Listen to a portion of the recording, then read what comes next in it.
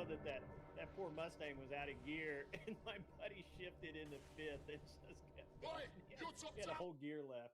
It was awesome. But yeah, I'm a 911 guy. And it was one of those it's one of those weird things where I really love Ferraris. I think they're great. I think they're beautiful. I really enjoy the styling and the just the attention to detail and all of that. Um, but Porsche's better. I'm just gonna say it out loud. They're just better.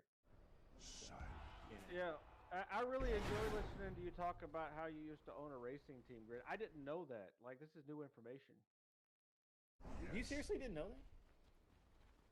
He's trolling me, by the way.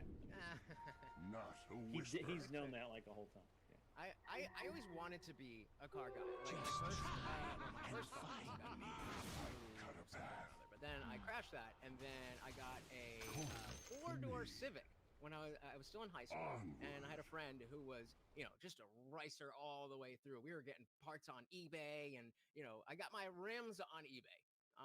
And then it wouldn't pass inspection, and what car did I get after that? It was just like a Chrysler 200 or something, and yeah, I thought it was a lot cooler than I actually was. But you were just talking ish about Nissan. I now drive a 21 Sentra, and I love it. But I'm not really. I mean, the pedestrian cars aren't bad. I mean, they're as good as anybody else's pedestrian cars. But when you get up into like the sports cars and the high performance end, the Nissan they have the ability to be really good.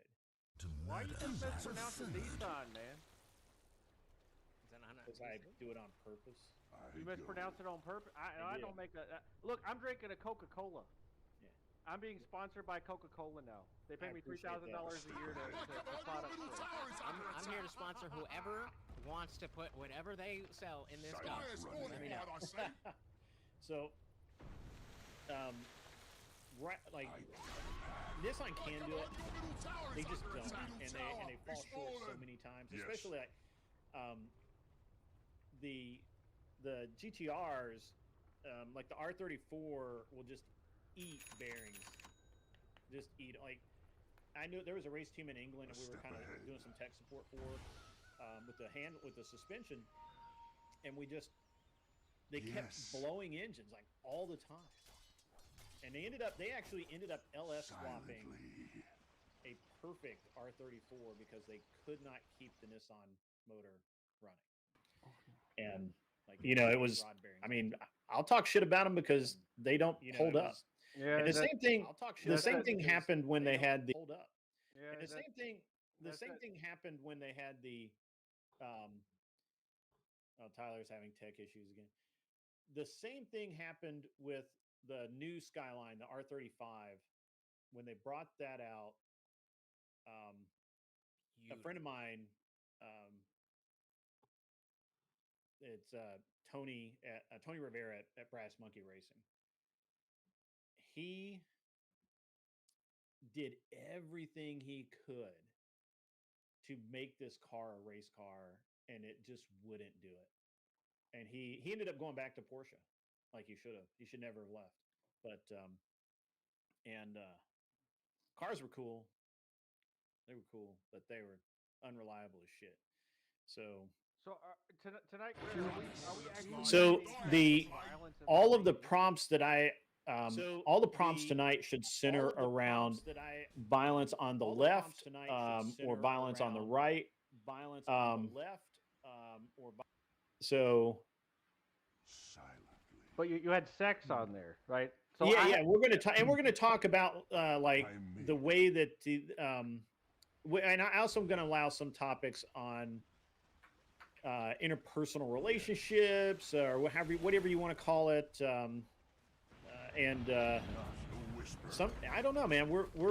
I'm a little bit open tonight. I had a couple of topics in mind, and I'm not 100% sure. Like interpersonal, like the ethics of recycling your ex-wife. Sure, let's go with it. Yeah, but like that's what you're talking about, right? Like sociosexual hierarchy stuff. Yeah. That's cool. So, and I think from now on, I think every week we're gonna do themed debates, right? Like tonight it'll be all about like like the other night we had Wednesday night we had the discussion on are women the root evil of the relationship crisis. We never got there. We never actually talked about that, but that's what it was supposed to be about. Um, so we can talk about that. That's a potential. Those type of topics are potentials for tonight. But Yeah, vision but on I'm this really here. looking more towards what do we consider violence? I actually had a really good discussion today about that. What do you consider violence? Isn't silence violence? That's what I heard. No, I like a much stricter definition of causing someone physical harm. That is what violence is. There's ways to hurt people in different ways, but I think when we start to expand violence into emotional violence and stochastic See, that would be a violence, great debate topic, right? Because that's actually a conversation I had today.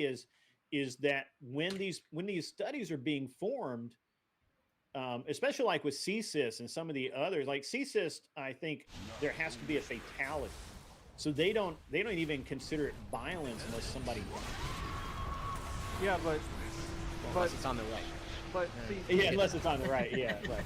Well, that's how they get around counting all of the protests and riots and all of that kind of stuff. That's how they get around it. So see, I really I gotta send out links to people. So, but yeah, I mean, so is like a protest, even in getting into someone's space, that could be violence in legal definition because you are aggressing, you are showing aggression towards someone, and they could take that as violence. Now, I personally don't believe that's violence, but legally, in some places, that is violence, and that counts as violence.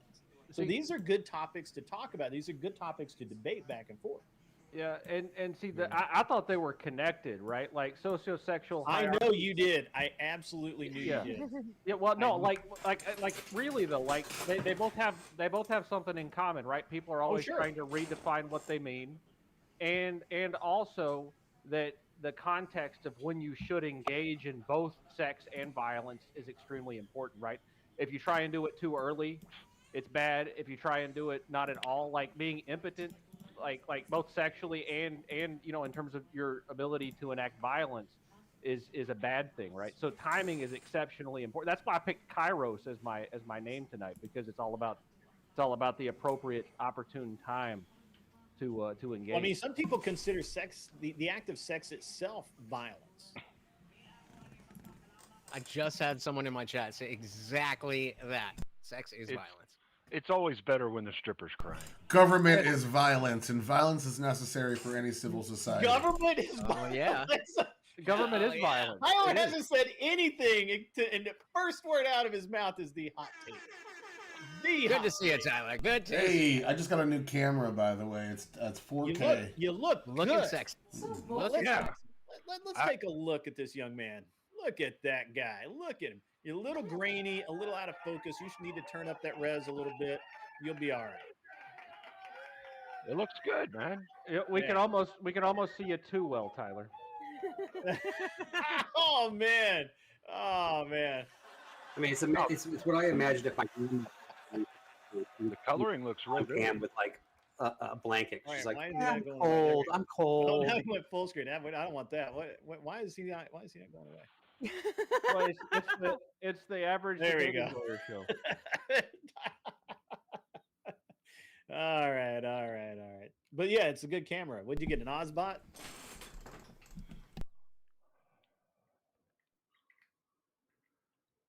Oh, we can't hear you, He's Tyler. muted again. He Oh, muted it's on himself. sale on Amazon. It's like E-Meat or something like that.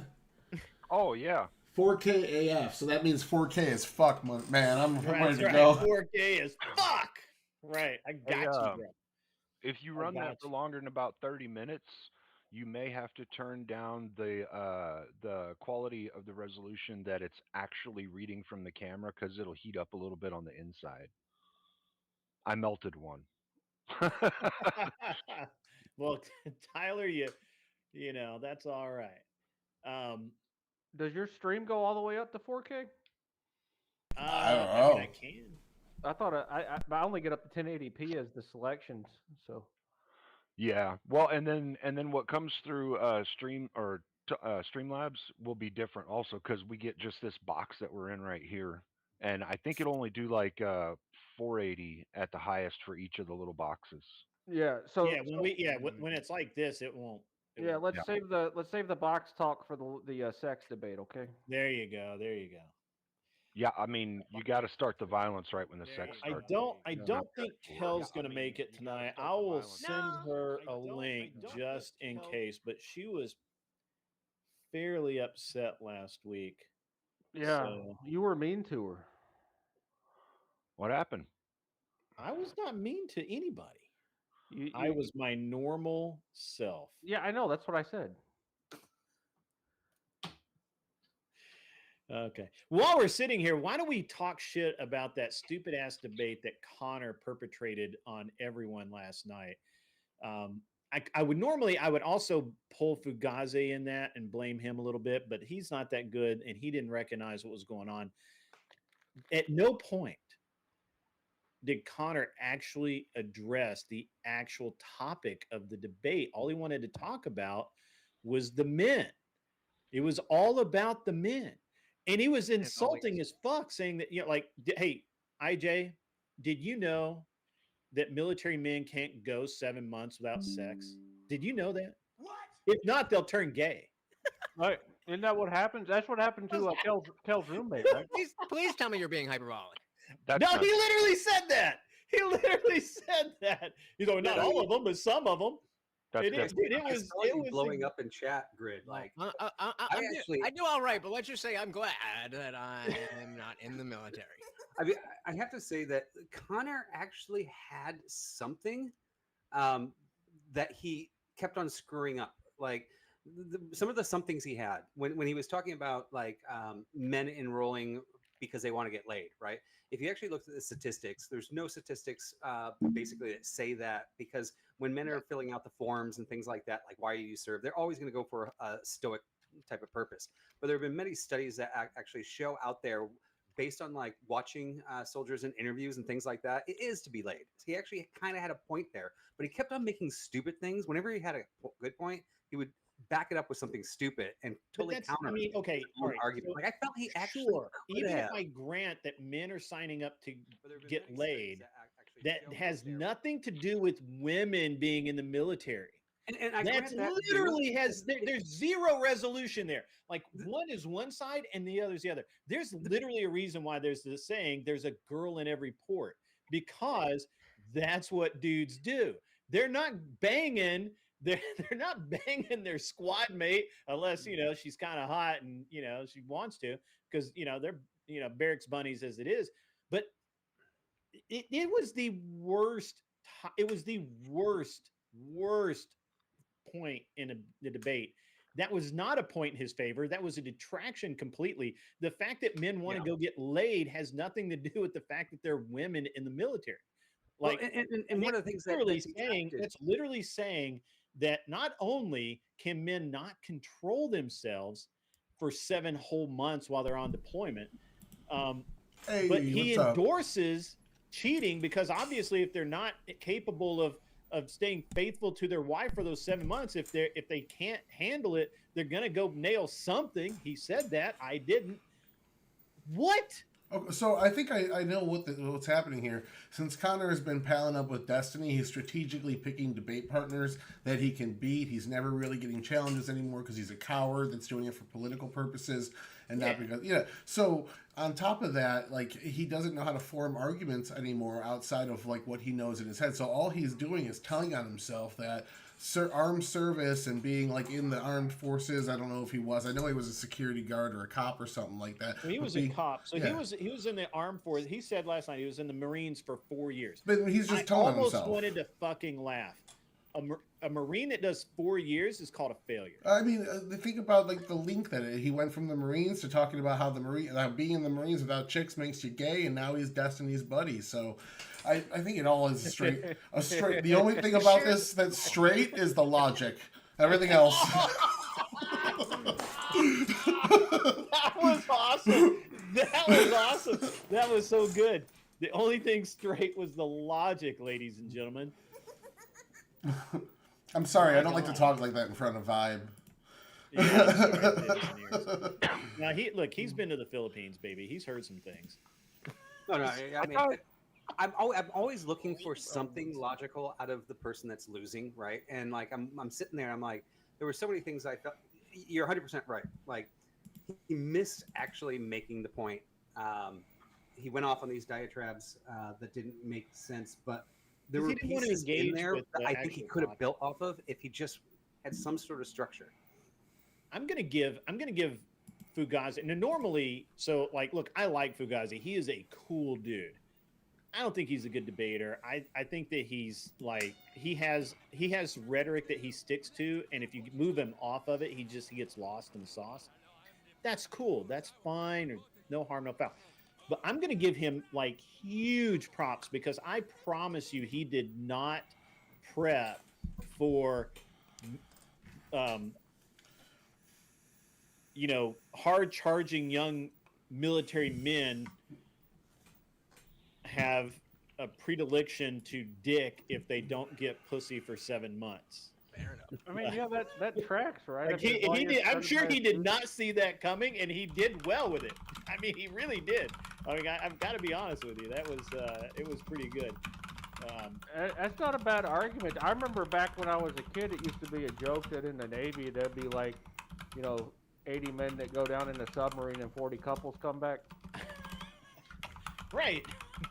Seriously though, it was like I don't know what Connor was trying, and he was like that more people than we expect. That's crazy. Are that more people than you would think are predisposed to being bi, and I'm like you, and literally Fugazi was like, you mean gay? He's like, no, bi. It was bi, and he like Connor just kept sticking to this point, and I'm like, bro, let it go, move on. And I ended up being like, fuck it, I'm going to bed. You guys talking about Destiny Gibbs? No. No, I'm talking about which is almost as bad. Actually, I thought Gibbs did very well. No, I'm talking about Connor counterpoints. Once again, getting completely kicked in the nuts in a debate by someone who should not kick him in the nuts in a debate because he can't make a fucking argument. Oh, who'd he debate? Fugazi. He at least he stood his own against Kel last night. I did see that. Great. He stood his own against Kel. Oh my fucking god! I'm going to give Kel props. I'm going to give Kel props. Kel, get in here. I know you're listening. I know you are. Come on in. We're not going to hurt you. It's okay. We're going to give you huge props if you went toe-to-toe with counterpoints and made him look like the little girl that he is. I will literally, I'm going to give you the biggest props ever. And obviously... We got to get a clip of that. No, I'm not. I don't know. I don't know if she would say she won, but Yeah, so she fought him at least. I will say she won. Grid, there's a bunch of people in your chat that can get up here and debate. Emmett's down there, and that other guy, Never Lucky Rubber Ducky, he gets up here. They need to get up here, man. Emmett's just down there. Anybody in my chat? I have Hen, who was here last week. She said that she would be here. I just sent her the link. I'm waiting for her to come in, and then Tyler gave me a whole list of people who he said was going to be here, but only IJ has shown up. I also brought Confluence as well, and then Hen is the other one. Well, Confluence was going to be here anyway. I was already committed. I was double committed. He's a regular now. How you doing, I was hoping to get fuck, what's his name? Ape? Not kick his ass, Seabass, the other guy. Socrates. Socrates. Yeah, I was hoping to get Socrates. Tyler, who's that Ico guy that he always says he's coming, but he never comes? The guy. Well, he's got a lot going come. on. Yeah, Friday night's a tough night for him because I think he does like debate practice or some shit. So, let's see. I was hoping I don't that, know. I can't find where Tyler told me who he's got coming in, but it's okay. But at any rate, I want to apologize to everybody who goes and watches the counterpoint, the fucked up debate on Sarah's last night. I apologize to you. If you go watch it because of me, I feel so bad. But I'm it's not gonna watch it. you will walk away going, this is the dumbest thing I've ever watched in my life. Like I this was is asleep by 7 o'clock. I told myself I'm not you gonna are watch so it. lucky. It's just stupid.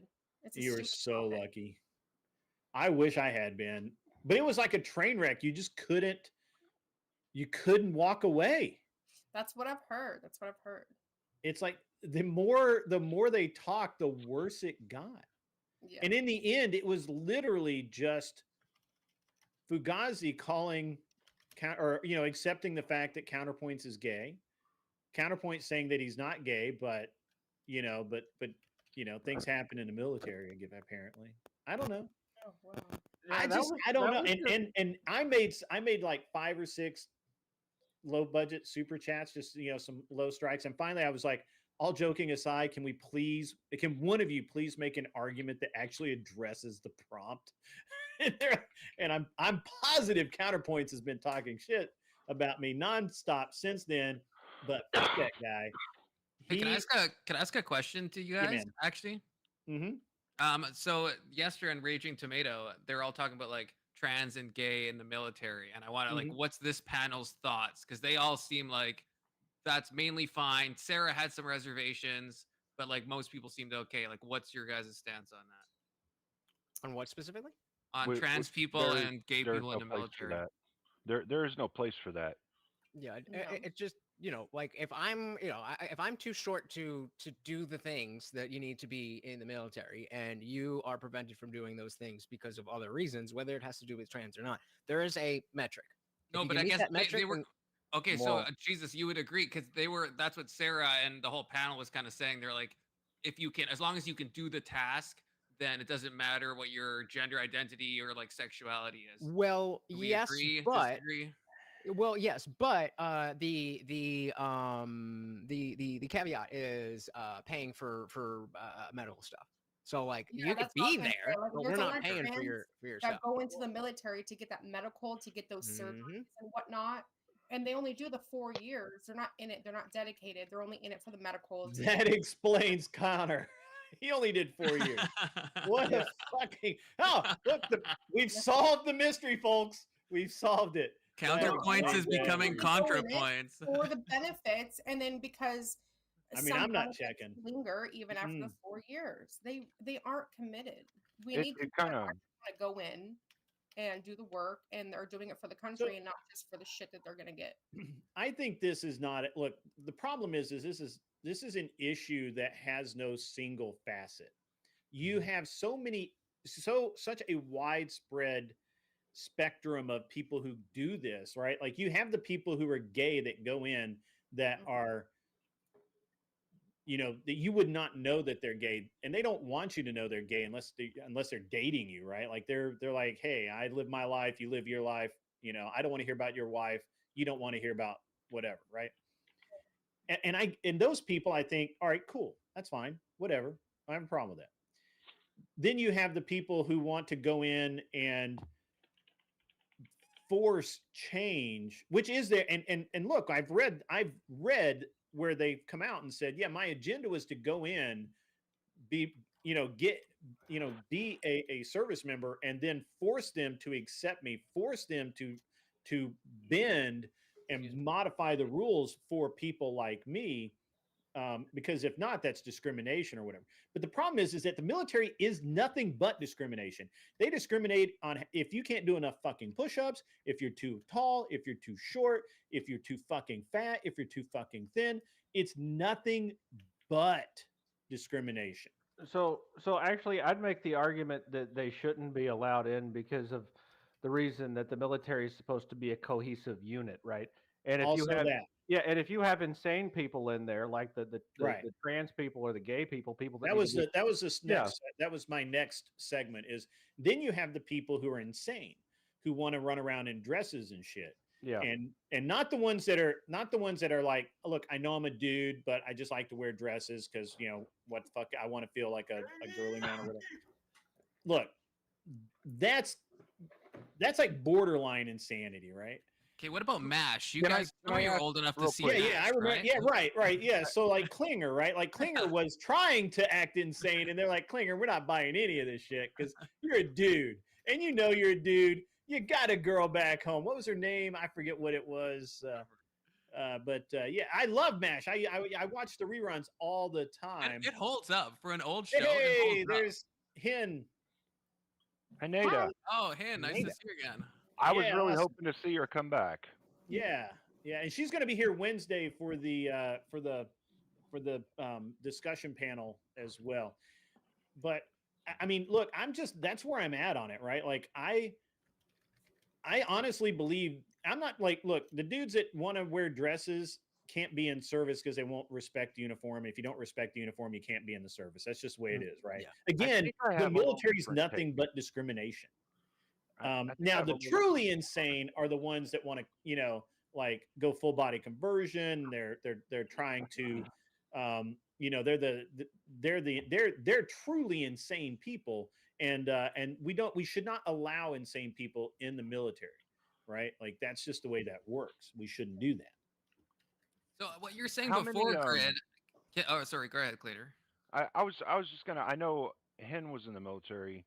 I was. Who else on the panel though is prior military? If you don't mind saying. I'm a conscientious objector. Okay. Yeah, me too. Okay, I see. This is something they used to teach in the military. I don't know if they still do now, but when I got in, what we were taught was service before self. There's an image to the military. There is a debt of servitude that you're paying because you said you would pay it. So, in line with putting service first, right? Like you only are allowed to submit the image to the world that makes our military look strong as fuck, untouchable, unbeatable. It's not about us, the individuals.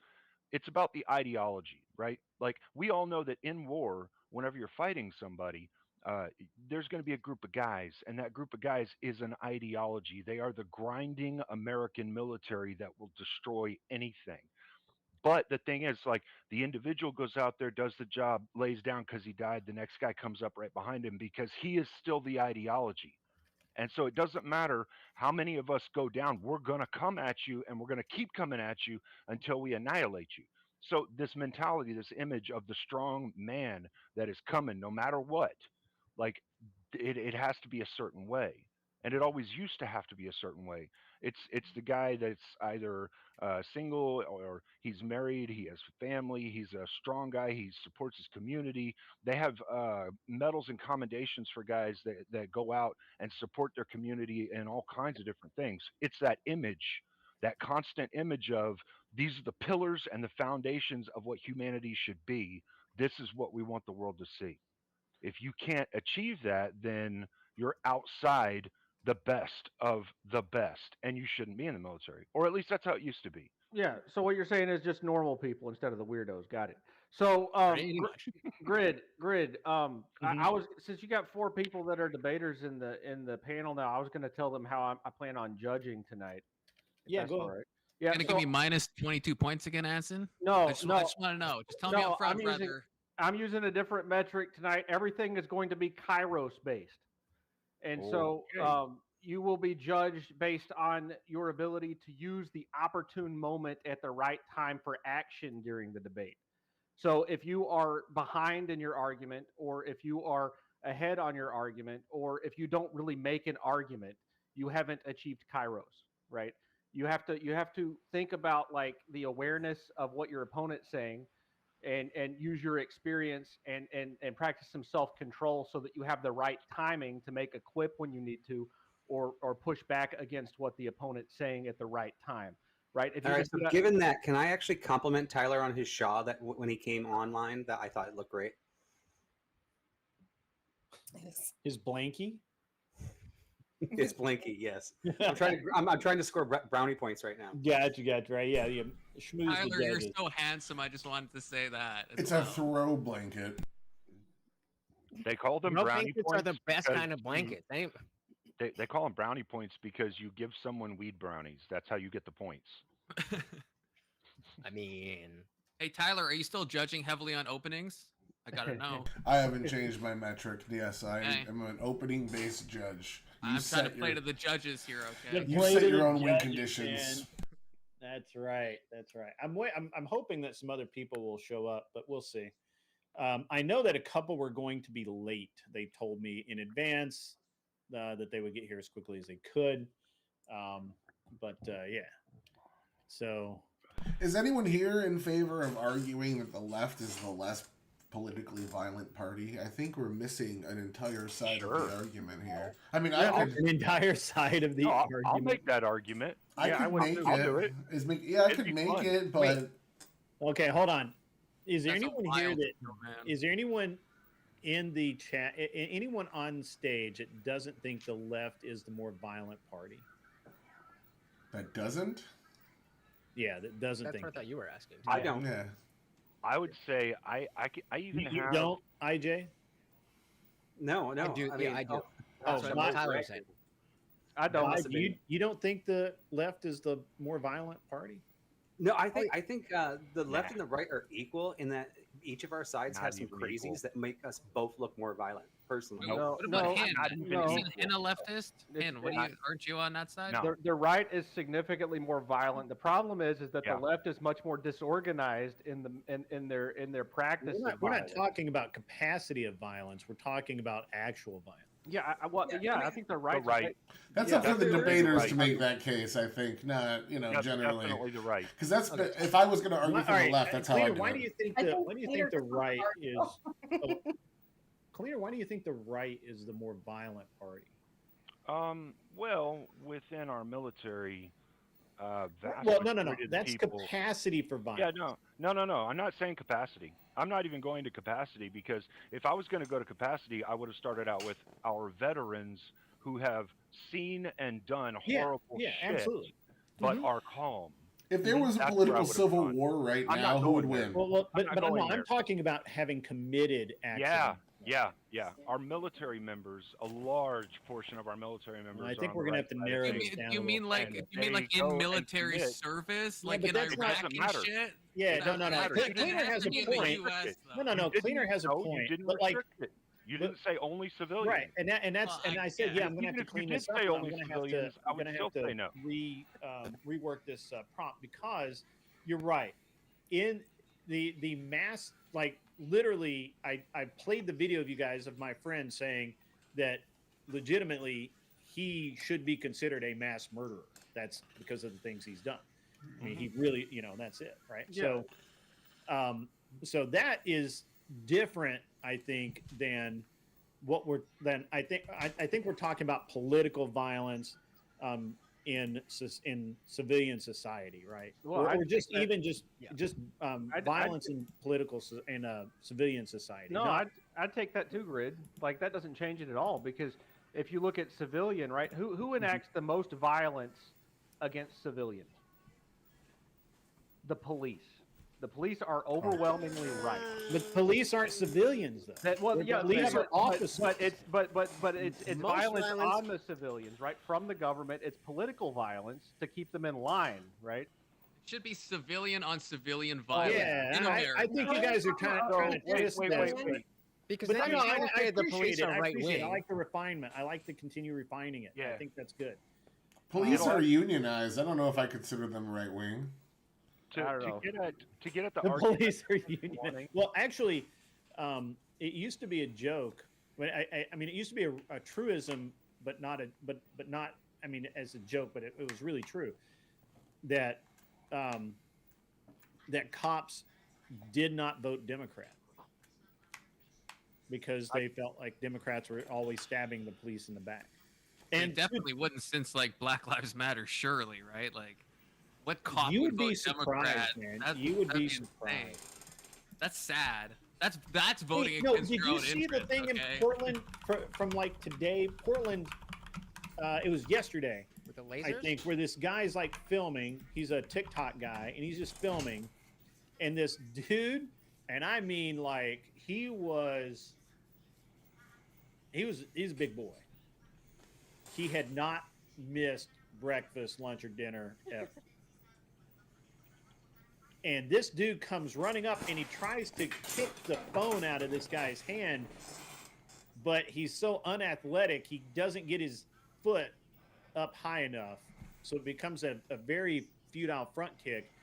The guy tries to keep, the TikToker tries to keep his phone in his hand while he's trying to hit the guy one-handed. It literally looked like a battle of the Weetods until the guy finally put his phone in his back of his pocket and he hit the guy, knocked him down. That guy gets knocked down and he's like, you know, the world spins for him for a few minutes. He gets back up. Now, this is all captured on camera. And so they start moving off, and then the ICE or some cops come out, and the guys are still kind of fighting. The aggressor, obviously BLM guy, Antifa guy, whatever, gets knocked on his ass again. He has to be literally carried off. The guy who was assaulted gets put in handcuffs and arrested. Suppose and the news is that he was the only one arrested, which is Leader, this sounds like your story you were telling. This sounds like a complete like repeat. You know, where you knocked the guy out because he assaulted the girl, and then he got up and he knocked him out again, and you got in jail for it. It sounds like the repeat of that. So I feel like every left-wing state has the same cycle of history that just goes on. So I got another question about the prompt I want to ask. If there was a civil war right now, I think everyone would agree the right wing would probably completely dominate the left wing. And even if it's not capacity for violence, like, wouldn't the fact that preparing and training for violence indicate a level of, what's the word I'm looking for? Not... Capability? Yeah, capability is, I'm looking for more like readiness to be violent, like acceptance of it as a norm kind of makes them more prone to violence in a sense, or more, I don't know. Acceptance. I like that you said acceptance, because that would kind of be close to where I would take it with a different prompt. Grid, I think I got a better prompt for. Well, I don't have. I mean, that's not the prompt for tonight. Oh, yeah. No. I have a ton of prompts, but for your kind of fine tuning, let's try this. Well, that was just the title. I mean, that has nothing to do with the prompt. But leaving out the military and the enforcement side of the government, the left is the least violent side. That's what I would say. You still think the left is the least violent? Yes, absolutely, 100%. Yes. Are you gonna go to like Cleaner? You're not gonna pull a bait and switch where you go to like a Dr. Kevorkian type thing about like euthanasia or something, are you? Because like I feel like you're only one way to find out. No. Or like I still disagree that I think there's well, all right. So if we go off CSIS data right now, admittedly, that data usually only counts when people actually die. And it kind of doesn't really reflect riots and mostly peaceful protest and that kind of thing. It doesn't really count burning buildings as violence, that sort of thing. But but to get the data that the right, and by right I mean conservatives, are the more violent over the last 30 years, they have to include terrorists and Islamics, which are neither conservative nor really on the right. They also have to include what's the other thing? They include crap. I just had all this stuff, and Cleaner's got you guys have got me like going kind of like trying to really fine tune this in. They include any hate group crime is always attributed to conservatives.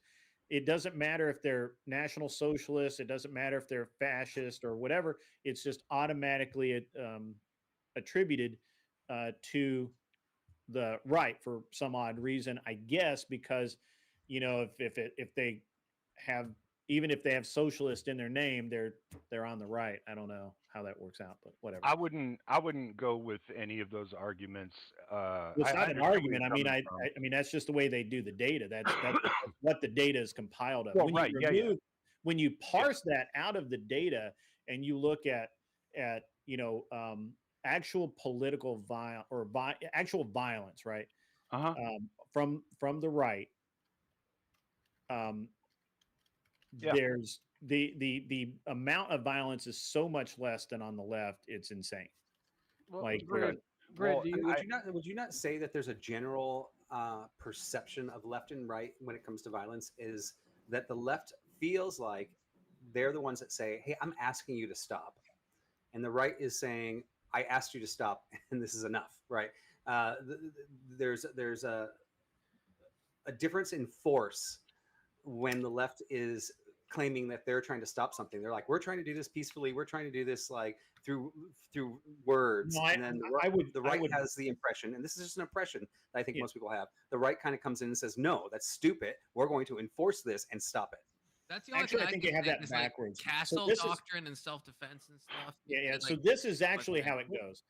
If you and I have an issue as a person on the right, I go, okay, cool. We have an issue. No problem. I'll go over here. I'll do whatever. On the or if I come and ask you, hey, Vibe, I need you to do X. As a conservative, you say, nah, I don't really want to do that. I go, okay, whatever. I'll figure another way. The left, Vibe, I need you to do X. And you say, nah, I don't really feel like that. Well, no, you have to. Now we got to make a law. Now we have to protest you. Now we have to burn down your place of business. You have to comply with me, motherfucker. And that's the left. And that doesn't even bring into it backwards. What's up, Kel? Hey. So I'll grant you some space there in the sense that I think there's a public perception that the left are the kumbayas. We're just trying to do everything peacefully. The right is when we don't like what we get or don't get, we forcefully come in. I think that's the perception. When does that happen, though? The left when has that happened? But I think your reality is partially true. I think there's too many laws. I think that the left wants to over-coddle every human on society and tell them that, hey, it's for your best interest. Okay, I'm just looking out for you because you don't know how to make good decisions. Fine, but I don't want to get too far afield before I address this. You say you feel like on the right that we are the ones that draw a line in the sand, and we do. I don't feel. I feel it's perception. That's not the reality. You can't name a time where the right has seized a portion of a city and said you can't come here for 100 days. No, yeah, well, that's a very hyper-specific request for a hypothetical or a factual data. Well, I'm just saying he just said that's what the right does. He said the right puts a stop to it, but you can't point to a time where we've done that, where we have. What about Waco? Well, now you could. I'm just thinking this is the perception of the left and right from the left and from the right, right? So the left look at the right as the guys that don't talk it through. Now, I agree with you, Grid, but I'm actually saying the way the world looks at it, or when leftists are looking at rightists look at rightists as the ones that will pull the show of force. That's how they look at us. They're like the right is the forceful side. They're the ones that don't like laws. They just want to say everybody has to do this. That's how I think the left looks at the right. And I think the right looks at the left as a bunch of people that just whine and say, I want to go kumbaya and like run through the fields. I think that's the perception. I'm not saying that is the reality. Yeah, it's definitely not the reality. Can I get clarity? Yeah, absolutely, Hen. So are we just talking about just physical violence? Or just like also like we were actually defining violence earlier. Okay, because the reason why I say this is because I feel like the left is very violent, not only physically but also mentally. Because if you're more conservative leaning, they ostracize you. You lose your job. Sure, there's a lot of things that come with it. That's actually I think that's one of the topics that I wanted to have I was trying to think of how to put this in as a topic of so. I was having the discussion earlier today, and actually earlier on the stream when we first started, IJ and a couple of the rest of us were talking about how in some studies and some data, just aggression alone is considered violence. It is considered violence to aggress upon another person, to threaten you, to yell at you, to restrict your movement in some way, that is all considered violence. Well, Grid, have you ever considered that speech is violence? You ever thought about that? I was getting there. Right. Like apparently speech can be violence. And so we're just saying people on people violence specifically.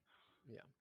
Because that we didn't even really bring into the we're talking left versus right, but the I don't know if you like the word here, but the schmartian thing, whether we consider that violence. Well, I would say that's disingenuous towards what we're actually talking about. I mean, I get where you're going with it, but I think that's less about the violence. I think that's a good topic. I would not less about the violence. Disagree. And I think it's more about the aggression sustaining the violence and the violence happening, right? Like not I get that that's a social dynamic that's kind of screwed up, but I would say there has to be like aggression and violence itself happening in order for it to be kind of considered correctly as a violent thing in the metric we're looking at. Well, you count one of the things that I'm sure we'll end up debating tonight is it violence against someone to not use the proper pronouns? No. So, I would say, I mean, like just from what I've seen of the world and from what limited research I've done on topics close to this, right? I would say the right is far more violent. Socrates is here. Grab a link and come on in. All right, good. Socrates. I was feeling a little right heavy tonight. So why would it be violence to not lie to somebody? That's my opinion, but I mean, I can't. Hey, wait, before we move on, wait, can I want to hear like Cleaner if you're. It's going to TTS not... right now. Stand by.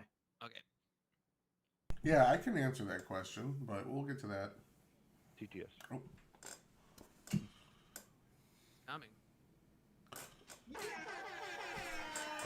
Nice. Cool. Every single one, guys, get those in, and if we hit the goal on my channel, he gets peanut butter. So both. Yeah. Okay. Awesome. Okay. I appreciate that. Thank you very much, IJ. Cleaner, I'm dying to ask. I'm dying to ask. If it's not okay, if we're not talking police violence, if we're not talking the stuff you said, if we're not talking Dr. Kevorkian, we're not talking abortion, if we're not talking self-defense, I want to hear why do you think the right is actually more violent? Like where I feel like you're pulling some trick out of somewhere, and I want to know where the trick is coming from. It's actually really simple, and it's within the social construction we have that we run around. It's normal. It's it hasn't changed since Grid first stated the prompt or topic. Kind of the subject. I understood what he was getting at the beginning, right? So the right side, we have guys that are in UFC, MMA. We have guys that take Taekwondo, karate. We have guys all over the place that are doing these things that are ultra violent. And yeah, when you're in a tournament or when you're in a fight using these things, there is aggression and there is violence. 100%. We have sword guys. We have, all different kinds of martial arts that people are into on the right. There are a handful of people like that on the left, but it's way, way more prominent. Well, that feels like a bit of a trick, though. We're talking consensual violence, like that. Like no. That's not what we're. Well, no, that's hold on now. Hold on. Civ on civ, non-consensual violence. If I could refine it even more. No, there's you say consensual or non-consensual. I would say, well, don't all politicians know that they necessarily are putting themselves in the line of fire when they become a politician, and that would make it consensual. So, I mean, you can try and like worm around the definition. That's indirect. The fact is, this is a really good comment from Twitch. 50 people are shot every week in Chicago. Every week, statistical fact. That's the right doing that, really? Is that the left? That's awesome, bro. It's people who are aligned with BLM for sure. It's the left. It's most definitely the left. I'd say, to be fair, I'd say it's probably a mixture. City, though. So y'all keep on. No, we can say it's not political, but if you're going to force it into a political paradigm, it is clearly the left. So who did they vote for? Who are probably nobody in Chicago? Probably nobody. Hold on. They probably did it. Probably, yeah. If you do force it into a political paradigm, you can't go with the restraint that Confluence just made against my argument. Because everybody that gets into politics does understand they're putting themselves in the line of fire. That's not consenting to No, violence, that's- though. Like that would yeah, be like saying that's- Charlie Kirk Well, consented. No, hold on, no, no, hold hold on. on, no, no, Hold no. on. Your I get argument's what you're saying, weak. Confluence. However, I love people this who go- energy, guys. People who go into a Kenjutsu match, a sword fighting match, with lethal fucking blades are not wanting to get hit or expecting to get hit. They're expecting to beat their opponent and not get hit. Hold on. Right, but No, they're no, hold expecting on. to use So I violence. will- and Hold they're on. ready No, for no, no, that no, no, violence no. That could go into too much territory. Knowing- Charlie This Kirk goes is into- trying alright, to look, do no Knowing the violence. risk of Hold a on, job guys, is not guys. consenting to Give me- it. Give me a second. So I'm gonna grant this to Cleaner with a couple of caveats, right? First, absolutely, the right practices to be more violent than any other group probably on the planet. There are more of us out there on the range every weekend doing tactical drills. There's more of us out there, putting rounds down range. There's more of us out there, taking various forms of martial art. There's more of us out there doing all of these things. However, while we can say that the actions are violent, when they are, I don't know that we can get to the same level of violence. Certainly sometimes, for sure, because I literally know a guy who went into the ring determined to hurt the other guy. Like that was just a personality conflict, and they didn't like each other, and I knew that guy was going to go. I knew what was about to happen. So certainly that, but most people, I think, when they enter the ring, while they're about to perform violent actions, I see. They're not threatening that other person. They're not wanting to do that person the same type of harm, I guess you would say.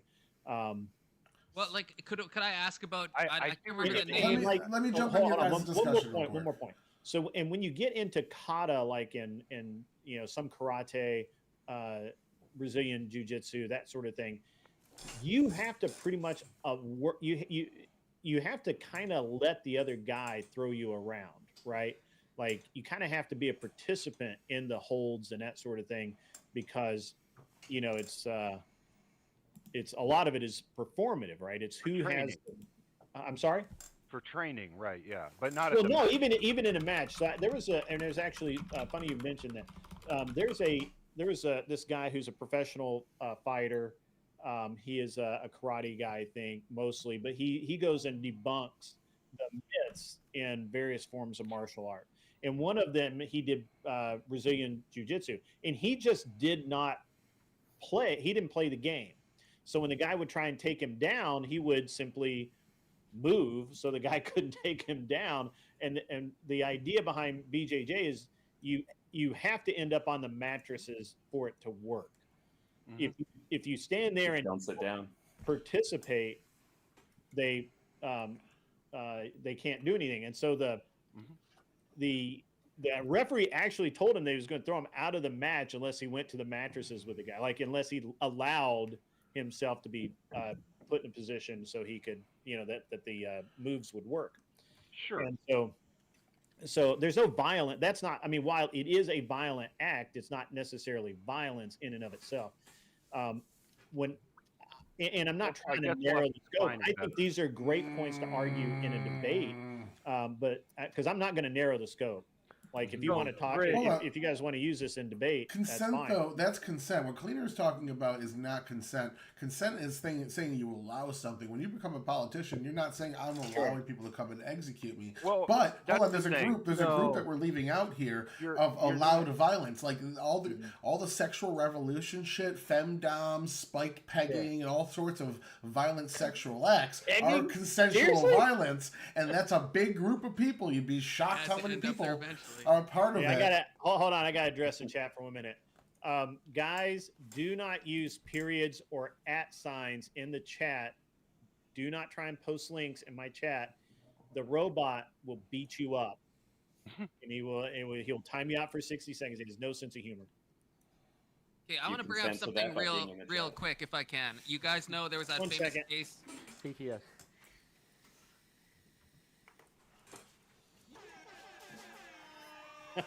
Thank you, Jess Gerald.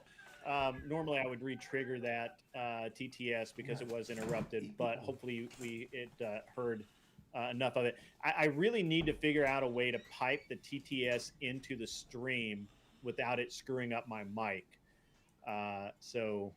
But I haven't been able to do that yet. So you guys just have to listen for me. If it's going to TTS, I'll tell you just to hang on and just do the best you can. I know it's an imperfect system. Thank you again. Just Gerald is a legend, throwing out a big 50. The puppy got a treat. Indeed, he did. Every single time. What is his name? Morty? Morty, yep. Morty. Gotcha. Cool. Yeah, I want to bring up one example.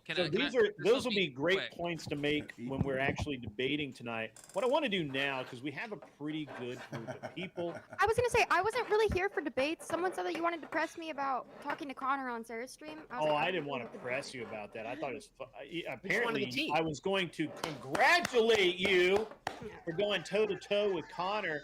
I mean, kind of like a girl beating up on a dude that's kind of a girl, but still, take the W. Take the W. Woman on woman violence. Woman on woman violence. Yes.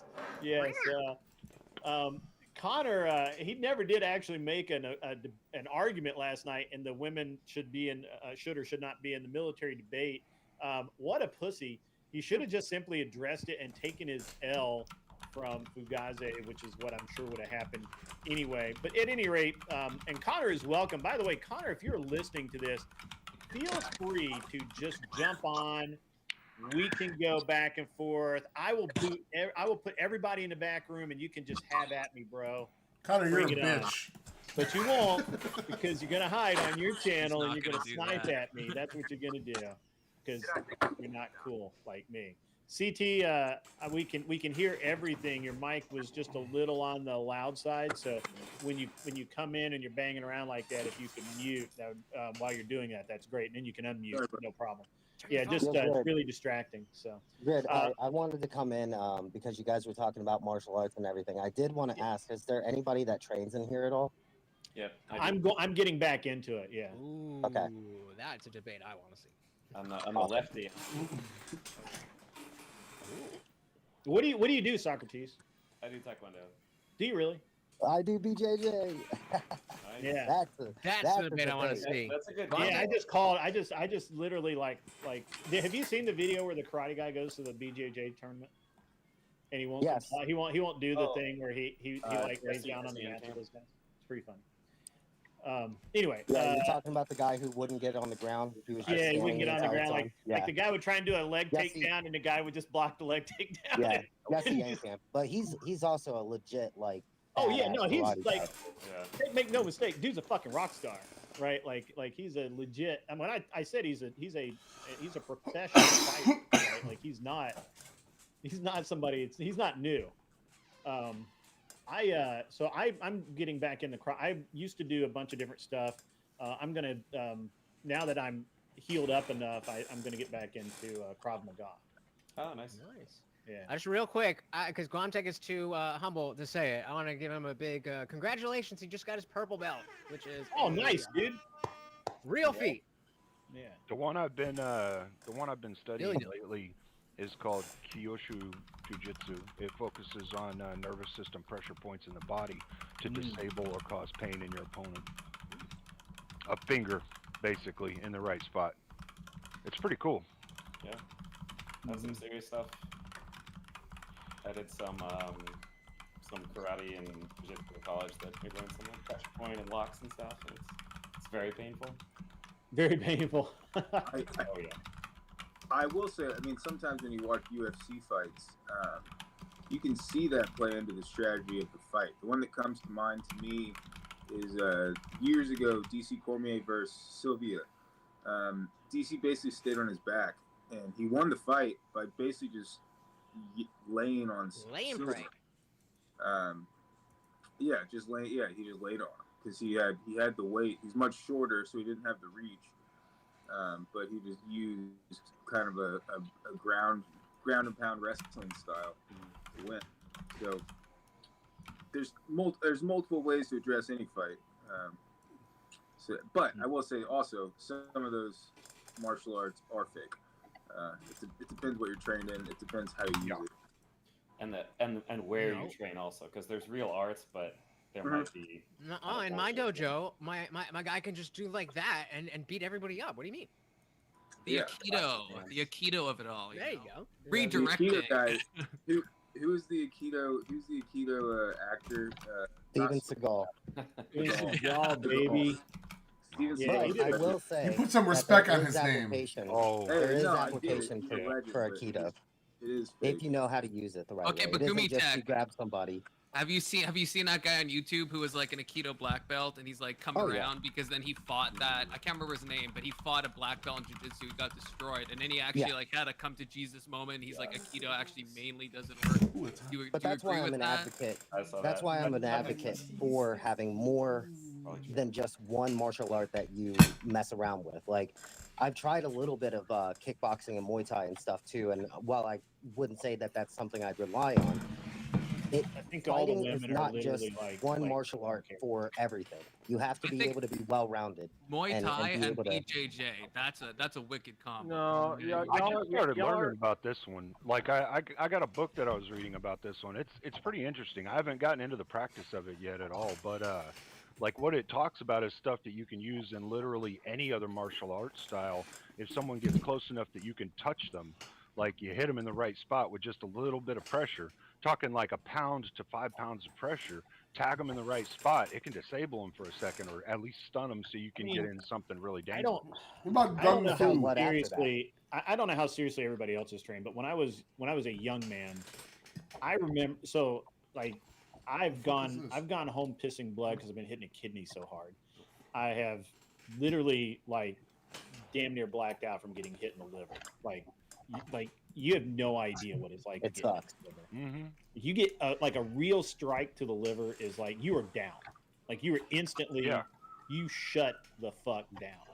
And it's always interesting when I hear people talk about, well, no, that's bullshit. That wouldn't happen like that. And I'm like, brother, let me tell you, you'd have no idea how quickly you just go lights out. And now I've actually, so I'm doing Krav Maga because it's the easiest one for me to just adapt everything else to. And at some point, I'm going to go down and train with the guys down in Atlanta with their like gun fu shit. The one thing that I would say as far as martial arts, fuck yeah, gun fu. It's basically like integrating my firearm with the martial art in and of itself. Krav Maga kind of does that, but it's not great. These guys down there, they jokingly call it gun fu, but it's legit. You got a pistol at somebody? Is it Sorry? just pistol whips? No, it's like poking somebody with a rifle. It's like it's like retaining your gun while punching somebody in the face and then shooting. Is that that wouldn't happen to be a place I want to do that's verbally ran to you by, guys. that wouldn't happen to be a place that's ran by ex-Mossad guys, is it? No, it's these are all American dudes, and they're crusty fucks. John Lovell at the Warrior Poet did some training with them, and they beat the shit out of his ass. And they use the training weapon they use actually like shoots a pellet, and it'll sting you. I mean, it doesn't do any damage, but it'll sting the fuck out of you.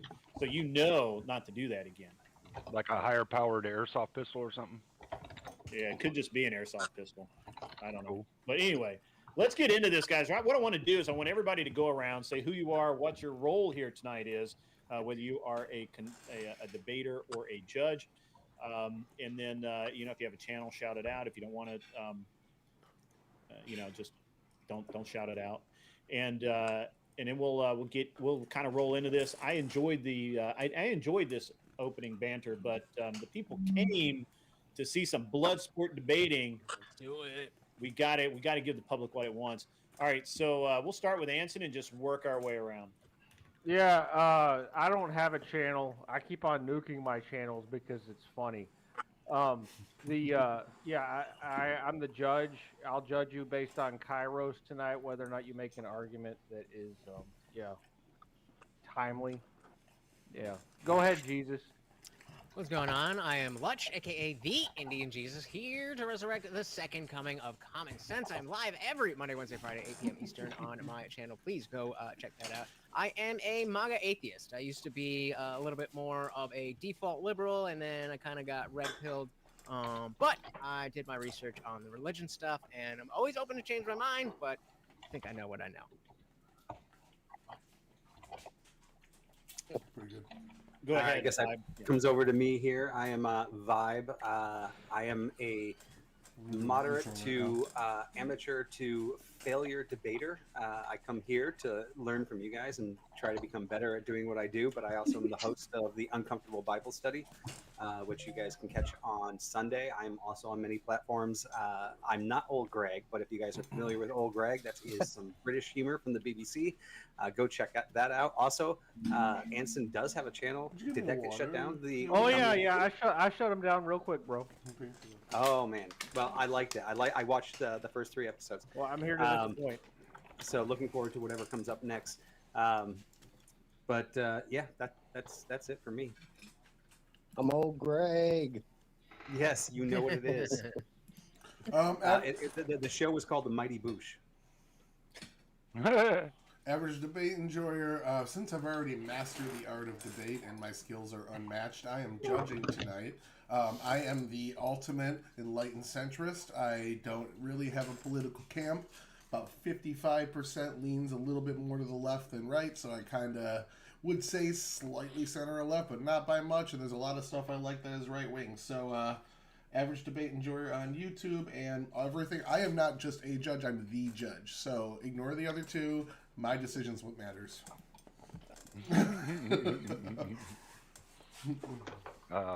I'm cleaner. I do whatever debates with whoever the hell wants to because I fucking love to argue with people. Tonight I'll be judging, I believe, unless we've got other people and I get to debate. Grid? Yeah. Do I get to debate? You might get to debate tonight. We'll have to get a fill-in judge. Maybe Socrates or somebody will fill in. Confluence, somebody like that. All right. I judge based on argument points, refutals, fallacies called, fallacies refuted, and command of the argument more than anything else. Good luck.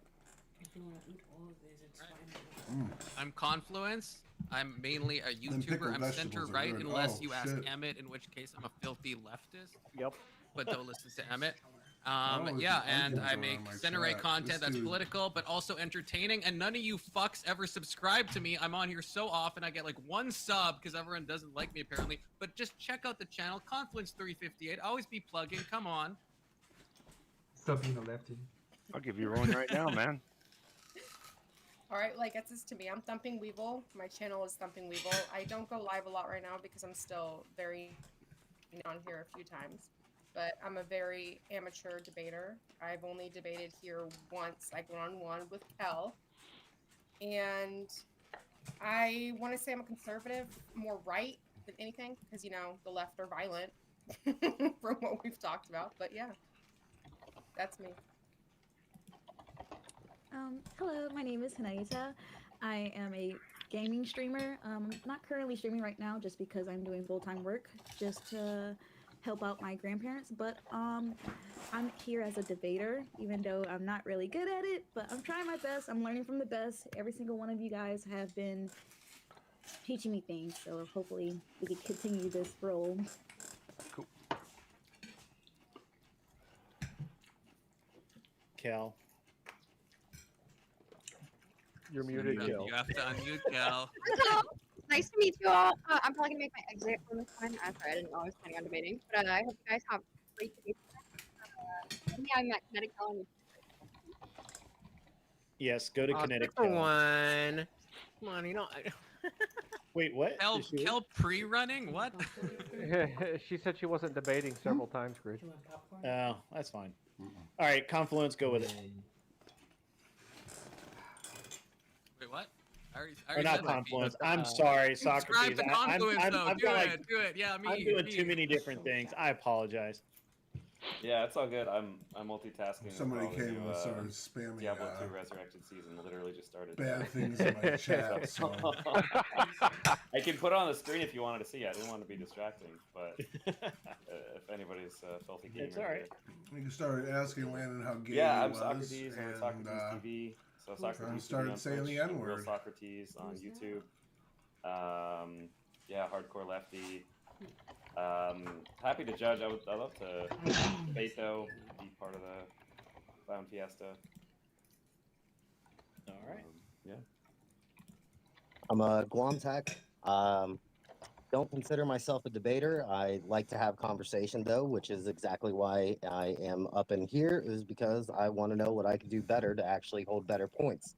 Would consider myself a centrist, probably leaning a little more conservative these days, but still got a lot of liberal stuff that I, value. And yeah, hopefully I might be able to have some fun conversations.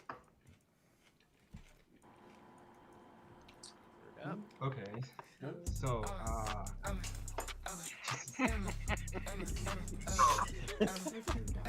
Emmett has his own walk-on song. I'm sorry, we have to play it. It's my contract.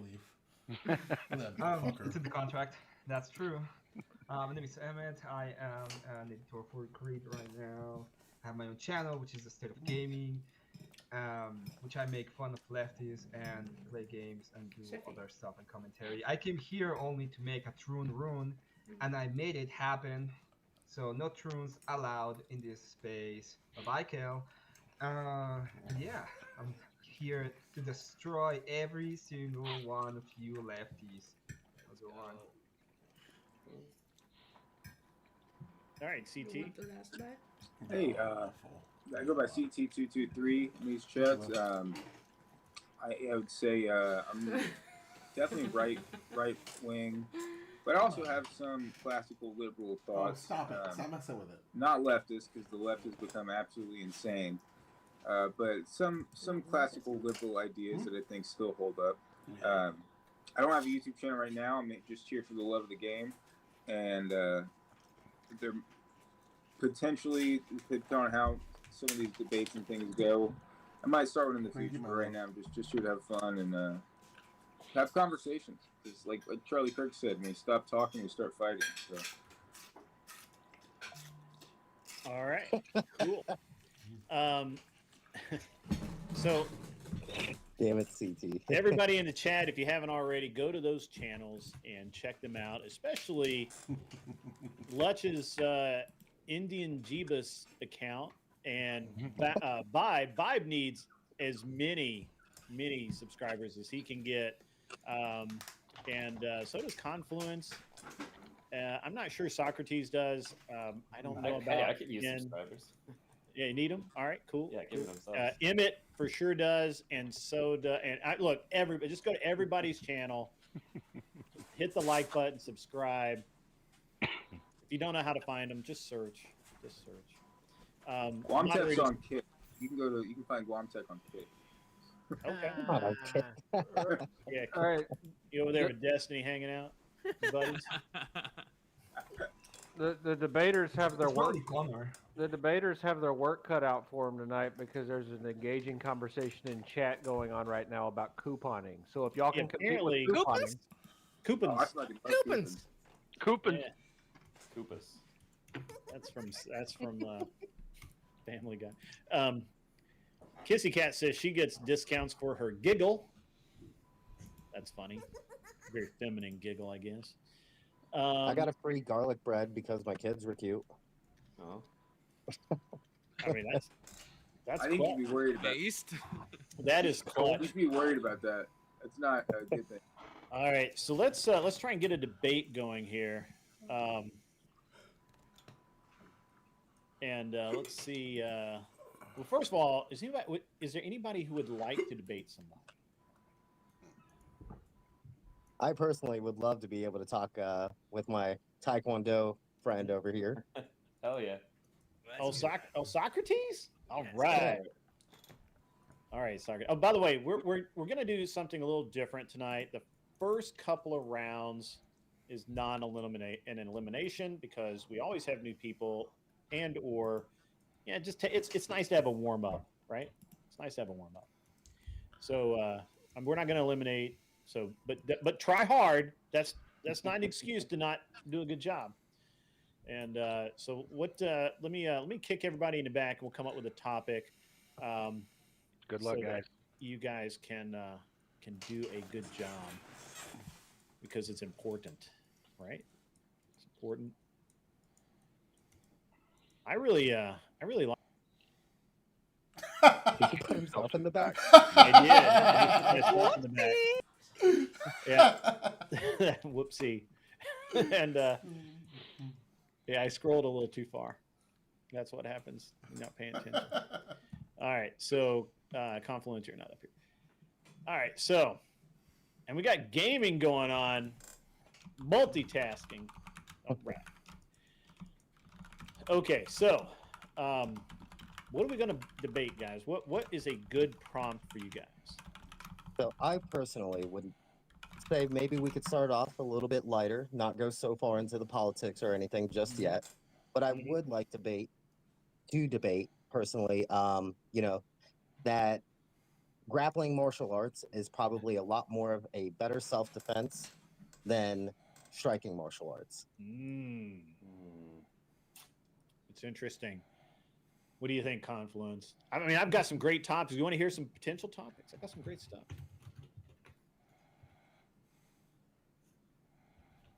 You guys want to hear a topic or two just to help you out? But I like that one. I like the striking versus grappling. All right, so let me throw this out here. Not necessarily political, but California has just passed a law that social media platforms are liable legally for any misleading information, what they consider hate speech, violent speech, any of that. Originally, the way the press release was worded, it sounded like they were actually talking about the content creators themselves being held liable for what their chat might say or what they may say. If it violated whatever random California nonsense that they have. But now it seems like it's just a social media, and they can fine them up to $1 million per offense. So do you think social media platforms should be legally liable for amplifying misinformation that leads to real-world political violence? Do you think that if, much like the California law, if somebody goes on Facebook and says, I'm going to do this, and Facebook doesn't take it down because they just don't want to monitor everybody's post, could Facebook be held responsible in some way? Wait, so this is the whole platform? The whole platform gets fined $1 million if somebody on that... Yeah. Zuckerberg would get a bill from the state of California. No, I mean, I think that's the end of social media if that happens. Right? But no, it's law right now. It's law in California. Okay, I would have to look that up. Yeah. And I'm leveling right now.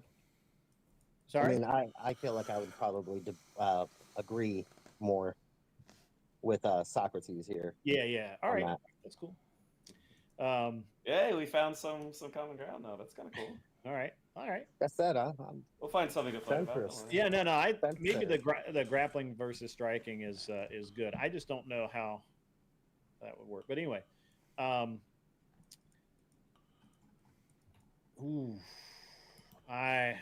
feel like I know which way you guys are going to go on this, but let me throw this out there. Federal intervention, including designating groups like Antifa as terrorist organizations, is essential to curb the 1,000% rise in attacks, such as on ICE facilities and other government offices.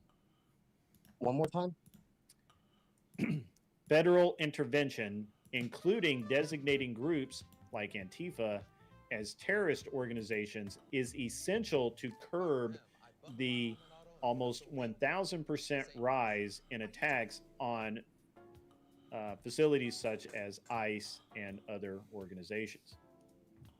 I mean, I'm happy to argue against that. That doesn't make any sense. I'm sorry, I couldn't hear you. I'd be happy to argue against that because that doesn't. You want to argue against that? Okay. Yeah. Where are you at on this? I mean, I could probably argue for it, even though it's not necessarily my personal belief. Okay, well, all right. Let's put. Are you guys good on this grappling versus striking? I'm. I mean, I could do that. I'm not like. to be honest, I feel like it could go either way. I could argue it, but okay. I don't have like an obvious.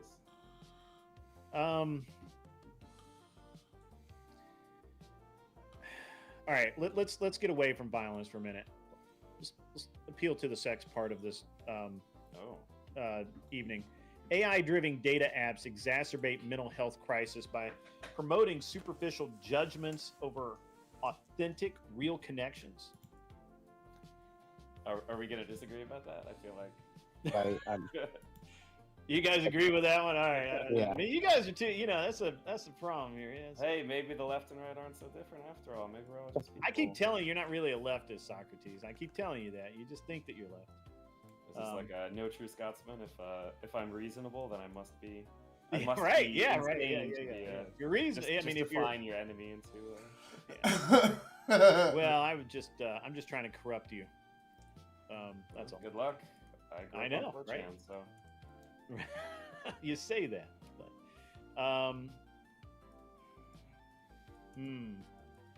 that one's not good. That's not good for you guys. Early discussions of politics and finances in dating, what I would call future proofing, should be mandatory to well, not mandatory, but should be a part of. I wrote mandatory. Sorry, that's my personality leaking through. Should be a part of your initial dating to avoid mismatched long-term partnerships. In other words, it ain't all about the looks, bro. I mean, that's an interesting one. Yeah, that's interesting. I like that one. Could be something there. You like that one? Because a lot of right-wing people right now are like lying about being into politics, right? to get dates. I don't know. There's like. Okay, I won't say that. Well, let's get into that in the debate. All right, so let me move you up there. So, why is and I'll need to be reminded one more time. I'll read it again. Early discussions of politics and financing in early dating should or future proofing should be a part of early dating to avoid mismatched long-term partnerships. Effectively saying that these conversations that sometimes people will avoid should be had early so that you don't, marry the wrong person. I think I could go against that. Okay. And Socrates, you think that should happen? Yeah, I mean, I don't think it should be legally mandated. But not legally. Yeah, there's no legal mandate. I'm just saying this is an ought claim. It ought be this way.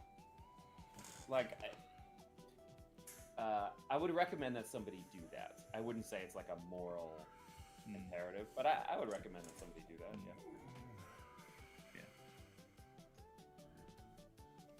Yeah. Okay. Well, let's go then. All right, let me get my trusty timer, which I still haven't been. I for some reason, I think it's I need to update my version of OBS or something. I cannot get the timer function in the OBS to work. Probably just me being an idiot with computers, but I'm just going to blame it on OBS for the moment, and nobody can stop me from doing so. All right, so. You guys understand the rules of the game. You get 1 minute each for your opening statement. So be thinking about that while I'm getting this set up. At the end of the minute, I'll stop you, and then the other person will go. And at the end of his minute, we will start a 5-minute clock when you're ready, so that you get 5 minutes back and forth exchange, and then we launch into it. Everybody good to go? Sure. Do it. And Socrates, you're the affirmative. Okay. And I believe, right? Because you're saying it should happen, and he's saying that he thinks that it doesn't necessarily need to. All right, so let's, Socrates, you go first, and just start talking when you're ready. Sure. Thank you for welcoming me to this wonderful debate. So excited to be here today, guys.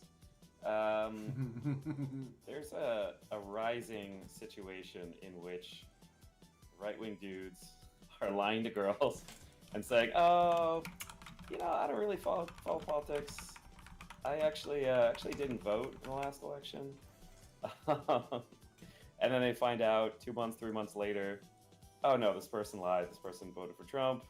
This person is on r/conservative, posting, even though most of the posts get deleted, but posting every day, and they've got some pretty strong opinions, and they just straight up lied because either they couldn't get a date when they were being honest about their beliefs, or there's apparently guys out there that have this weird fixation with wanting to date specifically liberal women. I don't know if it's a power thing. I don't know if they actually secretly like the values of liberal women, but whatever it is, I would recommend women out there have those conversations, maybe vet it a little bit. That was your minute, brother. I'm sorry. Okay. No. Right at the end. All right. So that's Guam Tech. Yep. Cool. All right, Guam Tech. Just start talking when you're ready, man. Yeah. So I honestly think that men and women, especially, would be able to have better conversations outside of politics within their first few dates, even I would say early in their relationship, and that they would actually be able to get a better read on each other by having better conversations outside of politics. So that way you would be able to actually make a connection that was based off of what you guys actually agreed on, instead of having to have politics come into it and possibly ruin something that could be good. Not only that, there are definitely ways that people would be able to change their minds depending on who it is that's actually delivering the information. So yes, maybe there are right-wing people who come into it and for some reason just want to date liberal women and they're setting themselves up for failure. I do think, though, that you could be focused on finding somebody who is actually going to be a match for you personality-wise, and maybe leave the opinions for a little bit later. That was awesome. You had 4 seconds left. All right. Okay. Well, I got 5 minutes on the clock. You guys just start talking when you're ready. Yeah. So I want to ask Socrates if, you seem to be taking the position that most of this would be bad because it's right-wing people who are kind of taking advantage of relationship goals and not necessarily being truthful about what they actually believe. Yeah, I don't know if I would even necessarily say taking advantage of. I think they're wasting everybody's time.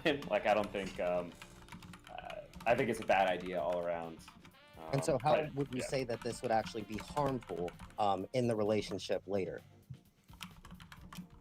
I mean, if your relationship starts based on lies, that could be harmful. But I think the most obvious thing is just, you start dating somebody, you think maybe they're cool, and then you find out that they've been lying to you about not just I've got some opinions, or I voted one way once, but their entire value system is opposed to what you think is decent for a human being. There's not necessarily any coming back from that. Yeah. So I mean, wouldn't you say though that people are more complicated than just their politics? Sure, of course, yeah. So I mean, what are your thoughts then on trying to let your, I guess, things that you're able to actually be interested in talk over than just your politics, and being able to make a relationship based off of things that you actually value and would be able to care about outside of just who it is that you're voting for? Yeah, I mean, I think there's this weird misconception that it's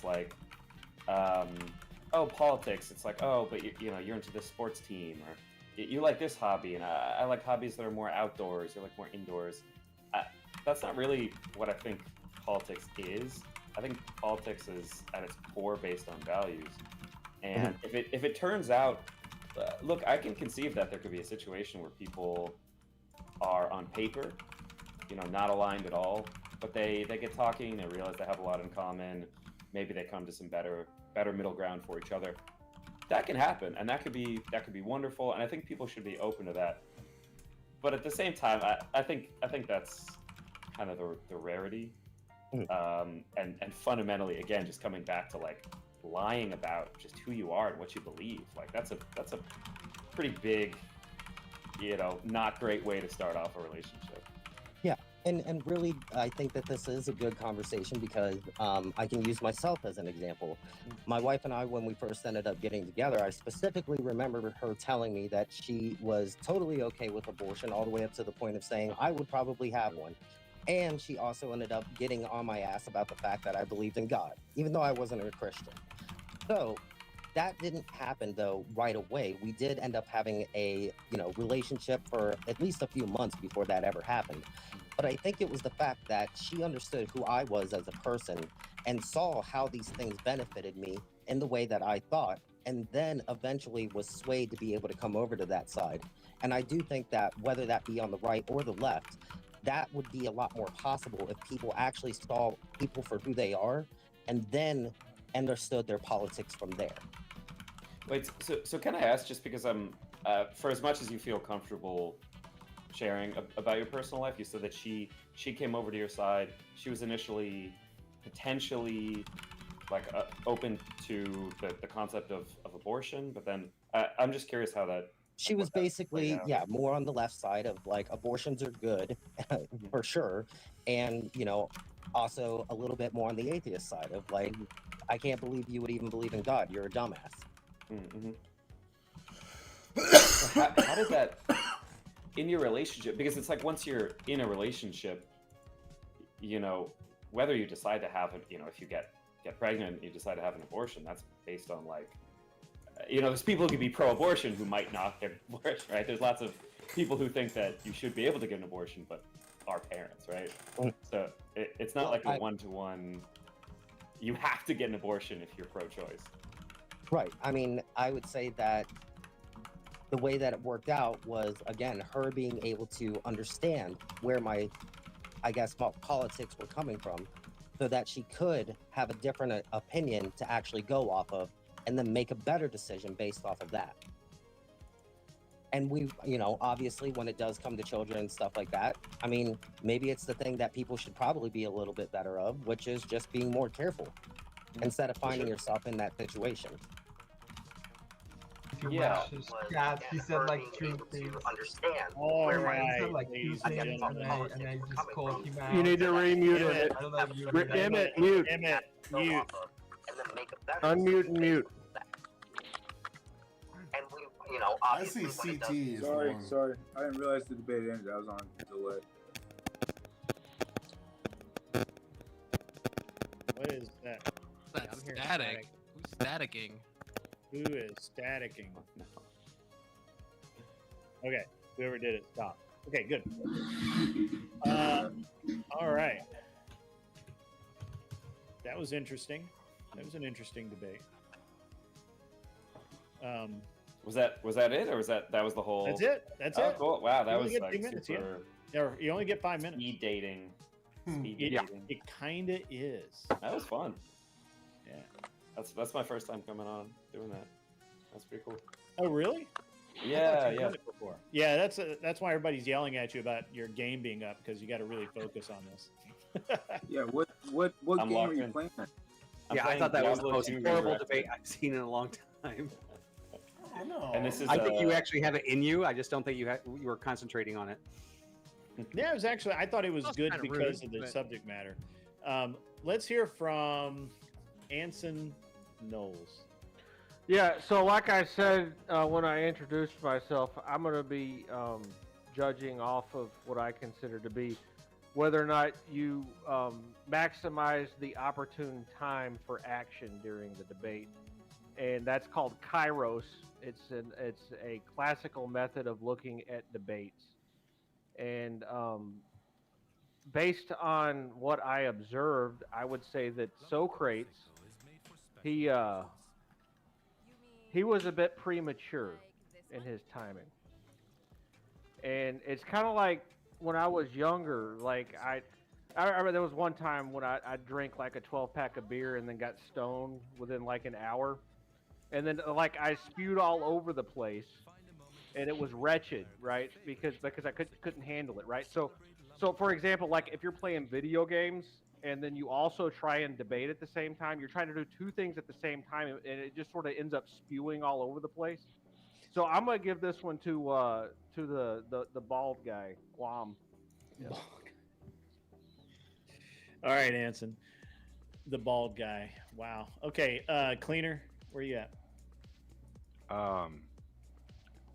I think as far as arguments made, points made, all of that, I had Guam at one point higher, and he also seemed to be holding a better command of the structuring of the arguments and the conversation at hand. So I gave it to Guam on this one. Okay. And doesn't it look so much better with C? Oh, sorry. I'm sorry, I got distracted again. Go ahead, Tyler. Okay, so one, I gave Sokka a point for clearing Luke Goleem as a pure ego and power play while he was doing this. So he started out with a point. Everyone's heard me talk about I judge based off the prompt. I let you guys set your own parameters you want to argue with. Now Sokka's on the defensive here, so in a sense he didn't say that much. He didn't really tie his argument into the prompt, but laid down his position where we wanted to fight. And it made Guam have to come to him and say, how does that link to the prompt? And kind of burned up a little bit of his time having to figure that out. I kind of thought it was a fun tactic to see. Guam came out throwing punches. You are there to invalidate his argument. He made 2 points throughout the course of the debate. One, the foundation of dishonesty comes down like a hammer. And 2, the mismatched morality could be something imperative that you'd want to clear up beforehand and just be better off in general. Now you targeted first you call his argument an anecdote. If you would have stuck to that and not argued his point and just said that's all anecdotal, that's extremely rare, let's talk about the vast majority, I think he would have walked away with this right off the bat. But you decided you called it an anecdote and then dove into his anecdote to argue, and then you met him with an anecdote of you and your wife, and instead of just slapping it down, he dove into your anecdote as well. So the ball being tossed back and forth, I would say Guam won that smaller point in between it, but I still think Sokka kind of actually took this one home a little bit with this. His arguments weren't dismissed in a way for me that counted as strongly as a critique to destroy his argument. Interesting. Legit. Okay. And I know I'm not a judge here, but I just kind of want to throw out that I want to give it to Confluence for drinking the wine directly out of the bottle and not using a glass. I noticed that before. I forgot. I was gonna say something. Dilly. I think it's every time I've seen him drink, it's always out of the bottle. It has to be. Yeah, apparently. All right, so that was the first one. Now everybody knows how it works. Did we go through the judges? What did you guys think about that argument, Guam? What did you think? I mean, I still feel like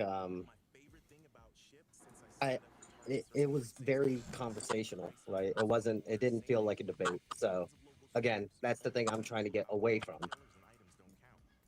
Yeah, I think there's a lot of time, a lot of places, like even just with the video game thing itself, I would have used that as like, bro, you're not even paying attention, and you think, something like just a little bit more bite to you. I know you got it on the mat, so bring it to the debate. That's where I get it all out, man. Yeah. Stop going into that. No, I'm just kidding. I thought you. I mean, honestly, I thought both of you did okay. I think the main point. I don't know. I mean, I haven't heard of this. I would have called him on the tack. I would have just asked him to give some kind of backing for that. Conservative dudes are going around now saying that they're not political and that they don't do that. Yeah, hand wave the anecdote. That's what I was saying too. Oh, yeah, I've totally done that to bang liberal chicks. That's legit. Yeah, for sure. But how many women are out there actually interrogating you on your politics, like to that degree? It can't be a majority. It's also not a new thing. Oh, they should be. Yeah, it is not. It's also not really. It's really kind of not a new game. So I mean, but at the same time, I just don't know that that somebody's like it's a new thing for them to go out and do, and they're doing it in like a large number, right? Well, it's well past being addressed. Sounds like. To be fair to Anson, he actually married one of them, so.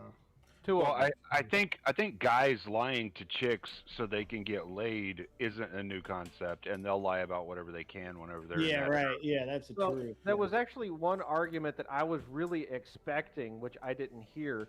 Politics and money management, like those are things that change over time, right? And Sure. and the important things in a relationship are more like attraction and communication. And as long as you have those things, then the politics and the money management, those will all just sort of come together, right? I mean, the money management, that's like one of the biggest things that people break up over.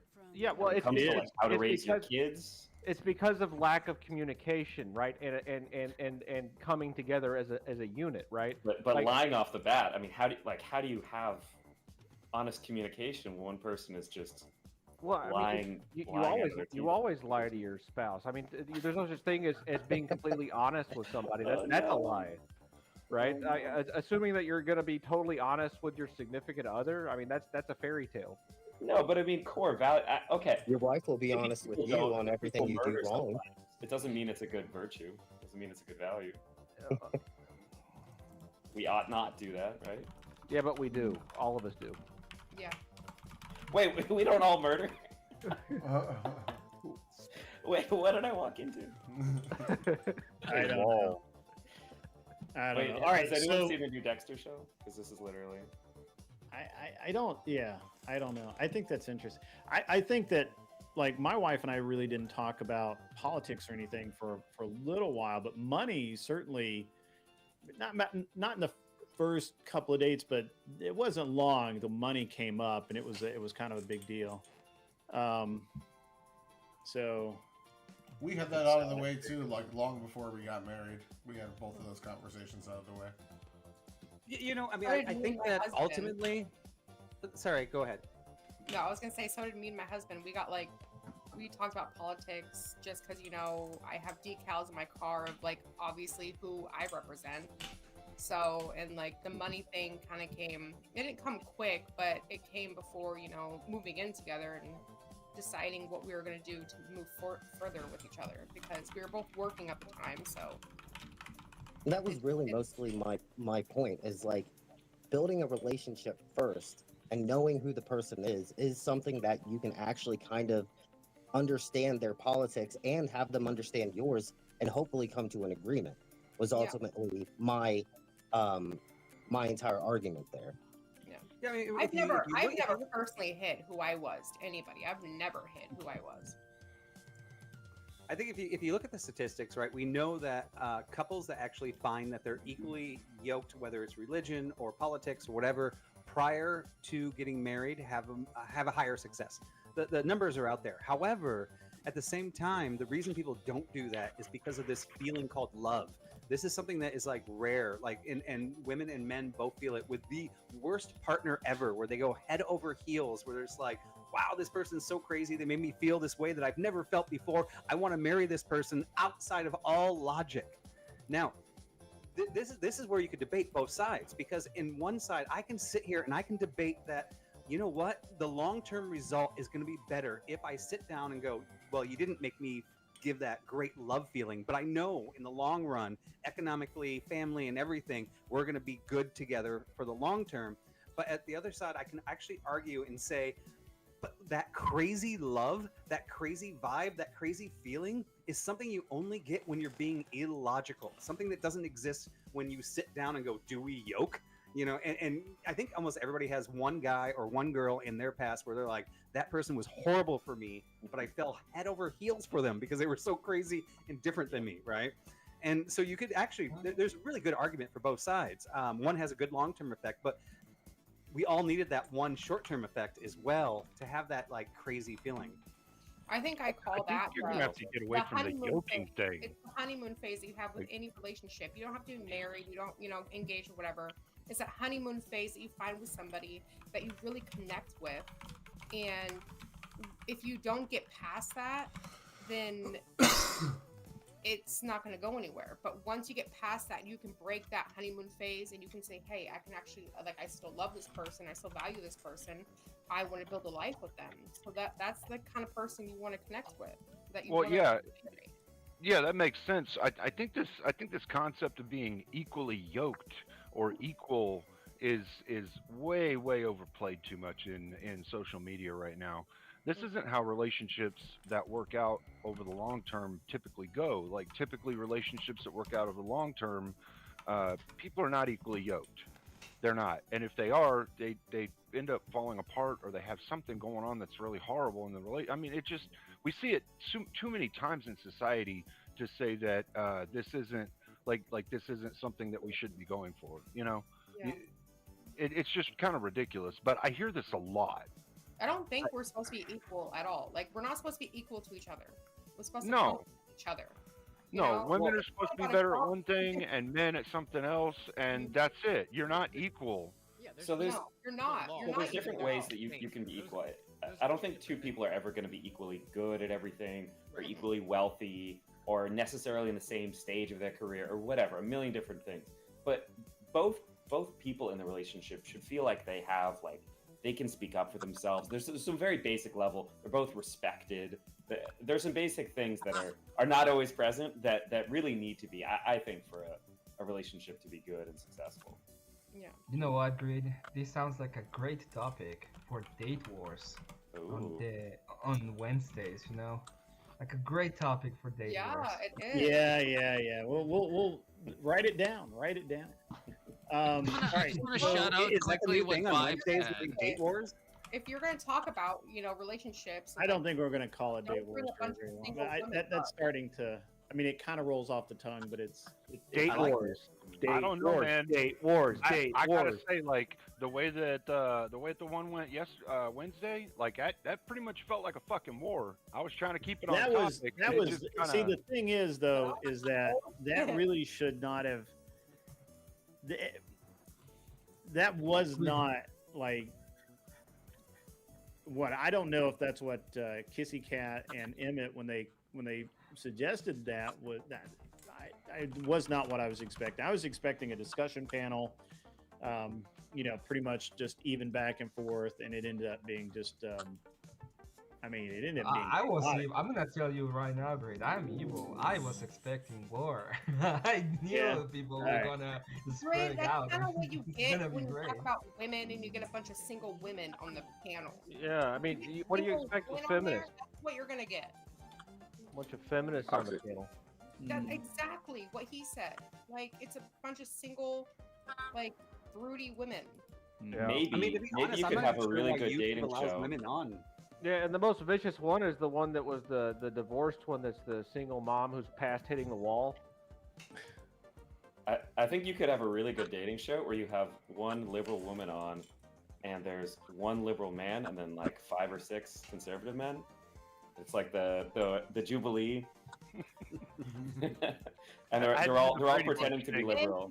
You caught that right, Anson? I did the Brady Bunch thing there. Yep, I got it.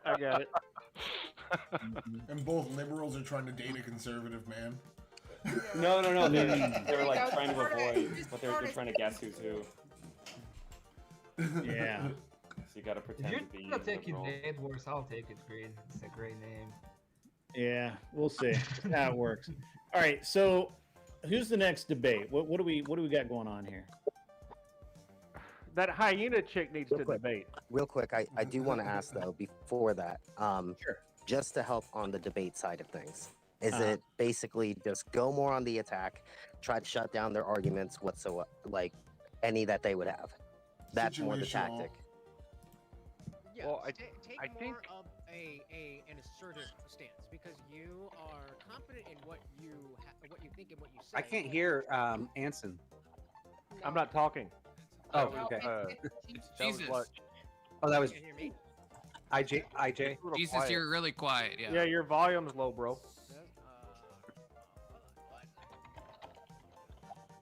Yeah, something messed up. We still can't hear you.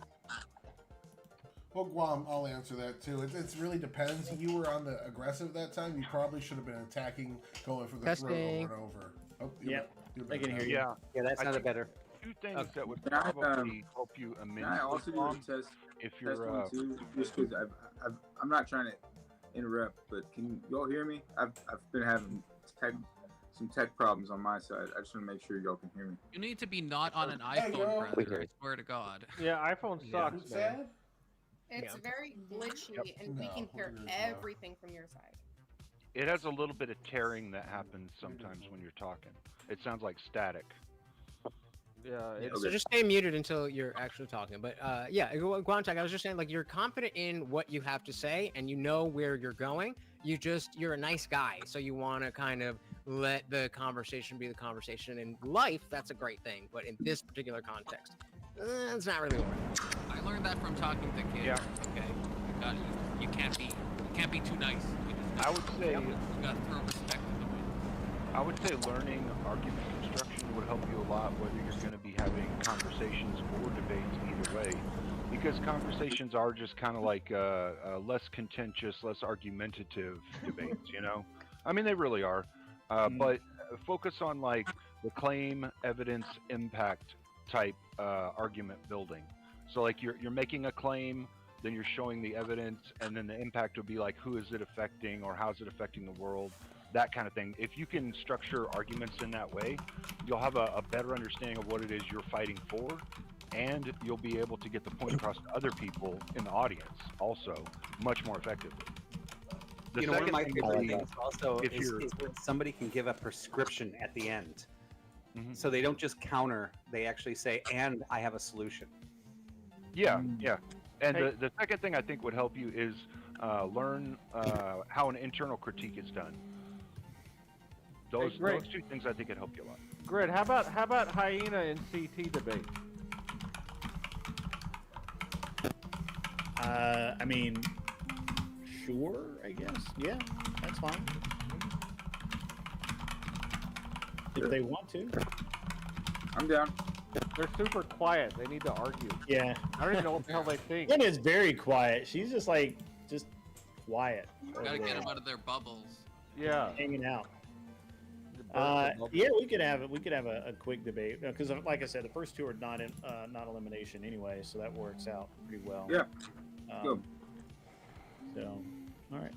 You have no link for Womtech, Haneda, Hin, or CT 223.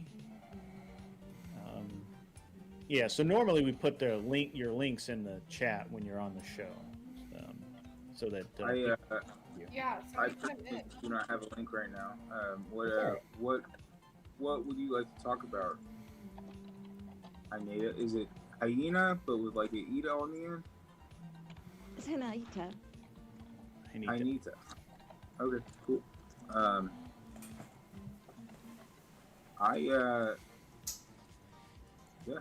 pretty open to I'll let you throw out the topic, and I'm pretty open to most topics. We've talked about most of them, so. Okay, I don't know anything. I'll see if I know knowledgeable of something. Sounds like a great debate. All right, I'm gonna start sending everybody to the back, so we'll I already predict Hyena. Yeah, y'all do one on interracial relationships. That will be fun. Do it. I think we should be pro that, right? Yeah, I don't know. Interracial relationships are more pleasurable, maybe. What about you? Gotta figure out. You got this, Bob. You got only interracial relationships. I don't know why he was so far up top there, but he got really. Anyway. All right. So, what are we debating? I couldn't hear the prompt. I don't think we had set on a prompt yet. Okay. I'm open to a lot of different things. I don't know if you have any preset prompts you want to throw back at us, or if you want to leave it up to. I mean, I always have. I got a lot of prompt suggestions. All right. So what side of the? So you're like center left. In theory. Me? Yeah. I'm more right wing with some old school liberal thoughts. So okay. I would say I have some liberal ideas, but it's the old school liberal. It's not this modern leftist bullshit. Okay, and Hen, where are you at?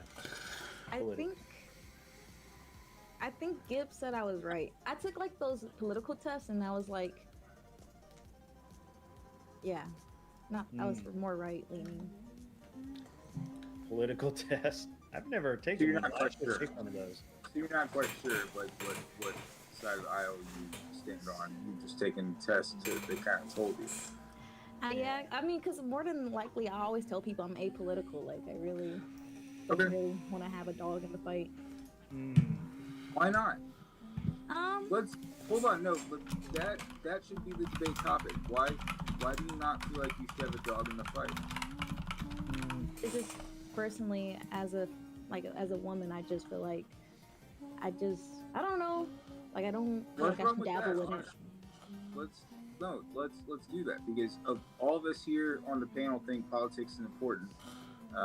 Let's run with that. Well, actually, I mean, I actually would support Hen's view here, because, I mean, there are people that think women shouldn't vote because. Well, hold on. That's a whole separate debate of like repeal the 19th, which we can do that route too if you want. But I think just having a dog in the fight is a good debate of saying, should you even care about politics? Should people our age of being a younger person even care about politics, because it doesn't matter to us? How about should women be? I like Arthur Dias suggest here. Should women be involved in politics? I mean, I get both sex and violence one deal.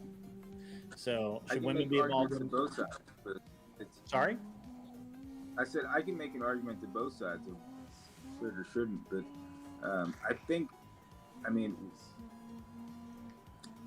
what do you think, Ananthea? Am I saying right? Hen? What do you think, Hen? Oh, okay. So, so are we talking about the 19th? Should women? No. Should Arthur Daya suggested the prompt of should women be involved in politics? Oh. Verse I suggested the prompt: should you as an individual be involved in politics regardless? Is it important to be involved in politics, or is it okay to just leave it alone? Okay, so for you, the individual, I believe that I have the choice to not be involved. And then for you, I believe women should be in politics if they want to, but if they don't want to, they shouldn't have to be involved. Interesting. All right, so I'm proposing a prompt. So your position is that women can be in politics if they so choose. Okay, that's fine. We'll keep moving.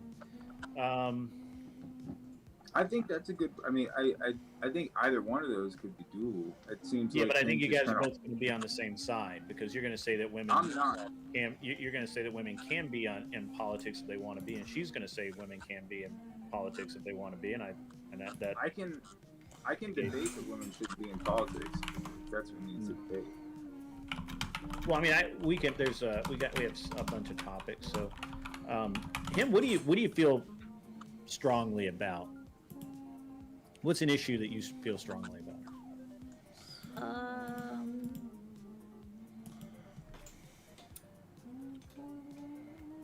I can't even think what's going on. Well, I feel very strongly about freedom of speech and like the consequences that come with it.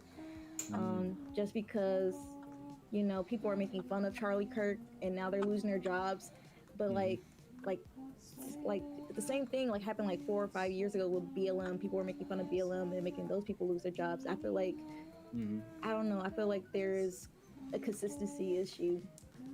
Like, should people lose their on what side of that would you be on? Are you saying that people who are making fun of Charlie Kirk should not lose their job? No, I think she's saying that free speech has consequences. Yes. You're free to say whatever you want, but there are consequences involved with it. Yes. Are you for the freedom of speech? I'm for the freedom of speech it's just companies, private companies, they have the choice to get somebody out of the school or their jobs if they're, making fun of political violence. All right. So how about this as a prompt? How about this as a prompt? And I think that this is probably going to work out. So there is no free speech without consequences. And I believe Hen would be the affirmative on that. She would say that is there is no free speech without no matter what you say, there's consequences. It sounds, CT, like you believe that there is free speech and that it shouldn't carry consequences. Like if you, for example, you can call a police officer whatever you want. You can tell them to fuck off. You can do whatever, but you can't. But if you tell an individual, a private individual, that they can tell you to get the fuck off their property and go the hell away. So now you see, you have free speech when dealing with the government is in one position or one aspect, and free speech in dealing with a private citizen has another. And I think that what it sounds like to me is it sounds like you're saying that you believe in free speech across the board. I wouldn't say I would disagree with that. If I'm being fully transparent, I think. Okay. So you're not a free speech absolutist. No, there is consequences, but it's more societal consequences, not law consequences. Right. Okay. So. Yeah. Right. So the idea with here is that I need to kind of got to get it's easier, I guess, with some people than others to just get to a topic, and occasionally we do get stuck where we're just kind of it's hard to find what people are able to argue, and it's sometimes hard to find something they disagree on enough. I think there's probably a lot of things me and him disagree on. I think I could be wrong, but I think there's probably things we disagree on. It's just not being brought up to the forefront. So, Hen, what do you think you disagree with me about, or what points do you think you disagree with others about?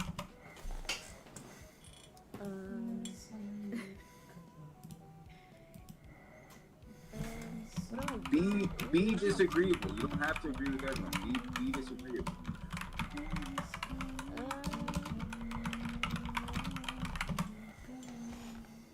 I think H-1B is a consequence to the American system right now. H-1B visas? Yes. You think that's bad for the American system overall? Yes. Or at least that is there's too many, I think there's just too many opportunities for them. I feel like it should be like a 1% of 1% should be like H-1B visas. So are you, all right, so we'll just get more classical here. So are you, Hen, are you pro-immigration? Yes, just very strict immigration. Okay. So strict legal immigration, you are not for any form of illegal immigration. Where are you at on that, CT? I think to be an immigrant in this country, you should come through the legal channels 100%, absolutely at all times. And unless you are truly claiming asylum, which we're currently not at war with Mexico, so there is no asylum claims from Mexico. Okay, so let's try and all right. So it seems like the H-1B visas, you guys, which is a weird one to me, but well, okay, we'll go with it. It is. It is. So H-1B. Specifically, are we saying that are we saying that H-1B visas, because of the way they have been restructured, are effectively corporate slavery, or are we talking about H-1B visas are depriving Americans of jobs because because of the way that they're being used currently. Which aspect of this are we talking about? I would say the second one. Okay. So H-1B visas are being overused and depriving Americans of jobs? Yes. Okay. You can make that argument. You've got some points there. Yes. Okay. Yes. All right. Okay. All right. And you're going to say that H-1B visas are fine, that even though they've, or not, I'm not making an argument here, but you're going to say they're fine, no problem. As long as people follow directions, they're fine. Is that where you're at? That's your position. That's the position you're going to take anyway. All right, cool. All right, we got something going on here. Everybody just relax. It's just debating. It's just arguing. It's everyone is. Believe it or not, people are argumentative, so it's fine. Don't feel bad about being argumentative. I'm going to put 1 minute on the clock for, and we'll start with Hen. She is the affirmative, so she will go first and simply make her case, and then we will at the end of a minute I will stop you, and then we will go to CT. All right, everybody ready? All right, just start talking when you're ready, Hen. Okay, so I believe that H-1B visas take a lot of opportunity from Americans that were born here. Kids get out of college expecting to get a job here in their own country instead of working for a McDonald's or anything. But people who don't even live in the country get more opportunity to work in tech jobs in the health center over Americans that were born here. And I feel like we should be prioritizing ourselves, our country, our people over anybody else, because it leaves a generation to always want something. Young kids don't own homes, they don't have families, they don't have kids because they don't have these opportunities that are granted to people who are not residents in this country. Okay, that was had 17 seconds left. That was awesome. Whenever you're ready, CT, start off. Yeah, so I think the version of American excellence that we talk about is that what makes America the most progressive country in the world is that we allow the greatest minds from around the world to come here. That's what H-1B visas are for. You could say they're for people that want to come here and pick strawberries. It's not what they're for. It's for the top groups within every sector of tech, agriculture, and farm. It's all the top minds. And then for you to come here and say that the reason that young Americans exit college don't own homes is because of H-1B visas, that's insane. The reason Americans don't own homes is because that the mortgage sector has been inflated for the last 35 years, and that our dollar is worth less than it ever has been. And we've gone through multiple mortgage crises. So you're conflating two different problems with the reason that why we shouldn't have H-1B. All right, that's time. So I get your 5 minutes set here. Let's go. Let's have a good one. All right, come on, guys. Okay. All right. Time starts, or just start talking, and I will start the clock. Sorry. Okay. I wasn't getting anything confused. I feel like one, I already acknowledged that it's not the strawberry picking job. This is not low menial factory jobs, or they can be, but these are these were tech jobs. People that but do you not think that America has the greatest institutions in the world? Do you think that we can't send Americans to college just as much as we let foreign students use foreign visas to come to college? Does that give them an H-1B visa? Like, do you think we shouldn't let foreign kids come to our colleges? Because that would fix the problem. No, it's not about that. I feel like we're talking about kids that were born here, been here for 18 years of their lives, and they've been told that they will get something if they do well in school, that their country will provide for them.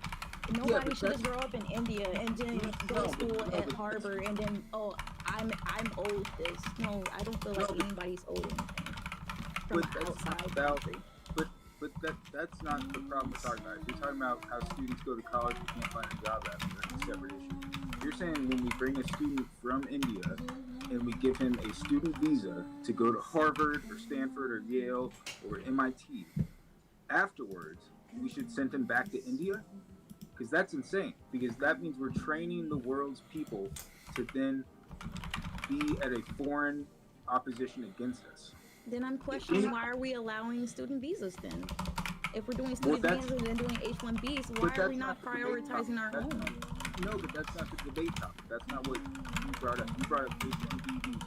So if we're training students to then be in our international college system, and you're saying we shouldn't give them a visa to stay here to go to work here?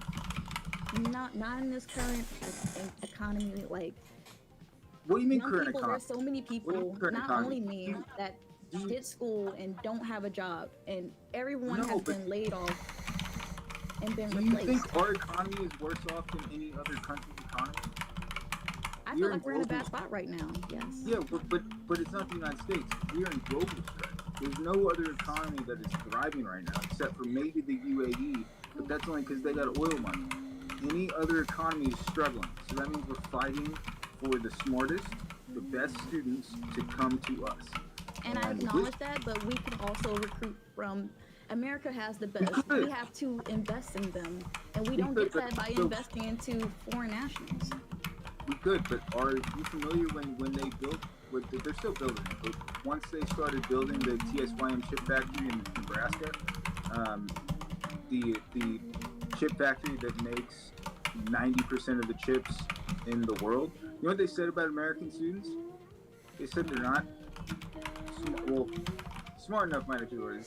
They said they didn't have the work ethic to make it count. They said Americans don't work hard enough.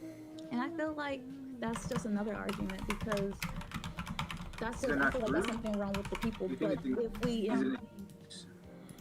I don't feel like there's anything wrong with American students.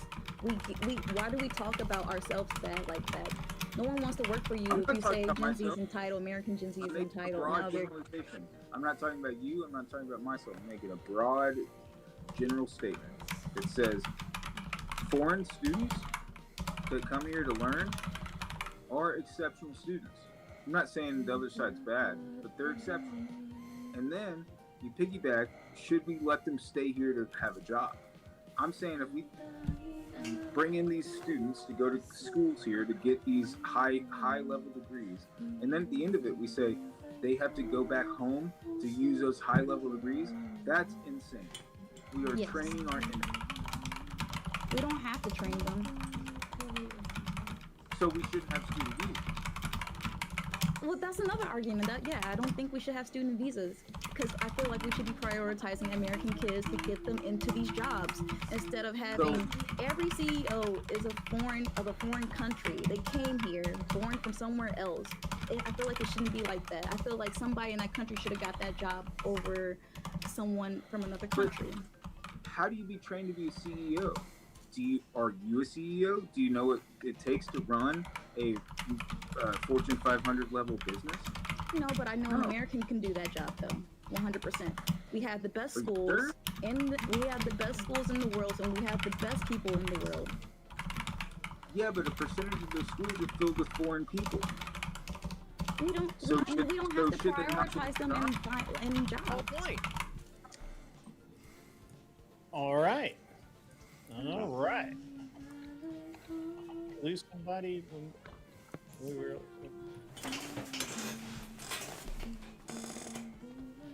I so love that argument. Dude, we can hear you humming. All right, that was really fun. That was great. That got fiery. Yeah. All right. So I'm going to start with Cleaner, then my man Anson, and obviously Tyler can close it out. Let's go. Let's go. Yeah. Right off the bat, during opening statements, Hinaida had 4 points, just with one argument, because she followed a really good structuring, which showed with the audience. There was a couple of comments to it. She made a claim, had evidence in there, and an impact. And it was very generalized because this is a 1-minute speed debate, right? You can't put a whole lot of data or evidence in a 1-minute speed debate. but it fit the format and it worked out very well. And she held to that throughout her arguments. So I gave her a full 4 points for that because that was absolutely awesome. Overall, throughout the meat and potatoes of the arguments, it almost went tit for tat, but I think that that she came back with some more stronger arguments against the refutations that CT had, and she had just a little more command over the argument itself whenever they were making their tit for tat arguments and refutations, and so she got it over CT by 5 points. Okay. Anson, that means it's your turn. Oh yeah, hey yeah. So no matter what, the souls of all those Chinese kids that made CT's iPhone is definitely they're stuck in there and haunting his iPhone, and it made it somewhat difficult for me to hear what he was trying to say, partially because of his speaking style, which seemed a bit disjointed, where he was trying to basically conjure up his arguments, and they weren't really logically consistent arguments. Like at one point in time, CT, I don't know if you realize this, but you made the assertion that both America is the greatest country in the world and that American students aren't good enough to be able to do that, right? Which is like absurd in terms of your reasoning and logic. And since I'm not grading on that tonight, I'm only grading on Kairos. I would say that the best, most appropriate statement made during that debate was from Haneda.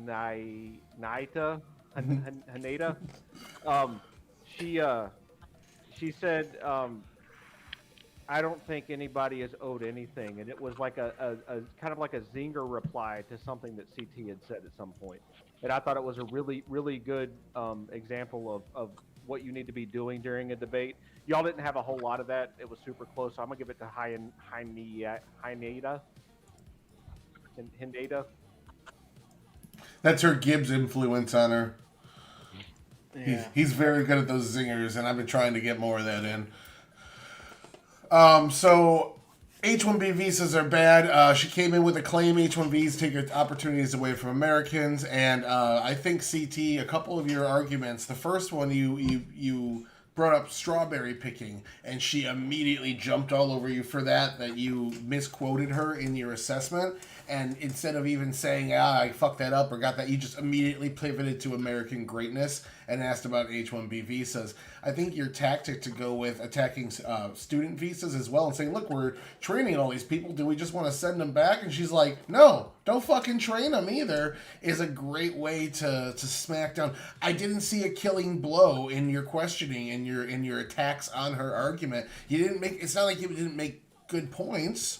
Like, you had some good points, but like, I just don't see a killing blow in here that took down her. Your critique wasn't strong enough at any point, and she had some proper rebuttals. I really wish she would have said, look, H-1B visas are also temporary. You bring in a high-skilled worker for like 9 months, and then she did get the argument, but she didn't land that punch that these are just 9-month to 1 year visas. But she did say if we don't have them coming in, then these companies are forced to invest into American workers and build them up from the ground up. And that basically is the same argument. So she just didn't land the punching blow there, but hey, she hit the right point home. I don't see it, man. I don't see a question you asked that really broke her argument. Yeah. I thought it was good. I mean, I thought the back and forth was good. It was better than some. That was a limp debate, Greg. Come on, you're being nice to them. They needed. I'm always being, they need to charge it up. I'm trying to be a little bit kind. I wouldn't say. I can yeah, say for me, it was. I actually liked most of Hen's arguments about. Yeah, I don't think they should go to college either. I thought there was, no student visas was like out of left field. Like this, that was totally strong. Like way out of left field. And he was like, well, they come here and they go to school and they get jobs. So, yeah, I don't think they should do that either. And I thought, well, that's like the perfect fucking answer to that. That's what I would say. And I like, don't believe really... I don't believe in that either. So I don't know. I mean, I don't know why you're throwing that out as an argument. So that was a really strong way to come back on that. It was just saying, well, yeah, all right, fine. I would just throw those out too. Yeah. Like that's a tactic that you see a lot of the bigger debaters like Andrew Wilson and Destiny and some of the others will do that kind of thing. They'll be like, all right, fine, yeah, I just don't believe in that thing either, so it's gone. Yeah. What's your next argument? Yeah, yeah, she had the good point, but she didn't have the force and confidence to be able to deliver it the way that they do, right? And Hanida, you really got to have the what is that, the courage of your convictions when you're making an argument instead of having doubt. I saw doubt in you significantly there. You gotta fix that. You know, even fake it till you make it. You know. Yeah, and CT, you, which is weird for me to say this, but you seem like really kind of like you were more about the feeling of it, and you know, maybe because it's not, maybe you don't believe in this argument, right? But your argument seemed to be based from this, like, well, they're, you know, why not, right? Like that they're good, they're better than America. You know, the CEO thing was really interesting because that's actually not true. I think all of the or most of the current CEOs of companies in America are either American or like Middle European, like German or something. I think I was trying to think of who the chairman of Goldman Sachs is right now. I think that he's an American dude. We can look at things grid like Elon Musk, right? He's from South Africa. Yeah, and he's now American, right? Now, if we didn't allow H-1B visas, Elon Musk would not be an American doing Tesla. And he didn't come in on an H-1B. No, he did. Well, yeah, he came in through Canada, right? So he started off and he went to college in Canada. Studying he did the investment strategy in Canada. His parents did. They paid for him to become a Canadian citizen, and then as a Canadian citizen, he was able to immigrate into the U.S., which is what the Chinese do. The Chinese go to Canada for 10 years or 5 years, whatever the fuck it is, and they become a Canadian citizen. Yeah, I thought Elon says he came in on an H-1B. No, I felt that he might have at some point. I mean, he might have come in and done 8 or 9 months, but that had nothing to do with him. Like, that's just a minor data point. I mean, I think CT had a good debate on the H-1B, right? So if there are talented minds outside of our country, why would we let those talented minds stay in that country and prosper that country when we can bring them here? Because they usually don't prosper that country. Well, what are the stats on that? No, I mean, I'm just going to put that debate to rest right out of the gate. That's literally like saying Russian scientists are ahead of us in the space race because they copied they copied our space shuttle design. We did that. How did we make the first nuclear bomb? We took all the Germans from Germany and we set it apart. Werner von Braun. Yeah, Werner von Braun. Yeah, absolutely. For sure. But so again, just whether or not you guys knew this, what Hanayida was saying isn't actually false. When it depends over at least the past 9 years that they've been charting it. It depends on which year you're talking about. 2023, the last time that they had a chart for it, it was 45% of all American company CEOs are actually from other countries. Yeah. Wait, and you know what? Actually, 45% is not the majority. But I actually supported not the majority. He said that as they were the majority. Yeah, it depends on the year. Yeah. I never said the majority. I never said the majority. Oh, I thought you said the majority. Who said the majority of CEOs were foreign? Hanayida did.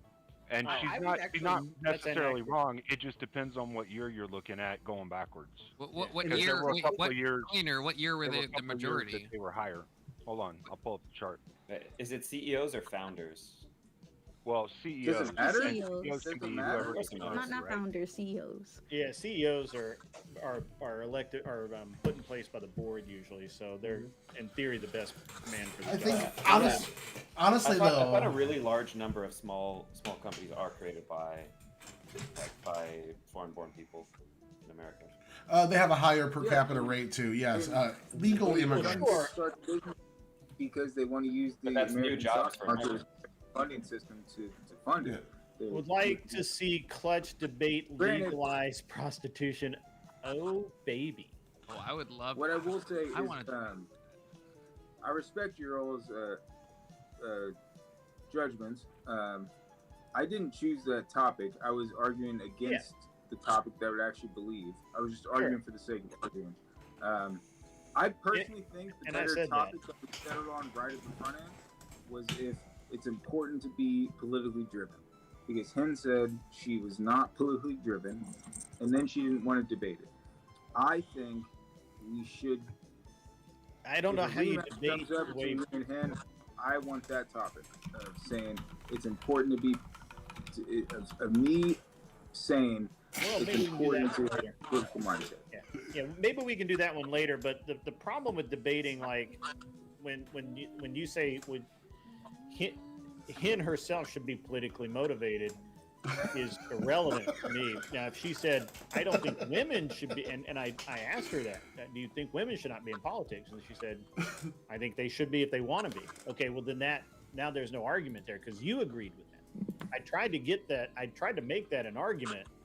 Debating Hen on whether or not she should be something is irrelevant to all of us. No, but it's not about she or her or female. It's about everyone.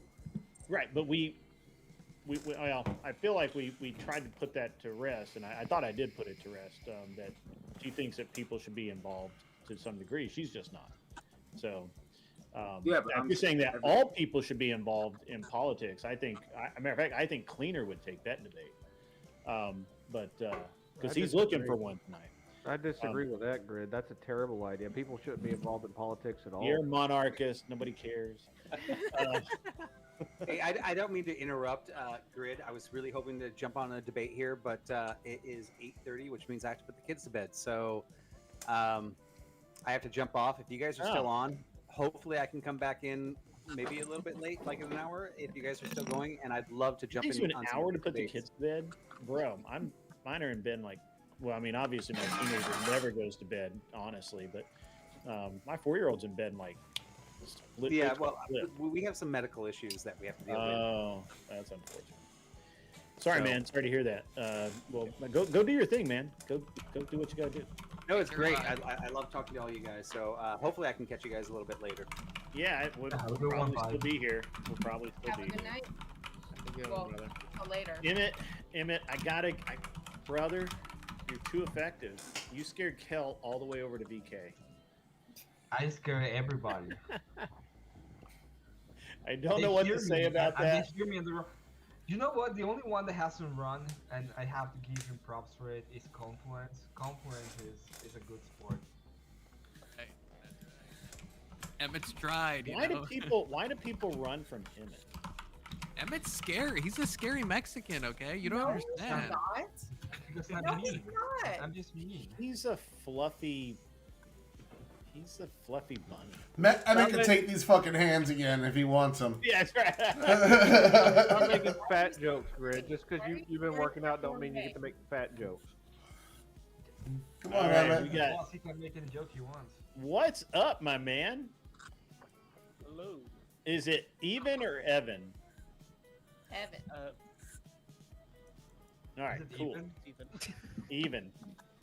It's something. Even Steven. All right, so I actually want to see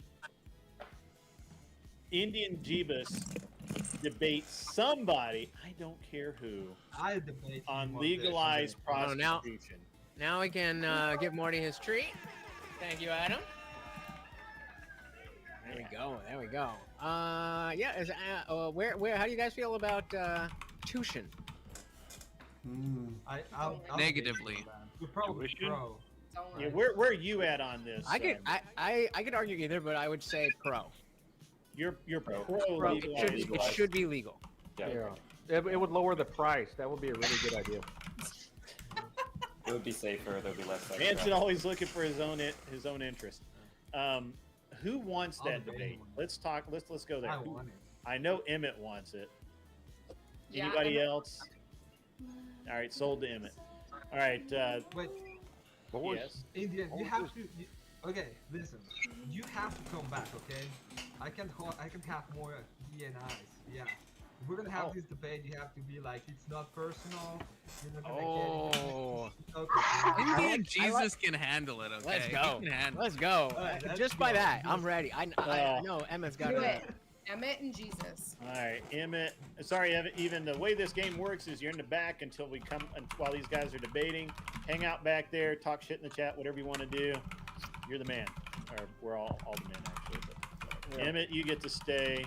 Socrates, you got to go. It looks like you're doing well on your game, by the way. I meant to say that earlier, but I just didn't get a chance. We got Confluence and then Cleaner. And then we got Indian Jesus, you get to stay, but he doesn't. And Anson goes to the back. All right, awesome. It's going to be great. Legalized prostitution. Selling the pussy. So, you just real quick before we start, you're saying it should not be legal, right? Oh, Emmett definitely doesn't think it should be legal. 100%. All right, so that puts he's not an ortho bro, but he is ortho. So... All right, that should help. So I'm in the affirmative then. So I'm starting. Yeah, you're in the affirmative. Okay. Go first.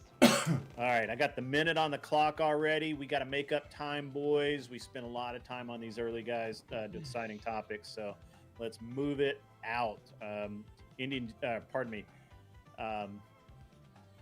Jesus, please start whenever you're ready. I got the clock. So in order for us to say that tuition should be illegal, then we need to determine that it is different than any other business transaction. And when you can do things like, when you do a number of different things with your body and other people's bodies, especially in the medical community, then I fail to see how tuition, can we say that? But I fail to see how that would be something that inherently should be illegal. I think by the laws that we have on many other things, we have escorts that are illegal, we have, OF, all that stuff. And I'm not necessarily saying those things are good, but if we are invoking the law, then I don't really see why we would need to do that. Wow, 15 seconds left. That's awesome. All right, Emmett, just start talking when you're ready. Can you hear me? Just to be sure. Mm-hmm. Yeah, I can hear you. Right. Under the logical premise of my opponent, when he talks about what is legal, he says that it comes to the medical field and what we should be doing or not doing.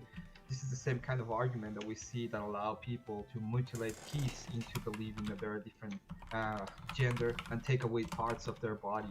There are things that should be absolutely be restricted. One of them, for example, if it just can be any market, why shouldn't we have slavery as an illegal market, So the point of all of this is there are things that we consider to be completely amoral and they should be absolutely out of the marketplace, and we should use force, especially the state, to get them out. 20 seconds left. Wow, we're in we are breaking ground here. All right, 5 minutes on the clock. When you guys start talking, I'll start the clock. So would you say that trans, like gender affirming care and slavery are the same thing as prostitution? No, it wasn't an analogy. So analogies are not necessarily the same thing. They work but the reason I ask things that are similar and decide with the similarities. The reason I ask because it's a very clear harm being done in trans and kids and in slavery, whereas the harm of two consenting adults is not nearly the same thing. And I would even argue that if I would say that if you're I would actually say that the harm done to the woman and to the man is it's can even considered to be greater because it's a sin against their own flesh. So I would say that it is a grave harm that they do to themselves. So let me ask you a slightly different question. Do you think that all drugs should be illegal, including marijuana? It depends on. Okay. Well, let's just stick with marijuana. This way. Do you think marijuana? All drugs should be illegal. There are drugs that help people when it comes to because we're talking about medication. But So I do prostitution think that help? every illegal is sufficient. Could there be a situation where someone is not getting enough human contact and they use prostitution in that same medicinal way? No. Why not?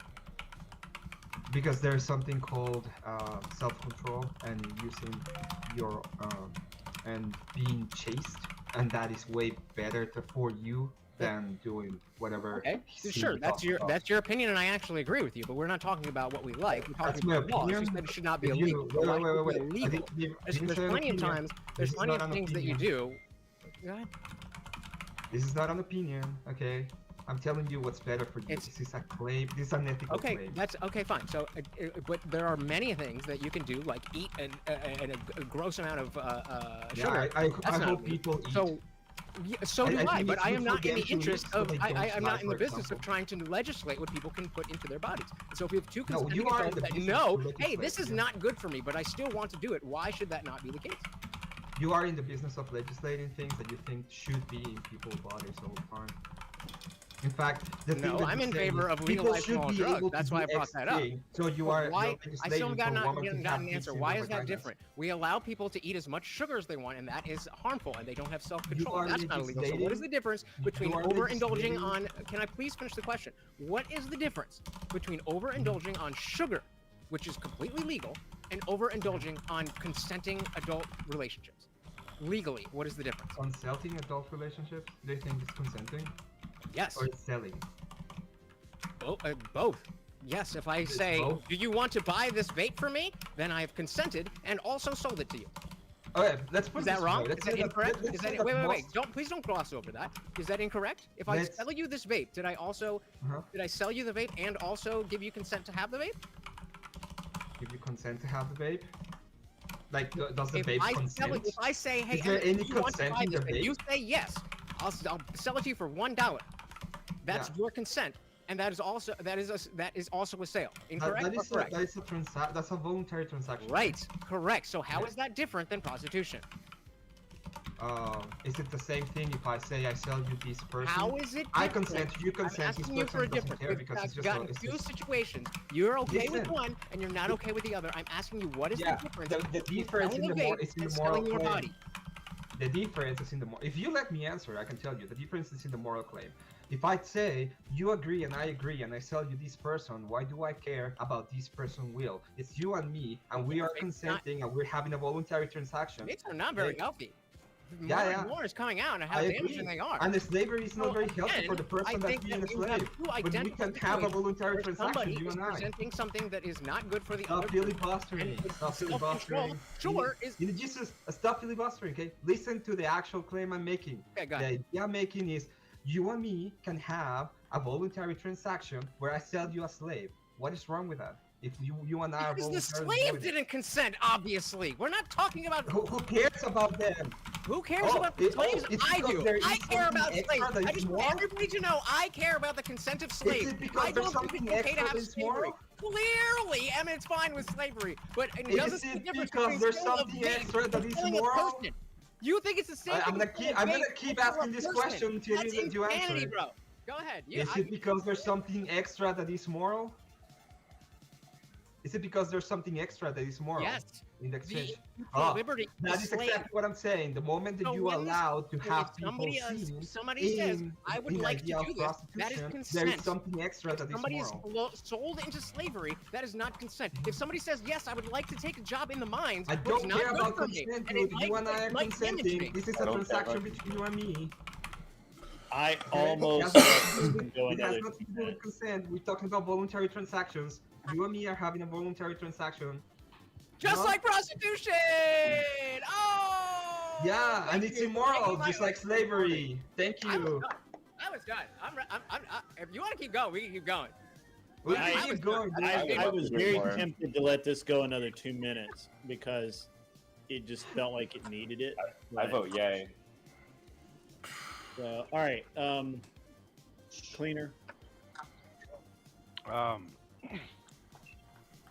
It was really close going through it. It came down to Lutch having just a little bit more control over the argument, and that it really did. Tit for tat, they were going pretty good at it though. So Lutch got it on this one. Sir? Tyler. I would say this is the furthest I've graded anybody so far. The other two were much closer. Lutch, you had no reason to go on the attack. You were on the affirmative. Either way, you went on the attack. You stuck your knuck out there, and you never got stabbed in the neck a single time. Everyone he was with the prostitutes. He hanged around prostitutes. Hold on. The Lord What Jesus is this? Christ hanged with prostitutes. We Where forget is that that. coming from? Why am I hearing about Jesus Christ? Frankie, you gotta mute it on you. We can hear you. Hold on. Okay, real quick. Last time I got dinged. Sorry about that. I'm not dinging you. I'm complimenting Hold on, you. hold on. I'm I'm still not getting dinging you. feedback. Hold on. Let me finish speaking first. Mute again, Frankie.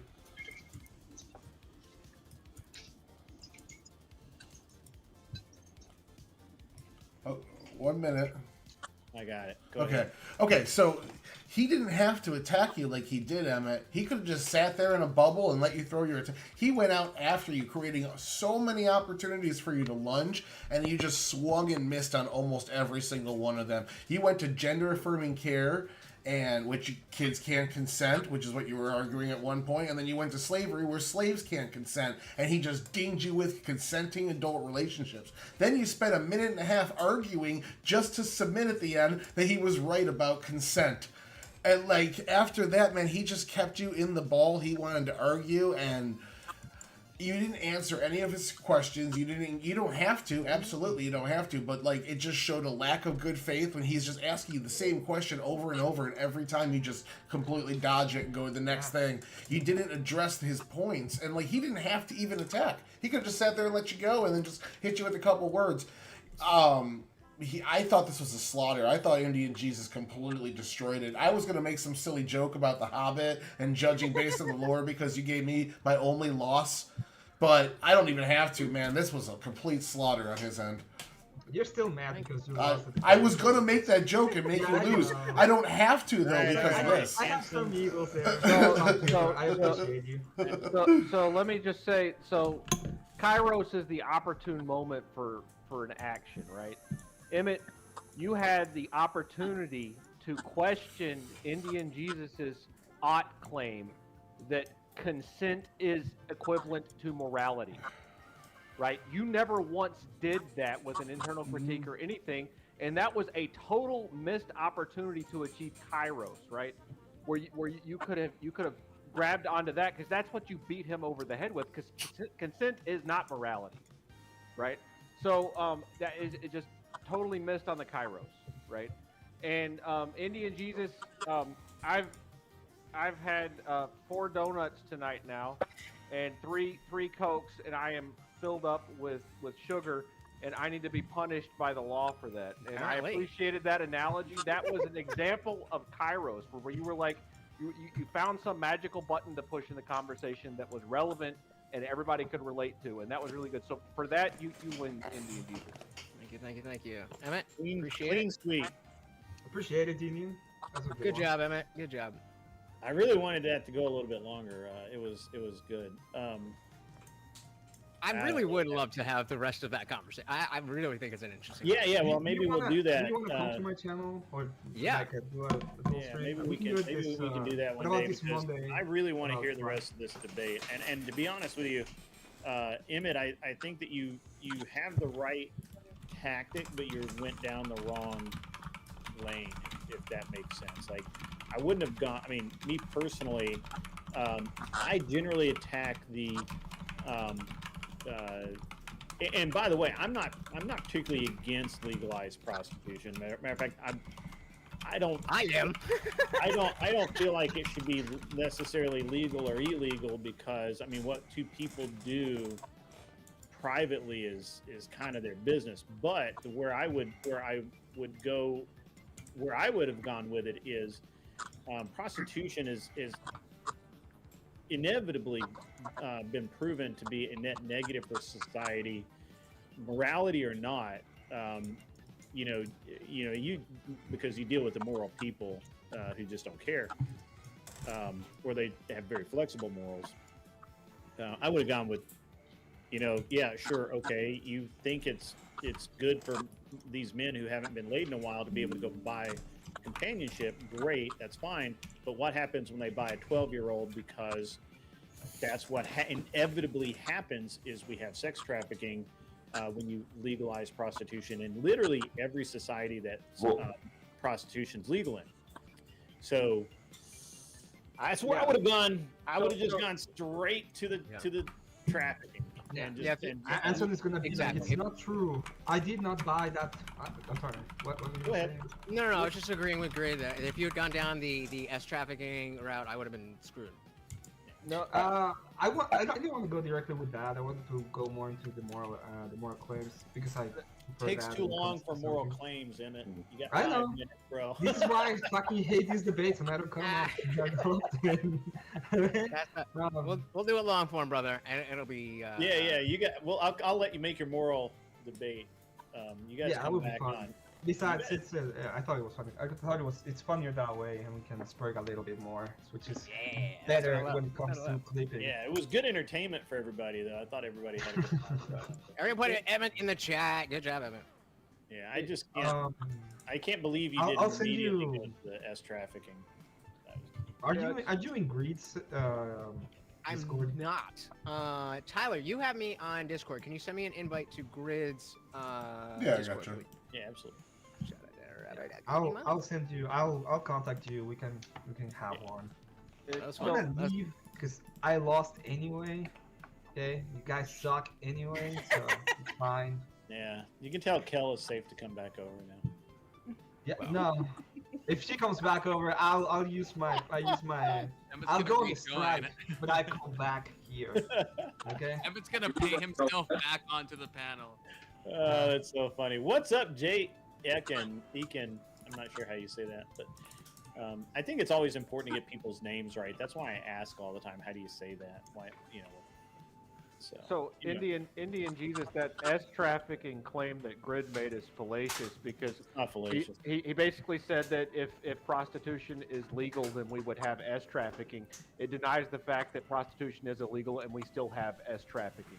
So his logic is true. is down. No, that is true. But literally every society that tries to say, well, it's going to solve the problem of S trafficking, and it makes it a lesser deal. It always devolves into that.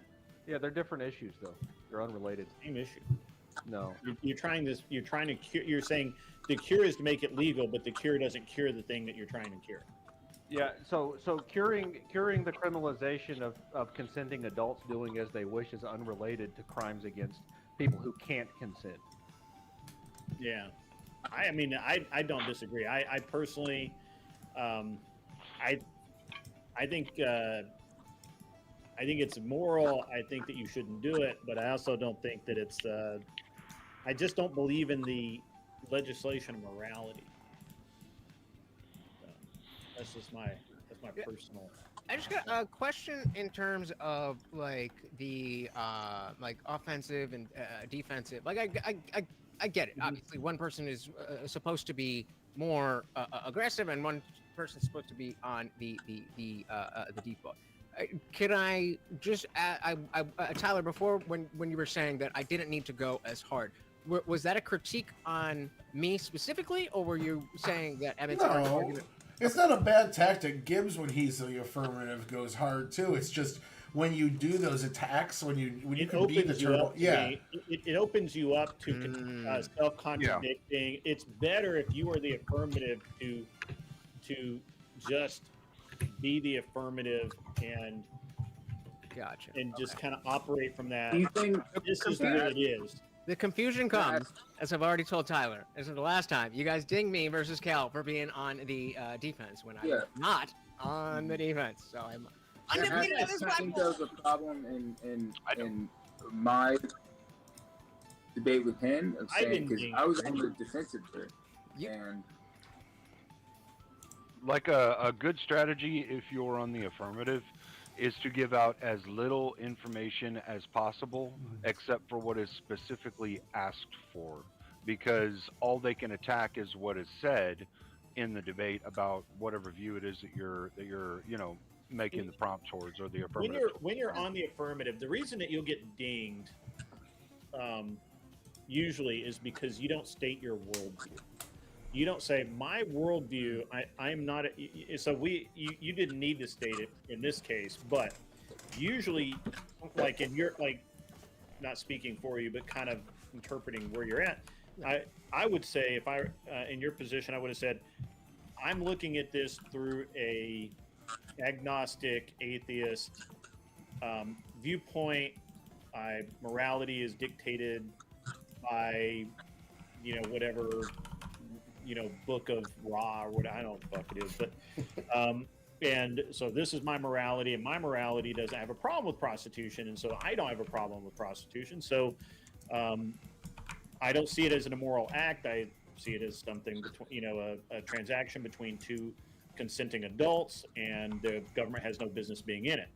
And if you do that, then there's nothing really someone can attack about your argument, except to say, well, from their viewpoint, now they have that uphill battle of saying, well, I'm coming from it from a Christian worldview, and this is why I have a problem with this because it's immoral. And then I have to get you to say that, yeah, okay, I see that as immoral, and now you've conceded a point. And then you say, well, I can see where it causes harm, and you've conceded another point.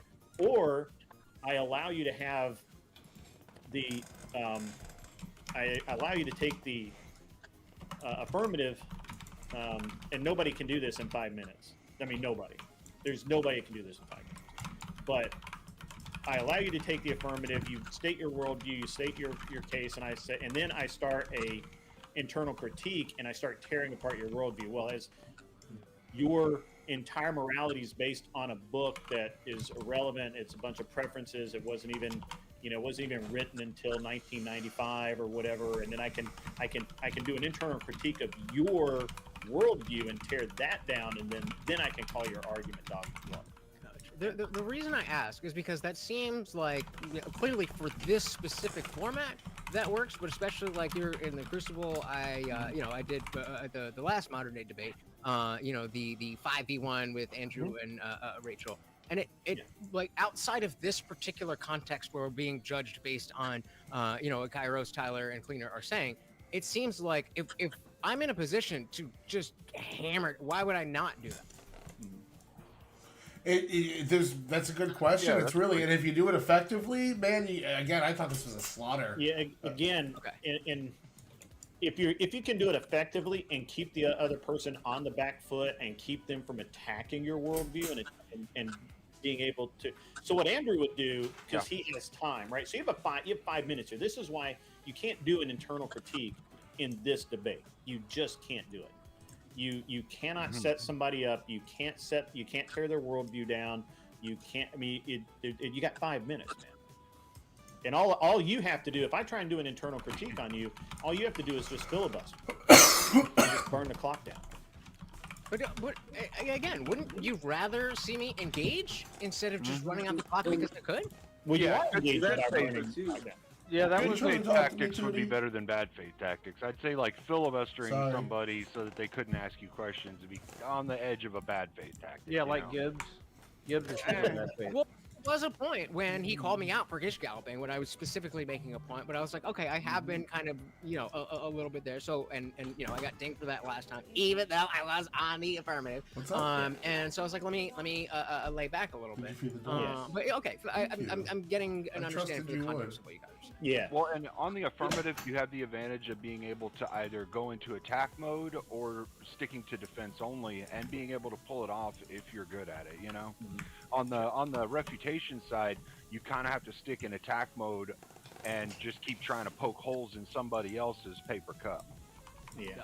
I would say too, though, because last week, in one of the debates that I won, you all said I did an internal argument and was able to accomplish that in the 5 minutes. So I thought it was pretty good. Yeah, I said it showed a good example of how you would start doing that. But I also said you didn't really have enough time to finish fleshing out what you were doing. Which is true. In short form like this, it's really hard to do unless you've just got like a really good prompt and you know the talking points on it really well. I've only been able to get somebody in like a 7 minute as far as an internal critique, not a 5 minute. And even then, the other person has to be on the back foot pretty much the whole time. Like they're just allowing you to run your whole game on. Yeah, basically you have to debate somebody that sucks, CT, is what he said. I have voted, all 4 of my debates tonight, I voted for the affirmative because I feel like all the attacks aren't significantly separating their argument from the prompt in a good enough way. So I just haven't seen good enough questions being asked tonight. Right. So as far fuck it button, I'm not a libertarian. I'm a constitutional conservative. I don't believe the government has a lot of business in my life, right? Beyond the Constitution. Shockingly, prostitution's not in the Constitution. I know. I know. I'm shocked as anybody. That's not a First Amendment protected act. I thought it was. No, but that's funny. That's hilarious. All right, so that was an interesting debate. Who do we want to see next? I'll go up with whoever. You'll go up because you want to go finish your game. He wants to lose so he can finish his game. Nah, man, that's cheating. Yeah, Confluence and Evan. I'm gonna win my Or game. no, man. Thumple and Evan haven't gone yet. Evan/Even. Thumple and Even haven't gone yet. Thumple is still Oh in. man, I really wanted to see Confluence versus Socrates. I want to see that too. Especially if he's distracted. I feel like I can get up for that. Now's your time to strike. I'm down for that. All right, I do want to see that argument. Anybody else have a better argument or a better pairing? I just Thumple and Even haven't gone yet. Is all I was saying. Well, they can go next. I'm just that's all I was throwing out there. I do like the energy though. I'm sorry. I've only seen you on Sarah's. I don't think I've ever talked to you. Can you like let everybody know who you are and everything? All that kind of cool stuff.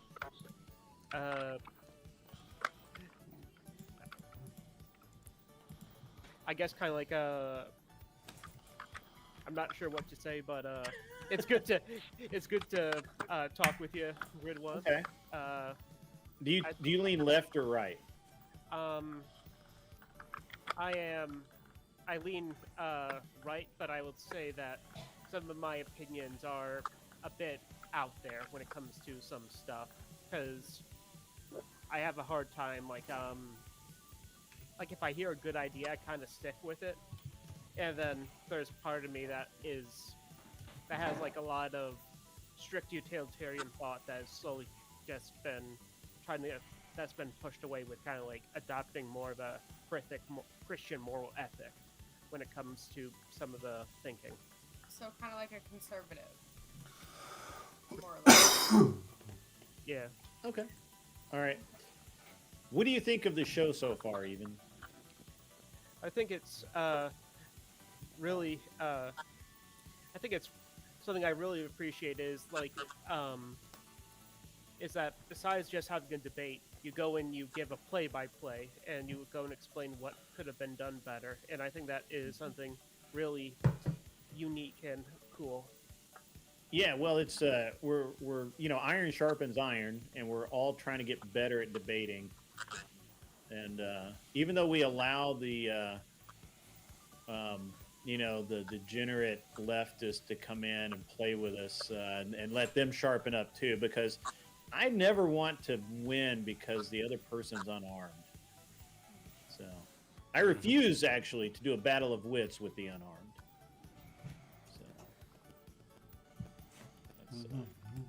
Nobody got that joke. That did not land. Okay, I'm kicking y'all to the back. It was almost feeling like a Prince of Cloud reference, but not quite.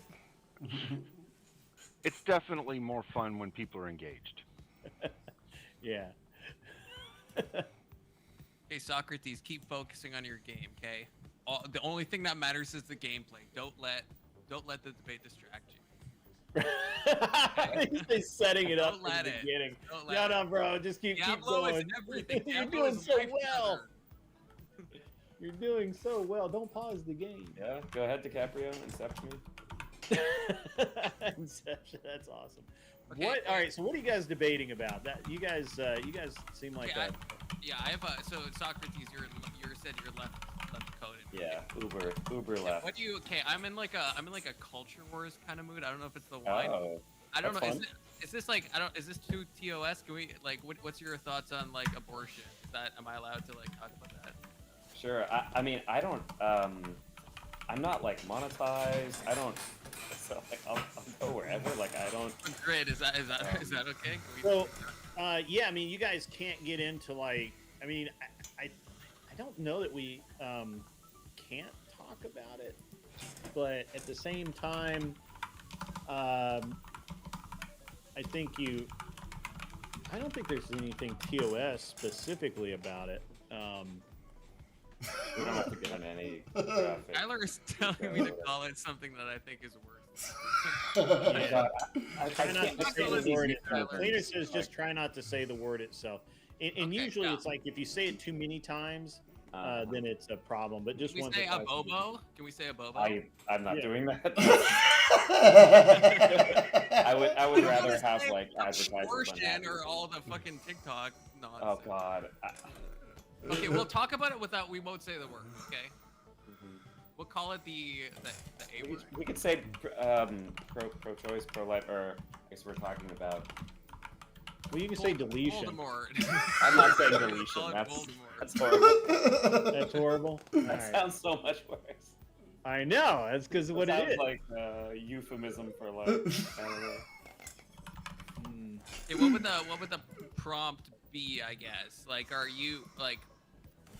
Should it just be like a broad pro-life thing? Yeah. Should it be like a Roe v. Wade thing? Should it be safe, Yeah, legal, like a legalistic rare? or moral or. I would rather go down the moral path because I feel like if you're a I left, think that's more interesting than Yeah. legalistic, whatever. That's kind of. how about it's. Do you think it's morally wrong to Voldemort your child? That's fun. Wait, to make them like super powerful because you try to kill them and then Supercharge your unborn child. You think that's wrong. This is what happens when you get two geeks on the same thing. You guys are just gonna feed off of each other. Perfect. We'll take this whole thing over. I think. mean, Okay, just- what would the prompt be? Because I feel like I know we disagree, but how do we like put that into a specific prompt? Because like I think doing that action is in general a bad thing to do. Do you think it's always okay? Do you think it's sometimes okay? Just so I can just tell me so I can get like the right to terminate a pregnancy for a pregnant person is a human right. Okay, yeah. Oh, great. And that also Noted. doesn't use. Bro, you're not. any- You're not focused enough on Diablo. That's too good of a prompt. So I don't like that. But like, I'll do it. But I'm a bit nervous now. Take okay? all those advantages.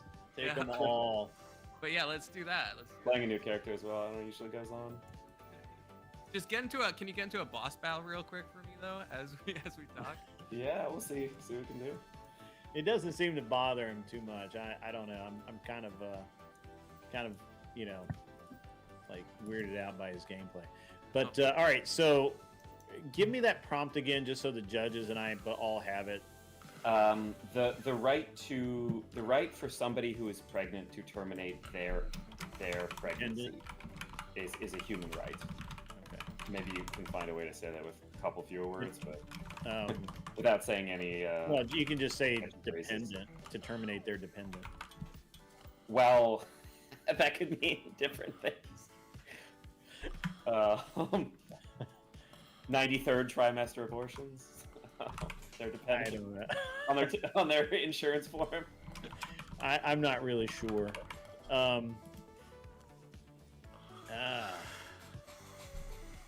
resident doctor says there should be a federal ban on abortion doctors. Good thing you're not one, because you'll be fine. I like Socrates' prompt. I think that works. All right, well, let's do that prompt. So he'd be taking the affirmative, right? Yeah, I believe that he would, and I believe that you better think about your opening really, really fast, because just start speaking when you're ready. So that's for me because I'm the affirmative. Yeah, you're the affirmative. Yeah. Okay. Okay, give me like 13 seconds to just. Bro, there's loot. You got to pick up the loot. I know. This is the weirdest debate. Yeah. Okay. Yeah. This is because this is a moral argument now, and so the actual underpinnings, what everyone was just saying about how you can't do this in this like short format, I have to start off with. Okay. Okay. You can start the timer whenever. Just let me know. Yeah, just start talking. Okay. Okay. So if you make it impossible for someone to control what they do with their body on a fundamental level, as basic human biology as abortion, that is taking away fundamental rights. You're instantly criminalizing people doing what they've done for all of human history. It actually increases deaths. There's knock-on effects where if you criminalize abortion, then you have to. There's always going to be caveats for life of the mother, something like that. If you don't, that's insanely immoral to say that both the children and the mother should die. But when you do that, then people die anyway because medically they don't have enough time to determine that. So yeah, let's just start there. All right, yeah, 3 seconds left. That was actually amazing. 3 seconds. All right. Okay. Whenever you're ready, Confluence. Yeah, I think I heard a lot of talk about the caveats, but I don't think that addresses the fundamental issue of if it's a human right. If it's a human right, by definition, that means you could Voldemort your child at any moment, up to including 9 months. And I don't see why a caveat would change that. Like, obviously, we could agree that there's caveats. Free speech is a right that's given in the Constitution. So is the right to bear arms, but those things are limited. The limitation of a right doesn't necessitate that right exists. So there's no, just because you can find caveats about like the life of the mother or about like some like grape and the other, I don't know what I can say, but you guys know what I'm talking about. There's certain instances where we'd allow it, but obviously those caveats don't guarantee you a right, and they don't in any rights. There's no right I can think of where the caveats would guarantee you the right. I guess I had to end my argument there. Right. So, and we go immediately let me start the 5 minutes first. Sorry, guys. I know you guys just really want to get into it here, and just start talking. Don't know what I'm gonna say. Ready to go. So can I ask you? I guess so. You're talking about the rights. Do you actually think that you have a right to terminate at any point? Because again, I don't think the caveat argument holds weight unless you want to argue that it somehow does. But if you think the fundamental right, that would include 3rd trimesters. And what's the right there? If you're saying it's just hard to legislate on, I can accept it's hard to legislate on, but that doesn't make it a right. Yeah. So first of all, there are religious traditions. So in Jewish law, literally until the child takes their first breath after being born, they are considered like part of the mother. So there are ancient traditions that view it that way. When it comes to 3rd trimester abortions, we do need to recognize the fact that these are exceedingly rare. They almost always happen for medical necessity, meaning both the mother and the child would die. No, okay, yes, but it almost, I feel like this is like Kamala Harris on a debate stand.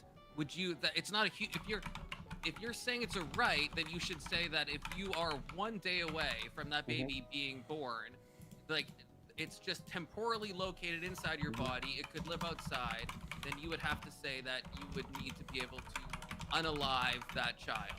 Do you commit to that? It doesn't matter how rare it is, it doesn't matter how uncommon. I'll commit to that. Okay, so unless you're talking about a Jewish, unless you're talking about like a Jewish like breath of life argument, what changes between the baby who's viable, who has a heartbeat, who has neurons going in his brain? What do you think happens magically that the moment it comes out of the womb? I guess, unless you're arguing an extreme religious kind of spiritual. Yeah, I don't think that there's something magical that happens, but I do think that your line is just as arbitrary. So what happens between the 1st trimester and the 2nd trimester? My line isn't arbitrary at all. The magic line is the zygote, and that actually is, that's not arbitrary. That is the point. So the moment of conception, you would say? Yes, that is the point at which new DNA is created. That's the only no line new you DNA can is pick. created at the moment of conception. Wait, what are you talking about? There's the sperm and egg, and they come together, and it's unique DNA. That's not of the mother, and it's not of the father. That is unique DNA. It's an organism that has unique DNA. It's all traceable back. Other than we're all traceable back, but it's new DNA. The DNA is not identical to the mother. It's not identical to the father. Right? It's mappable. It's trivially mappable. It doesn't matter if it's mappable. I mean, you and me are what's triviable. New? Like what percent of it is new? The same percent that you are. Like, you are trivially mappable to your mother and father. So I guess My point is that the zygote is the point that it's an So it's actual not the DNA new... then.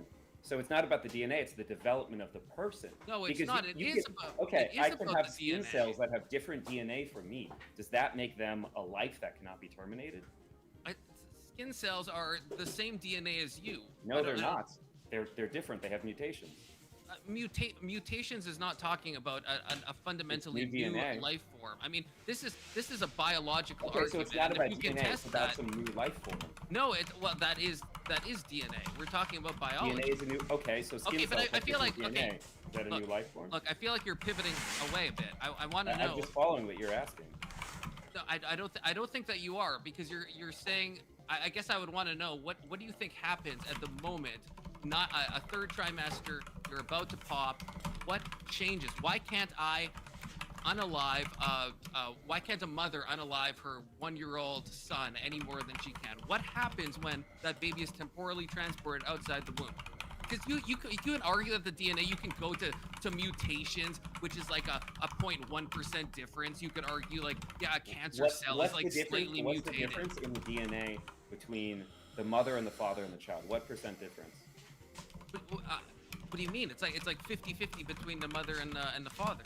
Yeah, so the father identically matches 50% and the mother identically matches. Right, so it's biologically a unique life form, but I feel, again, you're pivoting it away, and I want to hold you down to that. You haven't answered my question. What happens between why can't you unalive somebody one day after they're born versus when they're in the womb? What is the fundamental change that happens besides temporal location of in your womb and out the womb? I want to answer that question because we're probably almost out of time, but I want you to answer that. Yeah, so I think that fundamentally there is no magical thing that occurs. That's not the way I think about this. But there are differences, and this is why we recognize it at this line versus another. No, but give me the difference, please. Let me, What's the difference? Let me tell you. So once the child is born, the umbilical cord is cut. They are no longer literally inside of another person. They are now breathing on their own. So They're now eating on their own. They are now living on their own in a way that is fundamentally different than the way. Yeah, but they're dependent. I mean, they're dependent on the mother in the same way, right? Their entire environment is the mother. Right, no, but that's it's a significant difference. No, it's not magical, but I don't believe in magic. It's just a temporal difference because again, they're temporally located. They need the same dependence on the mother. They'll die without any care. So there's absolutely no difference besides location between in the stomach and out of the stomach. So somebody else could feed the child once they're outside of the womb. Who else can feed the child inside of the womb? Okay, all right. That was freaking awesome. That was interesting. I had fun. Anson, that was really fun. Thank you for that. Good debate. Good debate. Yeah. I really loved the DNA argument because it was an appeal to biology and I'm a biologist also. So. Yeah, and Socrates' entire argument was an appeal to biology too. Y'all basically just did fallacious nonsense the entire time, which I loved, right? Neither one of you talked about living in accordance with nature or like the virtues of like, confluence. You could have just simply said, hey, if it's good for abortion or whatever you want to call it, but right? TOS, I'm sorry. If you, fetus deletus, if that's good, then everyone should do it, right? And if you can't say everyone should do it, then why not?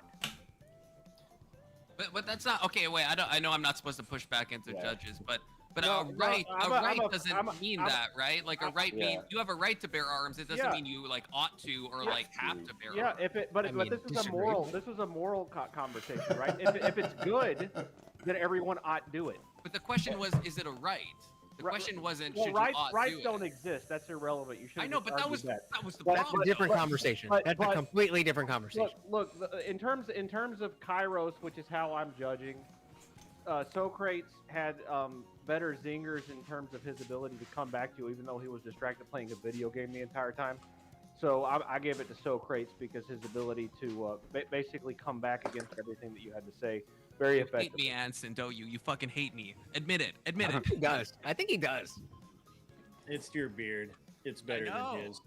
All right, go ahead, Tyler. There it is.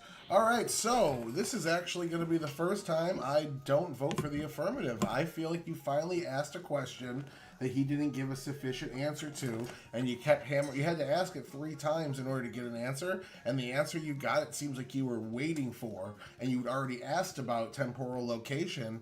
I feel like your question was not significantly rebut enough. Maybe just because you guys ran out of time. He did a really good tactic. Socrates did a really good tactic of taking you into basically, as Anson said, a fallacious argument about biology. He kept you trapped there for like a good 2 minutes, and then as soon as he tried to get past it, he tried to pull you right back in, because the longer you're there, the less time you're invalidating his stance. And just the fact that you were able to keep going back, I wasn't going to give you points for it the first time, but when you asked it 3 times and said, I'm not going to let you run away from this, and all you got back was a quick just differences, and you're like ready to jump on that, you're ready to jump on his answers. I feel like the main question you were asking from your introduction on was the right one, and it just didn't get sufficiently met. So I'm actually giving, this is the first critique I'm giving a vote to tonight. All right. Cleaner. Yeah, I thought it was pretty good. There was a lot of back and forth, and throughout the whole damn thing, the openings were pretty close.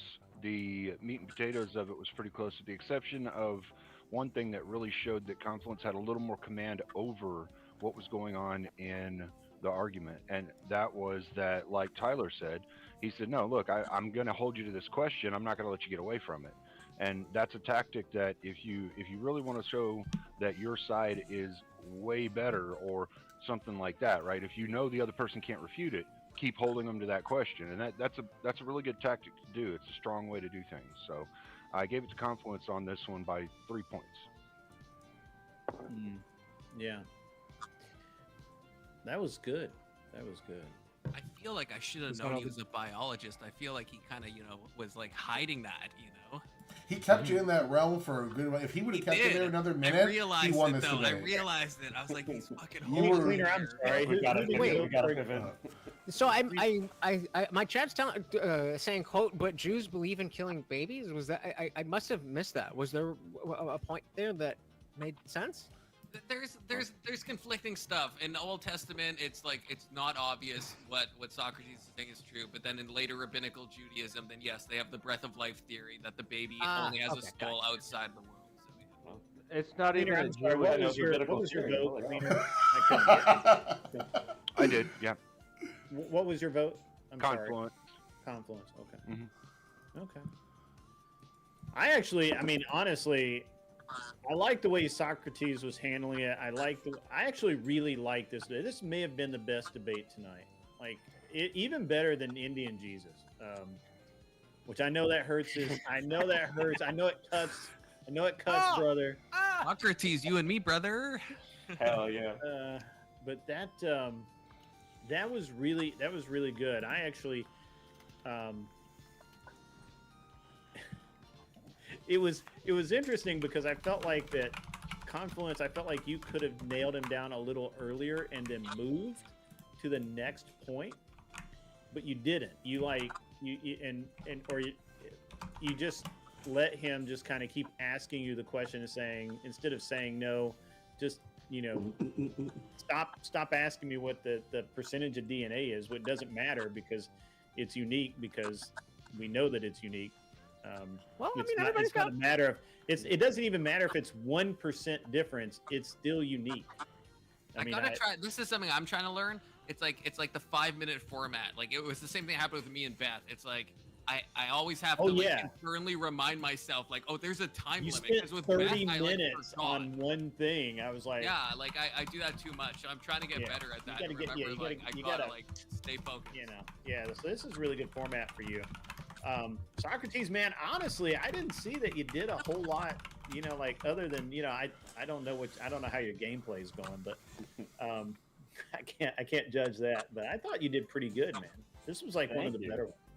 This was a super revealing, honestly, debate, because especially when you put it in a super compressed format, because what it comes down to is who can make the other person have to answer some tough questions. And these are really tough questions. Like, when does life begin? What is a human? What is a different organism or a new person, or what does it mean to be independent, or what's magic about this?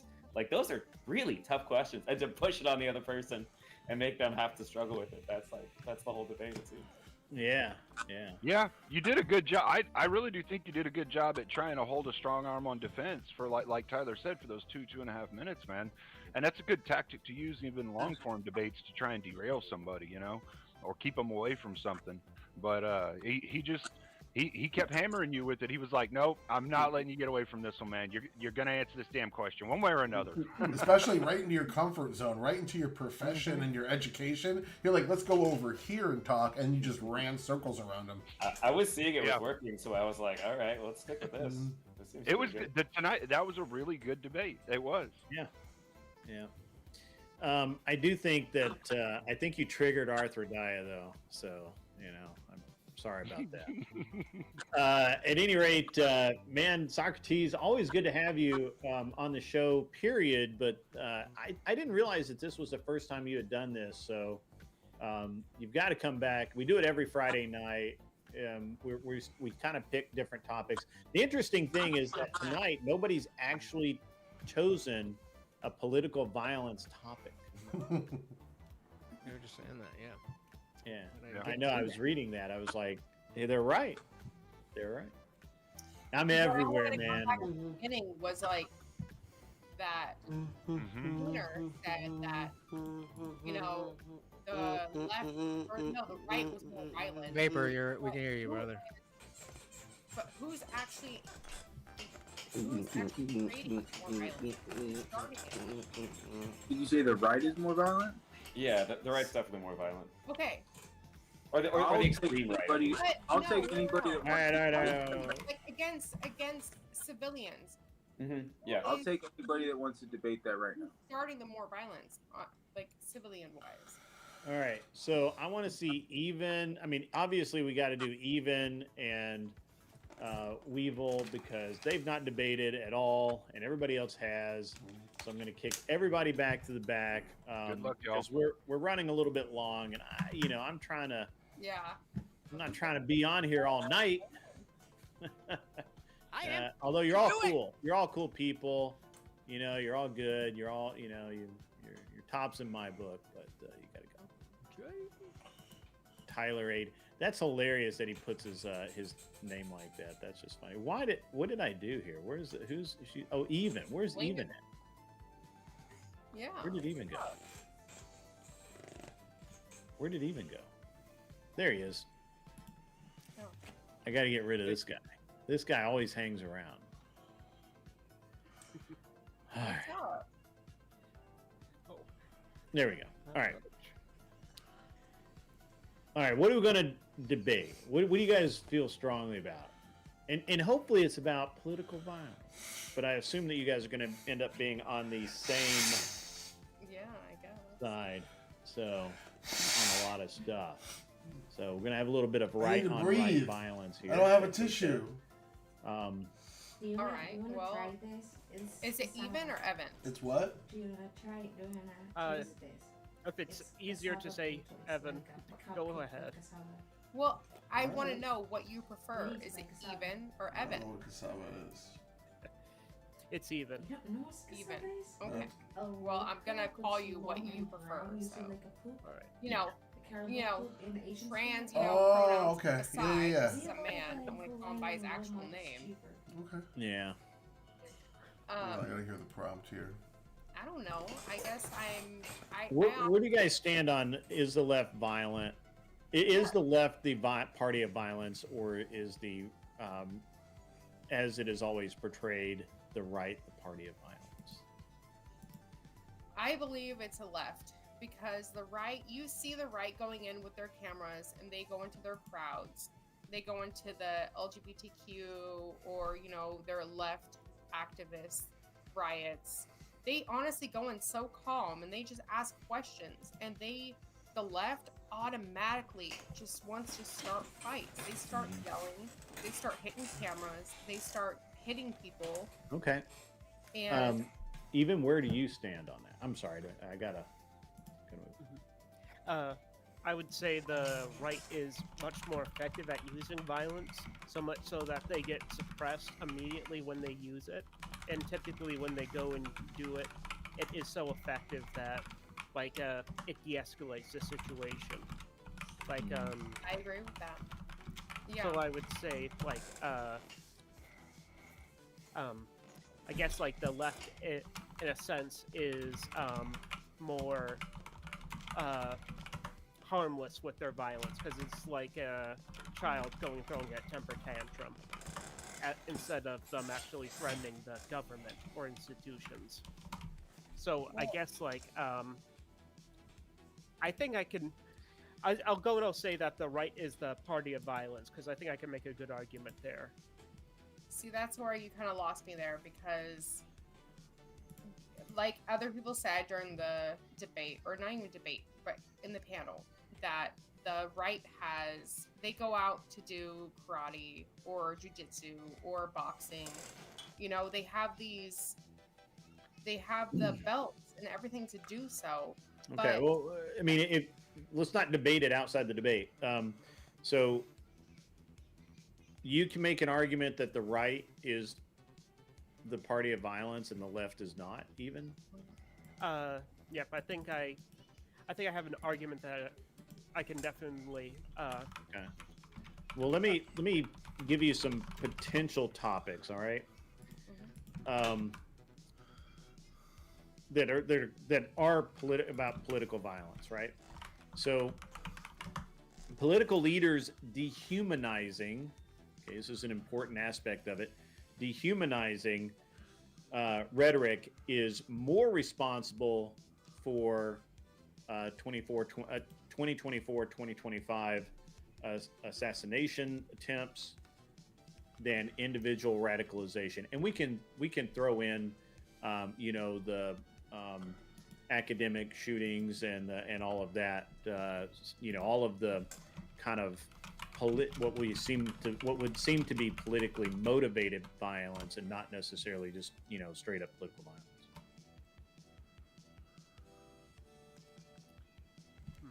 I think that'd be interesting to see because I think that I would. Would you agree with that? Would you agree with that statement first? Political leaders dehumanizing rhetoric is more responsible for 2025's assassination than individual radicalization. Would you agree with that or disagree with that? I would personally disagree with that. What do you think? Something. Well, if you're talking about the Republican side being assassinated, then yes. Okay, so you guys are on the same side here or not? Okay, no. Perfect. So, do you have any questions about the prompt? Can I clarify anything? When you is it just that binary of individual radicalization versus politicians and dehumanization? Should that be the two primary lenses to view it through? Right. If I were to simplify this down, basically, is it the fact that politicians are encouraging this through their rhetoric from the bully pulpit, all of this, the riots, the attempted assassinations, whatever violence you want to talk about. But specifically, we're talking about the assassination attempt in 2024 and 2025. Right. So, the assassination attempts on Trump, the assassination of Charlie Kirk, some of the other, and you can throw into that, are these politicians responsible for some of the school or the academic shootings? Is it more the rhetoric, or is it the individual lunatics being lunatics that are the problem? Do you think these people were motivated because, I'm not going to make your arguments for it. I'm sorry. I do that all the time. So you guys on opposite sides here? Yep. I believe so. Okay. All right. Great. We're going to start this. Yeah. This will be great. All right. So who believes the rhetoric is the cause and who believes the individuals are the cause? I believe that individuals, in a sense. And even? I believe that the rhetoric is not a factor at all. I would say that it's primarily the individual, or nearly solely the individuals. Okay. It sounds like you guys just said the same thing. Yeah, we agree then.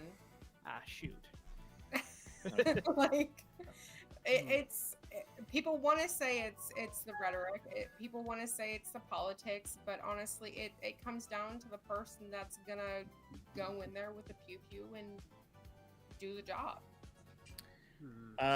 Arthur Dye wants to suggest, how about this prompt? Should we ban trans people from having guns given their extreme mental health issues and high risk of self-deletion or academic shootings?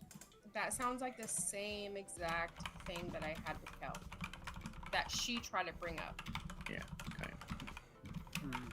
But I think that me and Weevil would agree on that, because I would, or I don't know about you, but I would agree that that would be a good ban. You can't. See, that's my thing, is you can't ban firearms. You really can't ban firearms. All right. Oh, so we have a disagreement then. Yeah. Okay. Great. Perfect. All right. So now, even you have the affirmative. You believe that it is something that should be done. So I'll give you a minute to get your head together, and then just start talking.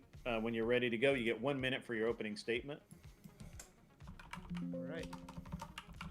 Well, I would say that given that a lot of states and counties have red flag laws in place and background checks, where they go and limit personal firearms, and people can get called upon to have their firearms temporarily or permanently removed, and felons are banned from firearms. I think that going in, having it so where, like, people who identify as trans, which is something that can be visibly seen, and like you can almost sort of tell, and if like they go through all the procedures to go in, like if they go and start with chemicals, like their doctors would go and report it to the federal government so that they get added to the system. I think that is something that could be done federally or by the state level. That would be like fairly effective. Okay, that's time. Weevil, when you're ready, just start talking. Well, I just want to say that there are a lot of restrictions in many states, and I want to say across state lines, that they will background check you. They can't background check you against your mental health, against your medical, because that is OSHA problems. Not OSHA, but you know, they can't check your medical health. So who's to say, if you come in dressing in a dress, if you come in a dress, if you come in a skirt, if you come in pants, if you come in a suit, if you come in whatever, they're not going to judge you on how you look. They are going to sell you a gun if your background comes clean. If you have no criminal record, they're not going to deny you on a gun. They can't get your medical background. So that's another thing. So it really comes down to teaching people about firearms from a child. And honestly, anybody's going to get a gun in the end if they really want to. So. Okay, that is time. That was really good. Like, both of you used max time. All right, 5 minutes on the clock. Come out swinging. I want a nice, clean fight. You guys behave yourselves, and let's make it interesting, okay? All right?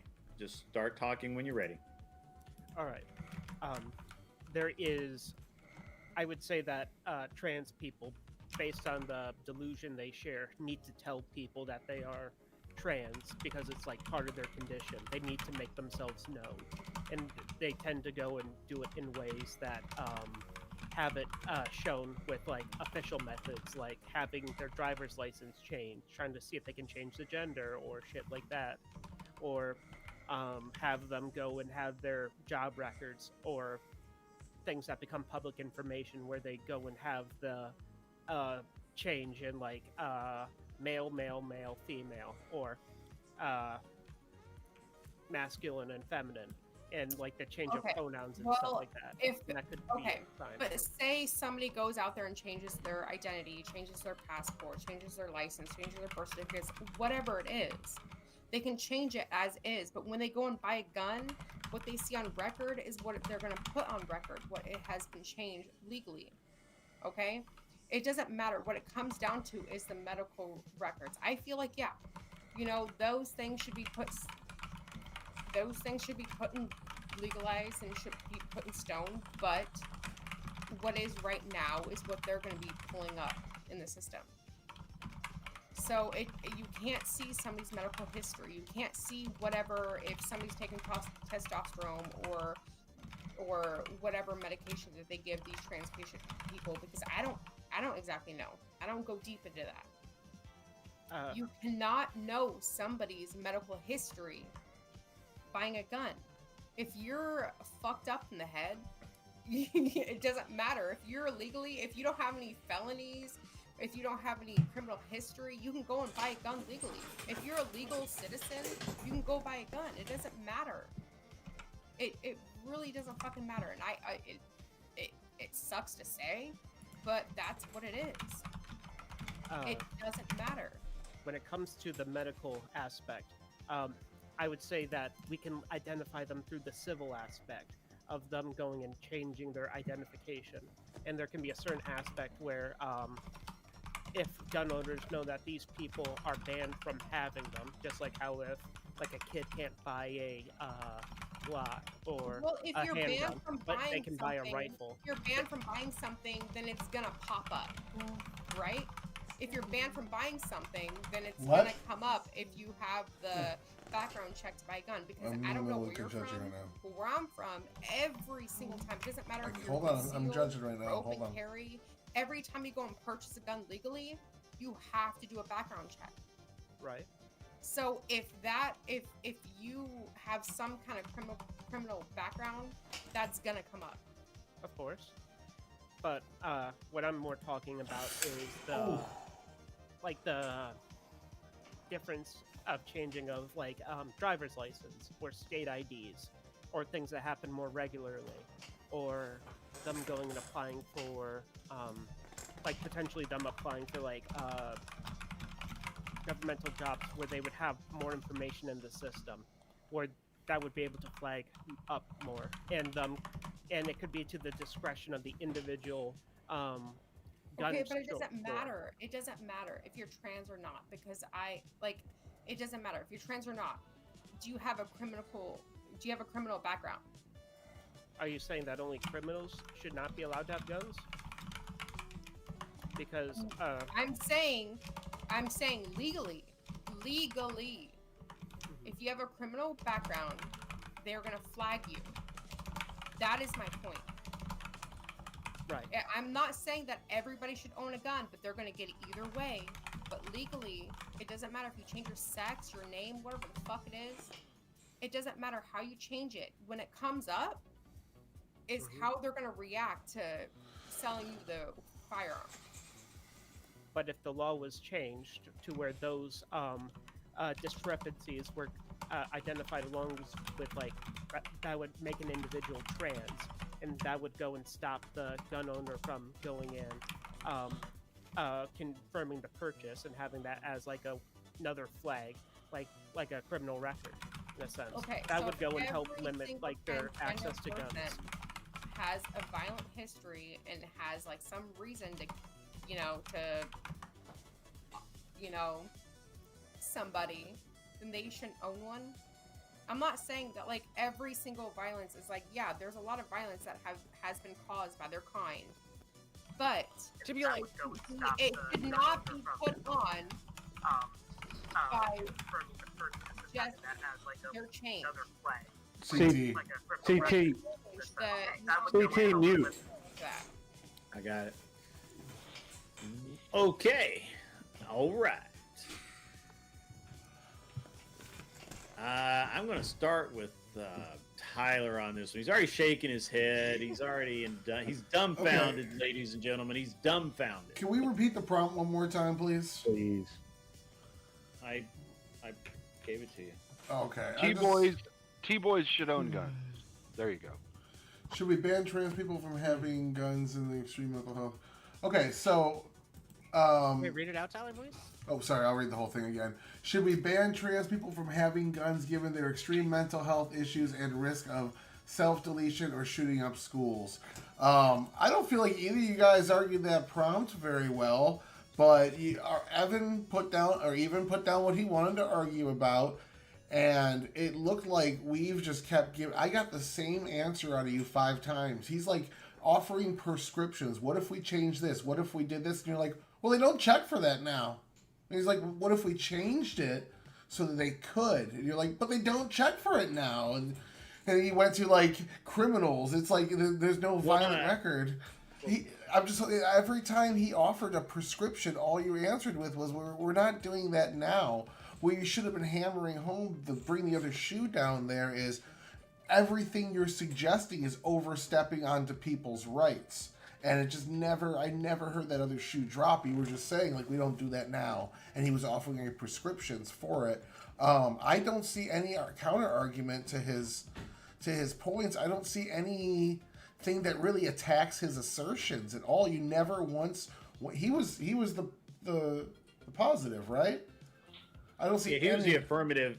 Just in fairness, she did say you can't access their medical records. Yeah, they don't. But he advocated for changing the law to get wrongly past attributed it to HIPAA. It was OSHA. it was HIPAA. Actually HIPAA. Yeah, right? but he's saying, what if we change the laws? He said that multiple times. What if we change the laws to allow this? Allow some sort of database to take place. We do this with other things. We infringe on people's Second Amendment rights by making statewide databases. Why can't we change the law? What's wrong with that? And I just never heard that addressed. And his main points were never. There was no question that even went after his points. It was. We were just talking about what we can do now, what we check for now, violence, criminal record, we don't check medical, and he's offering alternatives to checking medical records, like some other new additional thing that we do based on civil changes to their license, and it's like, well, we don't check. I never heard a response to his argument is all, and I give it to even. Go ahead, Cleaner. Yeah, I think Tyler's pretty close on what he's saying. What we saw here was a perfect example of how two people can start out in a debate on a topic and move off it and have nothing but talking past each other through the whole rest of the debate. And I got to give it by 2 points to Evan. It wasn't too close. It was 9 to 7.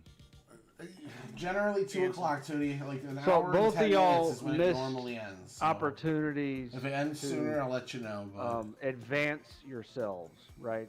To make your position stronger and communicate more effectively. It's kind of like Grid passing up on Tim Pool and whatever, right? Massive L's for Grid in terms of his own advancement, and massive L's for both. I did do that. For not being able. Both of y'all not being able to have any kairos whatsoever in either one of your arguments. I was really stretching to find it. I think y'all both sucked, but I gave it to Evan just because I like him less. Can I chime in, even though I'm not an official? Yeah. Go ahead. Yeah, I mean, so as other judges were saying, kind of going back and forth on it's like, oh, maybe we could do this, maybe we could do this. But these were like technical aspects of like, here's how we could maybe find trans people and deny them Second Amendment rights. I didn't hear a single thing that was like, here's why we should do this, or here's why us doing this would spare other people losing their Second Amendment rights, that we don't want to have them do that. And the thing about HIPAA rights, I mean, you can say, oh, hey, here's a certain class of people, they just shouldn't have access to these civil rights. I guess you can do that, but that's not just like, oh, maybe we could change our policy. That's kind of a major thing. That's like a fundamental thing about these rights that everybody enjoys, or everybody should enjoy. The right to privacy when it comes to their medical records, which is something that I wish. I'm sorry, what's your name? Thumping. I wish that you'd pounced on that directly. My whole thing is like, I mean, there should be a line of who can own guns, who can't, but it doesn't matter if they're legal or not. Everybody is gonna fucking access them. You know, but rights. that's kind of it's not speaking directly to what you were arguing about, which is like, should you try? Should legality. Yeah, I kind of got away from the subject, and you know, I'll take the L. Well, I think Socrates is right when he touches on like what Evan was saying was a should claim, and a should claim could come with a why. What you were saying is like a data-driven thing. It's like, this is what we do, and it wasn't approaching what he was saying, but you weren't asking the why, and he wasn't giving the why, and so y'all were just talking past each other the whole time. Maybe we could do this. Oh, that wouldn't work. Maybe we could do this. Oh, that wouldn't work. Okay. I think. Yeah. I think well, let me. Kind of misdriven. So I think we just both misdriven. There were two. There were really two missed opportunities here. First, the fact that we currently regulate firearms, and even do you live in the United States, or are you in Canada? I live in the United States. Okay, good. All right. So, because Canadians often fuck this up, and I wanted to make sure before I made fun of somebody. So, all gun laws violate the Second Amendment. All of them. There's not one that is okay by the Second Amendment. They're all wrong. All of them. And so saying that we should have more illegal laws is not helping the argument. I don't care which group of people we don't want to have guns because we're afraid they're going to commit some heinous act. Your fear is not worth giving up liberty and for. It just isn't. And you missed an excellent opportunity to make that argument, right? Yep. The Second Amendment does not give us the right to kill Bambi. It gives us the right to delete specific people as necessary. And the fact that we don't like that one group of people is misbehaving doesn't mean that we literally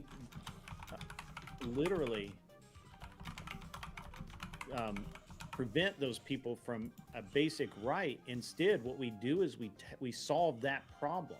And solving the problem is not by limiting the rights of others. As far as the medical stuff, you missed another grand opportunity, which you kind of touched on, but you really didn't get to, which was no matter what, a person, all the way up to the Supreme Court has decided that a person's medical information is so private as to be criminal to release it. So you and then you missed the third thing. I almost forgot about this. In asking doctors to inform on their patients, not only are you asking somebody to violate their Hippocratic oath, right, by informing, by sharing confidential information, you're now relying on something that's not even a real science. Psychology is not a real science. It's all opinion. So somebody's opinion could have somebody's rights taken away. In America, we don't tolerate that. It has to be beyond a reasonable doubt to deprive somebody of their rights. Weevil,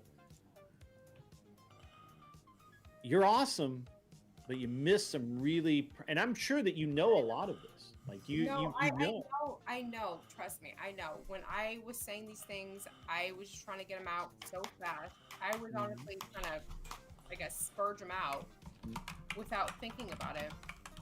But yeah, we honestly. That's okay. He was having a Nick fit, or not? Pardon me. Confluence was having a Nick fit, so you weren't the only one. Like it was just, honestly, yeah. The psychologically, like it's not real. It's not fucking real. I don't care about your fucking feelings. I don't care who the fuck you are. But if you're gonna have some kind of background, you can't get a fucking gun. Yeah. So background checks are illegal as well. I mean, those things. Anyways, besides all of that, it doesn't matter. Like just like. You know, the format like is anybody can fucking do it. Here in the United States, I should say that's what's great, but anybody can fucking anything. If look, Well, I mean, Weevil, I know. Look, the thing is that had you had more time, and or maybe if you were, the better you get at this, you'll realize these things faster and be able to pivot and all of that. So anyway, I guess I have to address this since Anderson threw me right directly fucking under the bus. Yes, a few months ago, I was approached to be on Tim Pool in the to discuss the Carmelo Anthony case, where he and I was what they wanted me to do was make a Second Amendment argument for Carmelo Anthony using the knife in self-defense, which I couldn't do. There's a couple of reasons why I couldn't do that. First of all, because I didn't believe that he acted in self-defense at all, and I can argue points I don't believe in, but that goes too far. That's way too far out. The second thing is there's no Second Amendment issue there. He was at a he was at a school event. He was not in danger. He was armed, which was, as far as I'm concerned, it's his right to go armed. However, his right to go armed had nothing. His Second Amendment right was in no way impeded, nor did he have the right of self-defense, since he wasn't self-defending himself. He was attacking. And now, of course, I've been vindicated in that viewpoint, because that's exactly what happened.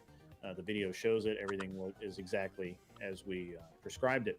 But the point is that I couldn't make the argument. I wasn't going to try and make the argument. If I'd been on the other side of the argument, then yeah, I've been happy to go. But they wanted me to come in and make a bad argument. I just wasn't going to do it. So you forgot the second half of me throwing you under the bus, where I noted that you didn't go on whatever. Yeah, I didn't go on whatever earlier this year because Brian and I, first of all, we had some scheduling problems, and I don't go to LA very often, if ever. And second, I just didn't feel like I was really ready for it yet. I didn't feel like I was going to gain the maximum amount of exposure, the maximum amount of usefulness out of burning that chip up. If that makes any sense, right? I can only get so many chances to go do these things. It needs to be worthwhile. Yeah. I was like, what? But you convinced me. You convinced me. Just to go ahead, IJ. Spurg out on me. Go ahead. No. I was saying originally when I saw this in the chat, I was like, "What? Are you crazy?" But right. You won me over. You made a good argument. Yeah. I'm actively seeking to go on Tim Pool now. Like I've talked to the people I know that can make it happen and said, look, if a topic comes up that I'm going to be right for, I'm in. Right. So yeah, Confluence. Yeah, we could totally hear you smacking your dip can around. Is that a euphemism? No, he's literally smacking my dip can around. I'm muted. I don't know. I've been smacking my dip can around too. I'm sorry. I don't want to smack my dip can around. But I can do again. That thing. I was muted though, to be clear. Okay. Right. So, but yes, I mean that's. I mean, I'm. Hopefully they'll have me on. I'm maybe on. I'm gonna be out at TwitchCon in about a week and a half. Every weekend, the same conversation. May or may not be on whatever that Sunday. I understand. Not sure yet. I understand. And I'm trying to get on one. I understand. I'm really trying to. We have this conversation later. Really trying to get on Tim Pool. So. You'd be like, oh my god, you gotta have an Can I say Indian feedback on that last debate? Yeah. Go ahead.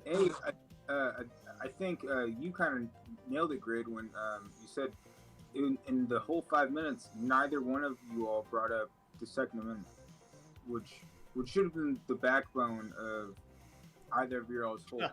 It wouldn't have done even any good to bring up the Second Amendment. He did not. No, yeah, that's fair. He's arguing against it, but for that is kind of the key point. And then really, the essence of what you're debating is red flag laws, and you could have taken a tangent of saying, well, If we're gonna say trans people shouldn't have guns, how few steps off that is to say a certain race of people shouldn't have guns? Right. That's in essence what the debate was. Well, he did actually. I'm gonna actually take Evan's side here for a minute. He did diffuse that early on by saying we have red flag laws. We have, we don't allow felons to have guns. There are currently restrictions on gun ownership. Why not one more? Basically, he didn't say it that way. I'm paraphrasing. So he did cover that part of it. He never touched it. Neither of them touched Second Amendment again, and he certainly didn't want to. He looks like a relatively smart guy and knows better than to go to. No, he is. I've seen him on Sarah. He's a very smart guy. For Weevil, that was a layup. You should have totally slam dunked that whole debate. And yeah, there were 3 arguments to be made that she should have made to counter his argument. I know. But here's the problem with this, guys, and everybody thinks this is easy. Ethan is a very smart guy, and it's a fast debate, and I'm still not used to the fast debate, and I'll take the L on it. Everybody thinks it's easy until the buzzer goes off. Exactly. Until you know you're on timer, it's like all these thoughts come to your head, and you're just trying to scramble to get them out, and it doesn't come out how you want it to. Yeah, you got Mike Tyson. Everybody has a plan to get hit in the face. Yep. I have to say, it was really funny for me. You were great to talk with. I don't think I've ever talked to you even on Sarah's channel. I'm sorry, not Confluence. I'm watching Confluence over there. So I apologize. Socrates, what were you saying? I just have to say, it was really funny for me as a leftist to see two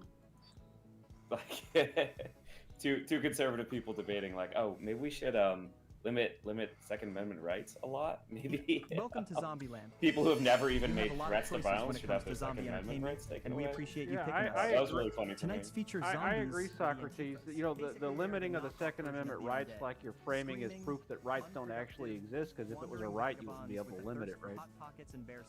I mean, that's one conception of rights. I think most people don't see it that way. They see it as something can't be stopped. It doesn't exist. Or something can be stopped. It doesn't exist. What? Well, if it's a right, then how can it be stopped? Monarchist. In the same way that a car can be stopped. Do cars not exist? Well, what is a right? Rights don't hit brick walls. Rights are intangible. Okay, but that's not the argument that was presented. Yeah, but what is a right? Well, entitlement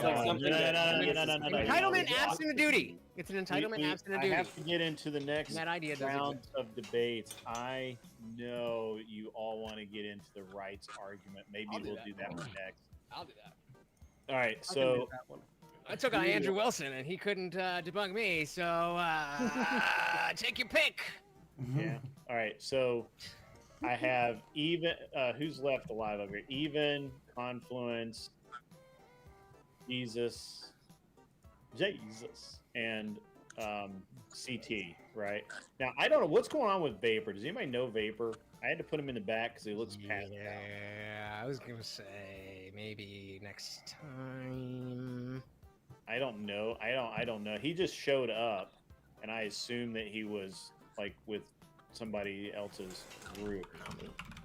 Yeah, because he's not from here. So, I mean, if he wakes up, about 4 hours. No, I'll be gone. Trust me, I've been there. We're gonna be gone. I've been not gone 4 hours. CT is out. It's okay. I'm sorry. I didn't realize CT was out. My bad. CT. Am I out? Why, no, Vapor. Why am I out? No, CT's not out. We're talking about Vapor. Because he did the practice argument earlier. That's why. I'm sorry. I got a message. All right. So we got 4 people left. That means 3 debates left. Let's get to it. So good. I would like to see. Actually, I don't care. Somebody give me a matchup. Somebody throw something at me. Emmett's already back. What's up? Undefeated on the Confluence and the Jesus. Confluence and Jesus. This is gonna fucking cook me. Just read the. Just make sure you know what the prompt is. Hell. Nobody ever reads the prompt. Yeah, who fucking read? What a fucking nerd! What a fucking nerd reading. Obviously, prompts? Connor didn't read the fucking prompt last night. He did not understand the assignment. That's all I'm saying. Good luck, guys. All right, here we go. All right, Oh, here we go. no. I'm liking this more and more. You know, this is. I'm hating this more and more. No. I was thinking like me and Evan or even Whining early on. Is My heart not- is warmed by the fear. It's not fear. It's respect. Ah. brother. It's respect. Dilly to that. Your bones will feed the fires of our. So do we want to go with the rights don't exist thing? Where do rights exist? God, I fucking hate really that wanted argument. more We don't have to do that. I fucking hate more that. Three more debates. Wait, here. what side are you on? Not on Jesus. I got one for you. Vigilante violence against marginalized. I heard that word on the news today.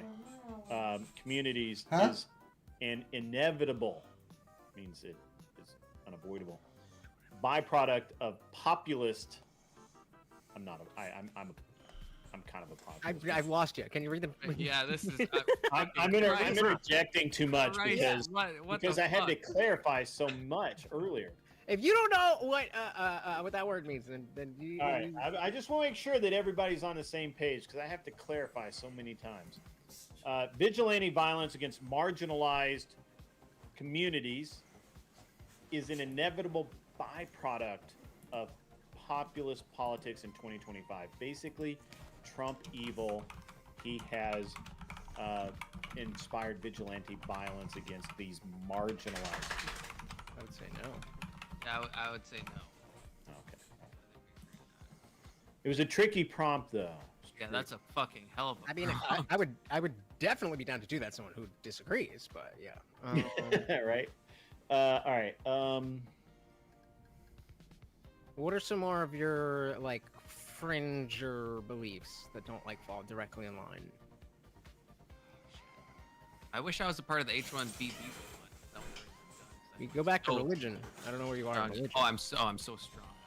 Well, no, I mean, I'm not like strong, but like strong opinion. You're an atheist, right? Yeah. Despite being named Jesus, kind of sus. But Grid, I feel like Grid says he doesn't like religious stuff because they like. Yeah, I don't debate religion because I'm not qualified. You guys can debate all the religion you want. Oh well, then fucking hell. Okay. Okay. So- What's a good religious topic? So I mean, I don't necessarily want to do the same exact topic that I did with Abe last week, but my whole thing is basically that the right's adherence to Christianity is a detriment to the political success of the party. The right's inherent to Christianity. Adherence. The right's adherence to Christianity is hurting Oh, the political. Okay. Yeah. No. The political right. I'm too in the middle on that. I'm too in Okay. the middle Fair. on that. Like I'm honestly I can see both sides. Conflicted. Okay. How about there's no Something else. reason? There's no reason to think that Christianity is the best moral structure. Oh yeah. Okay. Let's go. Oh yeah. You ready to lose, brother? Let's Cheers go. to you. You guys. Wait. So you have the affirmative because you're saying there's no reason. Is that right? I am asserting there is no reason to believe that Christianity is the best moral system that humans can come up with.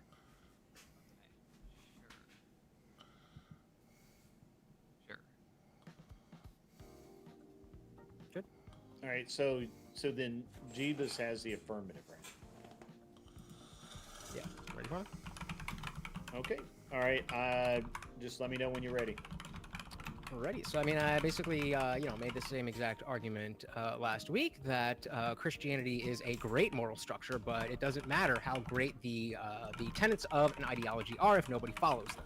And we are in a society where Christianity is a central part of of American culture. So it's not like we can just inject Christianity for the first time. Yes, if we had a world where 2025 was exactly the same, but we had no Christianity, if we injected Christianity, probably that would be awesome. But we don't live in that world, and there's too many people that don't buy into the ideology, so it doesn't matter how good the morals and structures are if people don't buy into it. We need to find something that people will actually buy into, and namely something that can be falsifiable, and people will have a reason, a concrete reason to follow it because they know it exists, unlike God.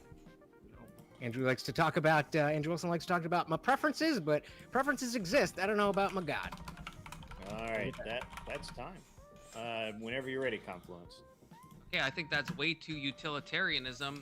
The prompt was, is Christianity the best moral structure? I think the adherence to Christianity is neither here nor there. The question is it the best moral structure that exists? And it is.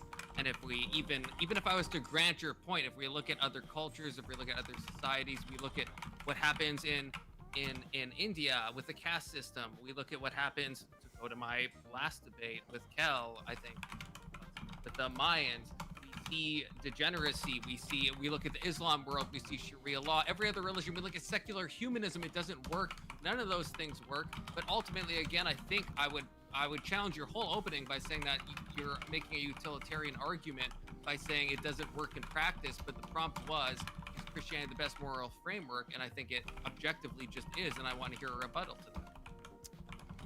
All right, 8 seconds left. That's really good timing. You guys are good. All right, just start talking.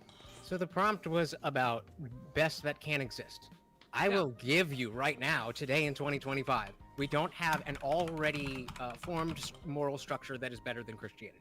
But then you've already conceded the argument. No, I have not, because we are looking to the future. And so you brought up secular humanism, which I agree does not work, but is an advancement on a moral structure, and it is in fact a moral structure. So your claim must be that you know in the future that it cannot be that humans can do something better than Christianity, and I don't think I don't think you need. I mean, that's such a wayward hypothetical to say that out of all the systems of space and time that we've had, out of all the religions, the tens of thousands of religions and cults and pseudo religions and primordial religions, that Christianity is the best, and you're saying maybe in a hypothetical future we could have a possibly better one. You mean kind of like when Jesus came back and turned Judaism into Christianity, that you're now saying is the best, and that was what? Yeah, and that kind of like that. Isn't Jesus supposed to come back? That was 2 millennia ago. Okay, but Jesus is supposed to come back again, right? So why would we think that Jesus would not be like, hey, you don't know the Bible that you're, the New Testament was great for 2,000 years ago, but here we are, just like 2,000 years ago when I came, I was like, that's the Old Testament. So now I know you're atheist, but that's like a just a bad view of like. Okay, so tell me how you know that that's not the case, because I am saying that is a possibility, and you are saying no, it's not. I mean, if you're saying it's a possibility, if you're punting into a hypothetical future, yes, correct. I think that's ridiculous. I think that's absolutely absurd. You're saying that just. Am I wrong though?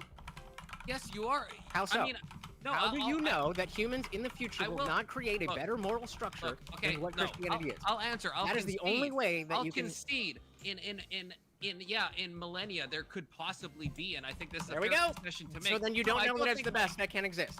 No, I think that's it. You don't know it's the best that it can exist because you don't know what's going to happen in the future. That's trying. You were on the panel watching Abe make this exact argument last week. Why do you guys keep talking about the future? You don't know what's going to happen in the future. It was a bad argument. I think we have like 30,000 years of civilization, and we've seen that Christianity is the only system that brings morality, that brings dignity, that brings anything. Exactly. So if you're punting, that seems like one of those tech bros punting into like, oh, maybe we'll have like AI takeovers. Like it's so what's AI? I don't think AI is taking over. What a crazy thought. No, but again, you are claiming that it cannot punt happen. into that for a moral argument is so absurd, it's so far-fetched that it just doesn't make sense. Listen to me. You are making the claim that it cannot be in the future. I am asking, how do you know what will not happen? How do you know what will not happen? That is the question. Conceded. I'm saying that. Okay, then that's the debate then. No, then if you don't know that it's going to be the best ever, then you lose. My contention is that it is not the best ever. If you can't tell me that it is the best system we know of, it may be something else that is better. It's like what we talked about with martial arts. You have to pressure test things. It's the best thing that's been pressure tested for thousands of years, and we haven't seen anything do better. There's no reason to think anything could do better. If you want to punt to some hypothetical future, you could do that with anything. You could do that with any argument. That's how the future works. We don't know what's happened yet. That's a bad argument. If you have to punt into the debunk future it. and say, tell me how you know I'm wrong. If it's such a bad argument, then knock it down, brother.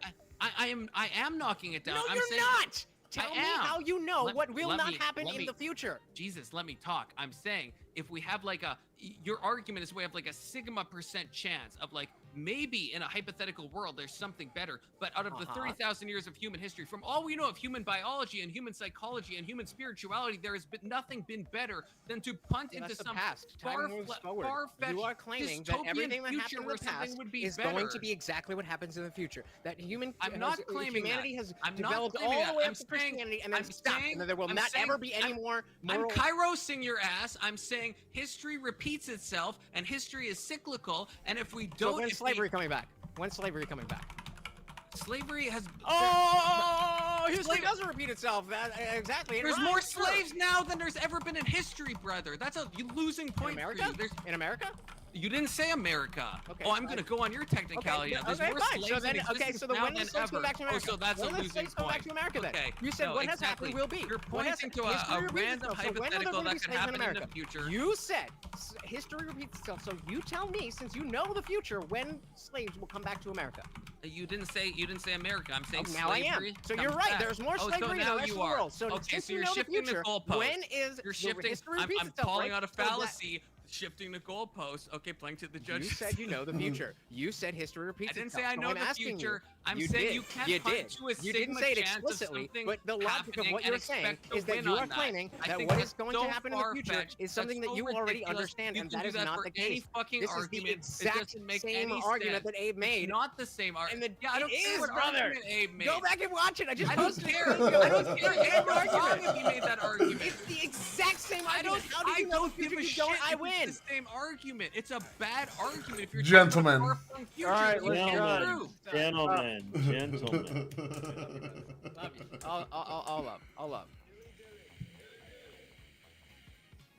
All right. So. Wow. All right. It was nothing if not passionate, okay? It was. I don't know. I don't know. I'm going to start with Ansman this time. Yeah, so I really appreciated the argument from ignorance and the futuristic fallacy that Indy and Jesus used. And I actually appreciated even more that Confluence called it out repeatedly and called it punting and basically quashed it.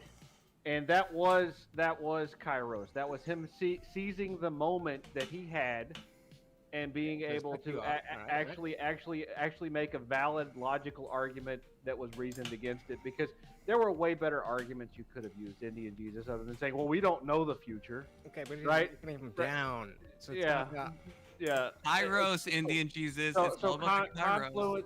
Confluence. Vibes. You won that one, Confluence. Vibes, bro. Vibes. You literally conceded the argument to me, but you won because vibes. Word up. Cope.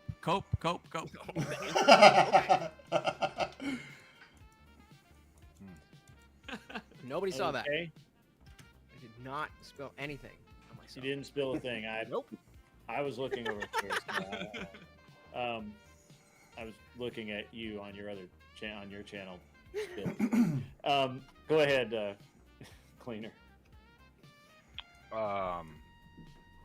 Like this whole thing was fucked from the start because the prompt itself was an argument from fallacy. So, but Confluence had it by 3 points over Lutch. Okay. It's because of the prompt too. The prompt is an is claim, and an is claim versus an unforeseeable future is an argument from fallacy. You can't do that. Sorry, you literally can't do that. An argument from fallacy. You're arguing it from a fallacy already. You're saying you can't prove this is the only thing that, or this is the best thing. Right. Was that not the prompt? In the future. Right. Yeah, your prompt was, yeah, I can actually, I've got the right timestamp right now in the video. I can go back and play it again. You said there is no way to prove that Christianity is the best moral system in the future. Mm-hmm. So right. So, I think it was even worse. how You're making an invoking the argument from fallacy. Because what you're doing is you're presupposing that in the future we can't or can, that like there's no way to prove it, right? There's no way to prove that it is or isn't the best moral system. Okay, then how's that not a wash on all? You're already starting the whole thing from a fallacy. Okay, but how is that on me if we're all agreeing to a prompt? Yeah, no, How's I it was on just me? saying based upon how you were arguing it, you're arguing an is claim based off of something that's a fallacy. You can't prove or not prove that it is the thing. Like the prompt was horribly structured. All right. But I think the prompt was no evidence, right? It wasn't even proof. So you need to make a pretty strong claim. There was no reason. evidence. All I was asking for a reason to think that we cannot get past Christianity and do better than that. So that is it's specifically invoking the future. I feel like I gave a lot of reasons for that. You just kept going to a hypothetical possibility of right. That one hypothetical is all I needed. You needed to knock down that hypothetical. The hypothetical is that in the future we can do better than Christianity. It continues, Grid. Okay. That is my contention, and you're not knocking that down. I don't understand how these judges are saying that he literally conceded the debate to me. I gotta go to bed like soon. Indian Jesus is going to become a regular debater on my channel. Like we're gonna have to do long format for him. But if you'll allow me. All right. Sure, man. Let me but jump. Hold on. Let's get through the judging first.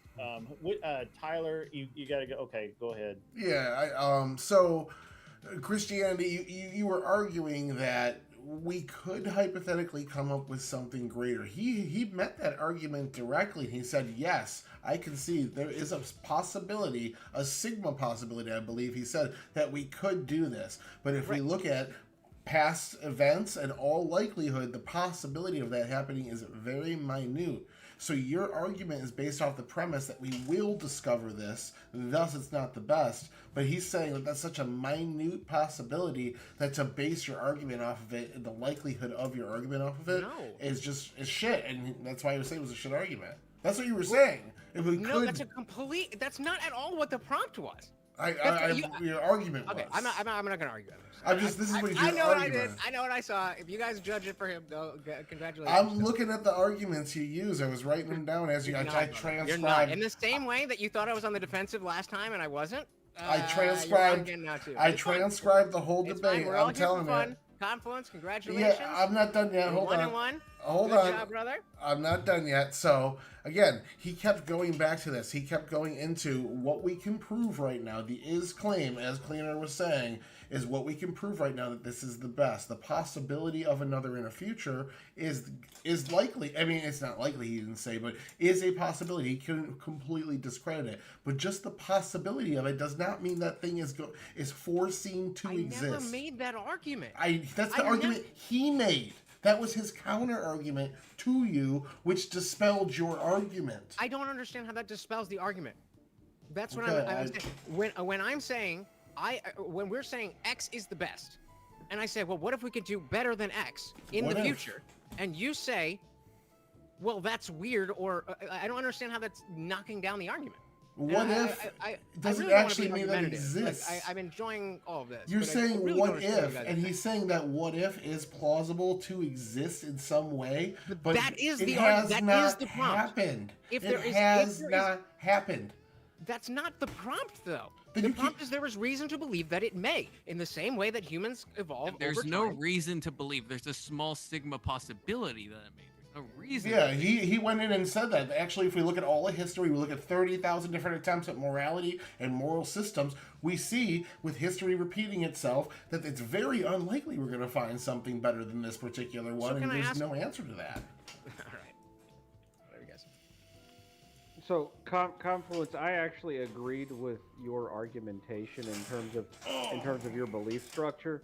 It would have been way more efficient to say that the Christians took their belief structure from the Greek virtue ethics, and their entire concept of sin isn't actually their own. And so, yes, of course, better systems can exist than the Christian system because they just took their ideas from other people, and people take ideas from other people all the time. I disagree with that, but I appreciate it. I do think there was Greek influence, but it's obviously like ties into Hebrew influence. Apparently not.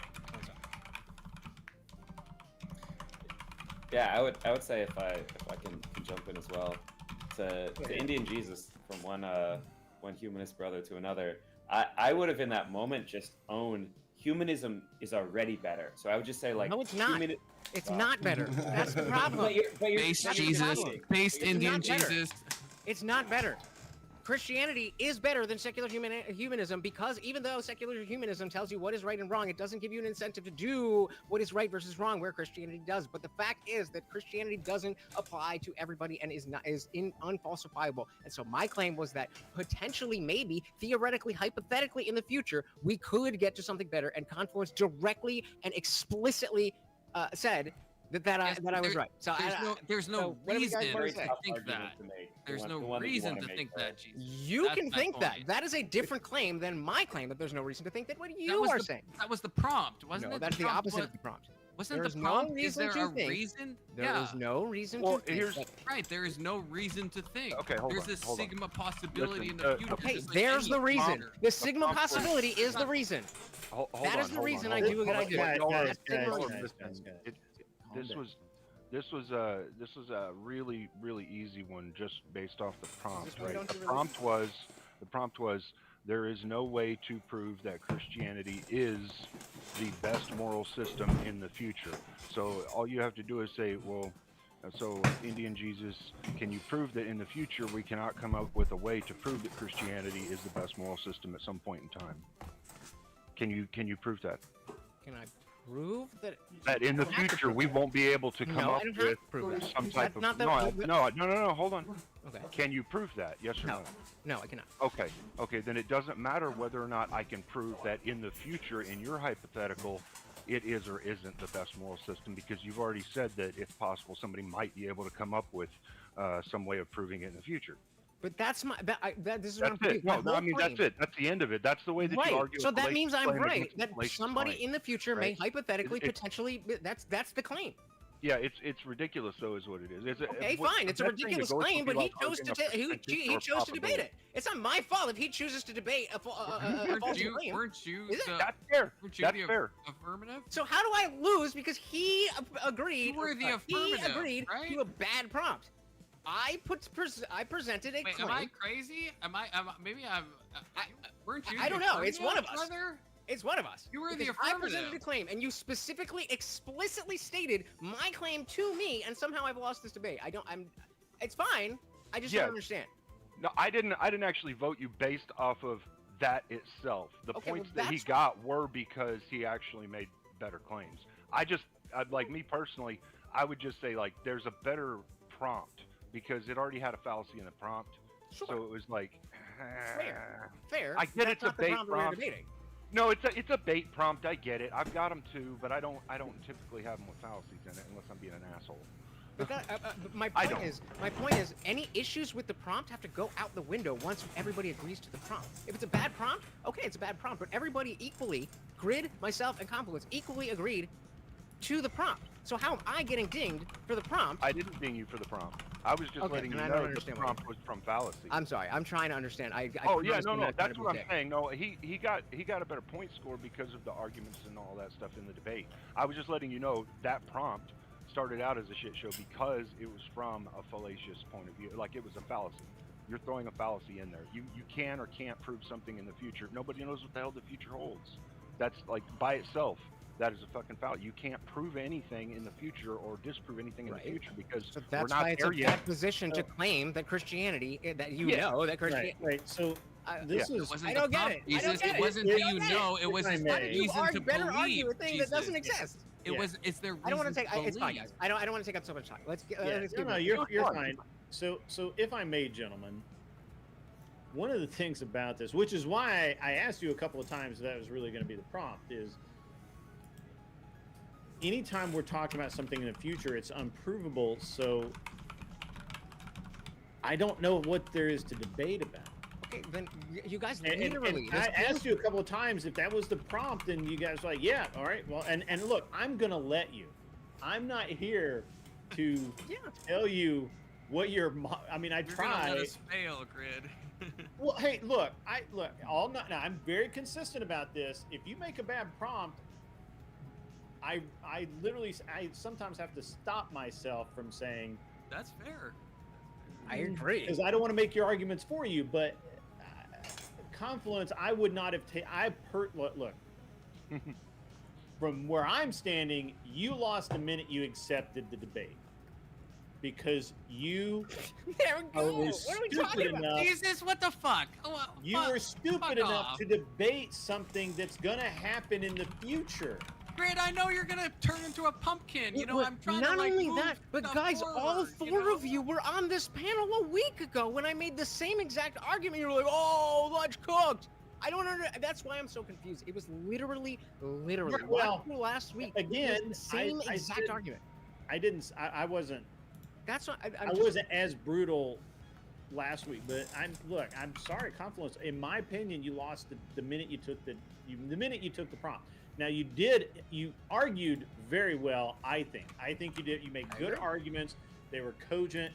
You called him on his bullshit when he was literally, like when he was dancing around and he was trying to shove some more fallacies in your face. You're not fallacies, you bastards. Fallacies.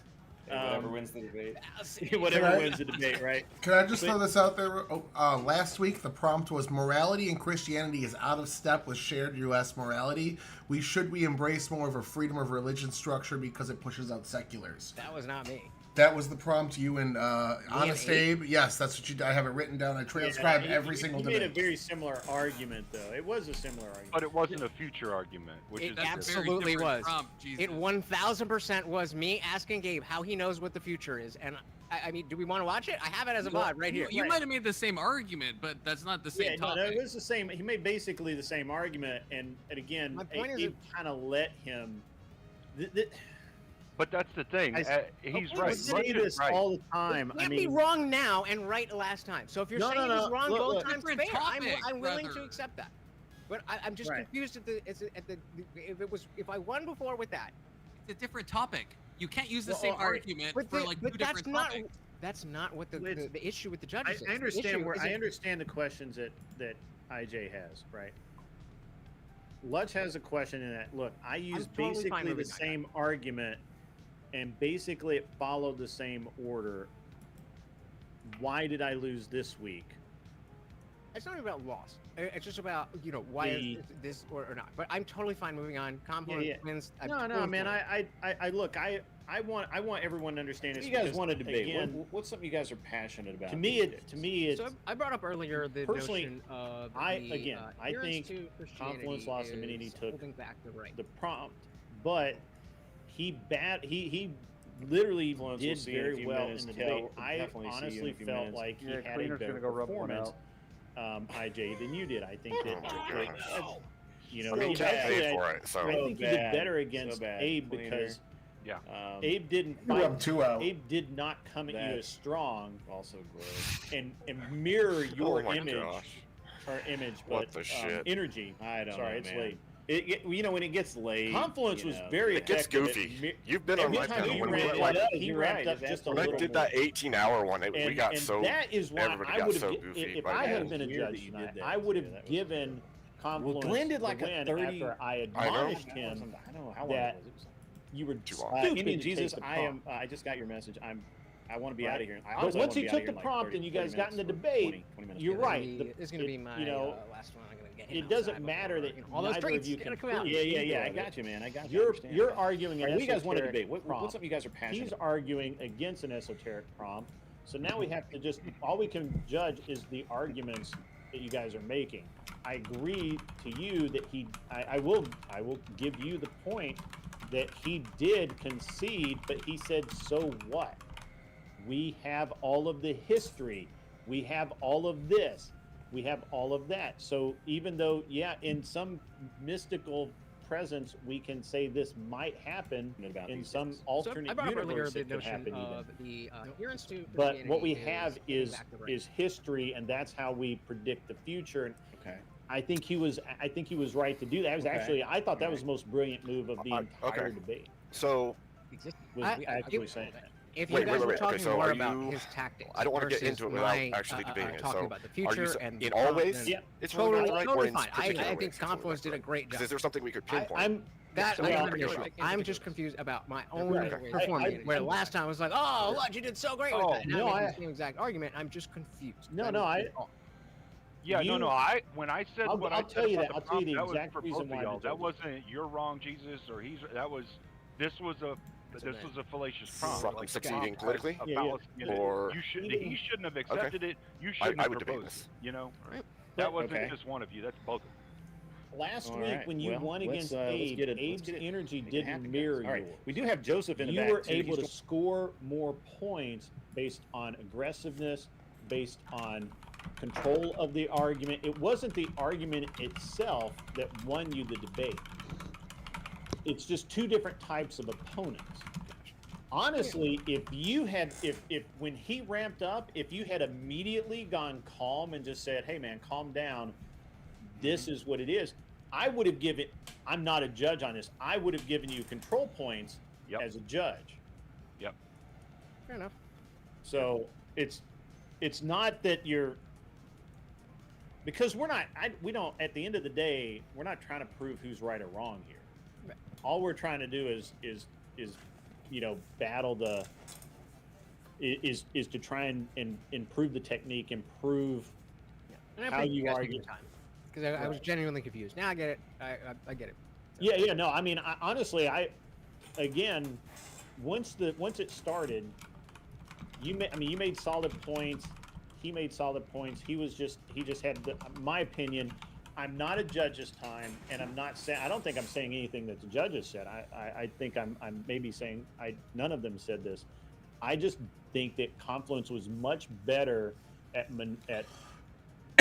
ramping up in energy, and honestly, he forced you to kind of almost hit like a couple of high notes there. Like I don't think that you were used to someone coming back at you as hard as he was. And so that's my opinion. The judges can have a completely different opinion, but I would have given him the win based on that, even though he fucked up and he should have fucking lost. Fair enough.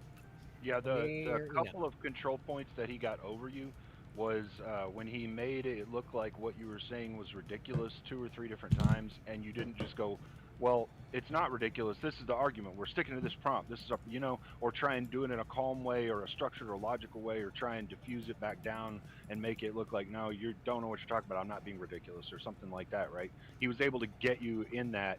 You weren't refuting it. You weren't saying, no, I'm not. You're just not able to understand, or something like that.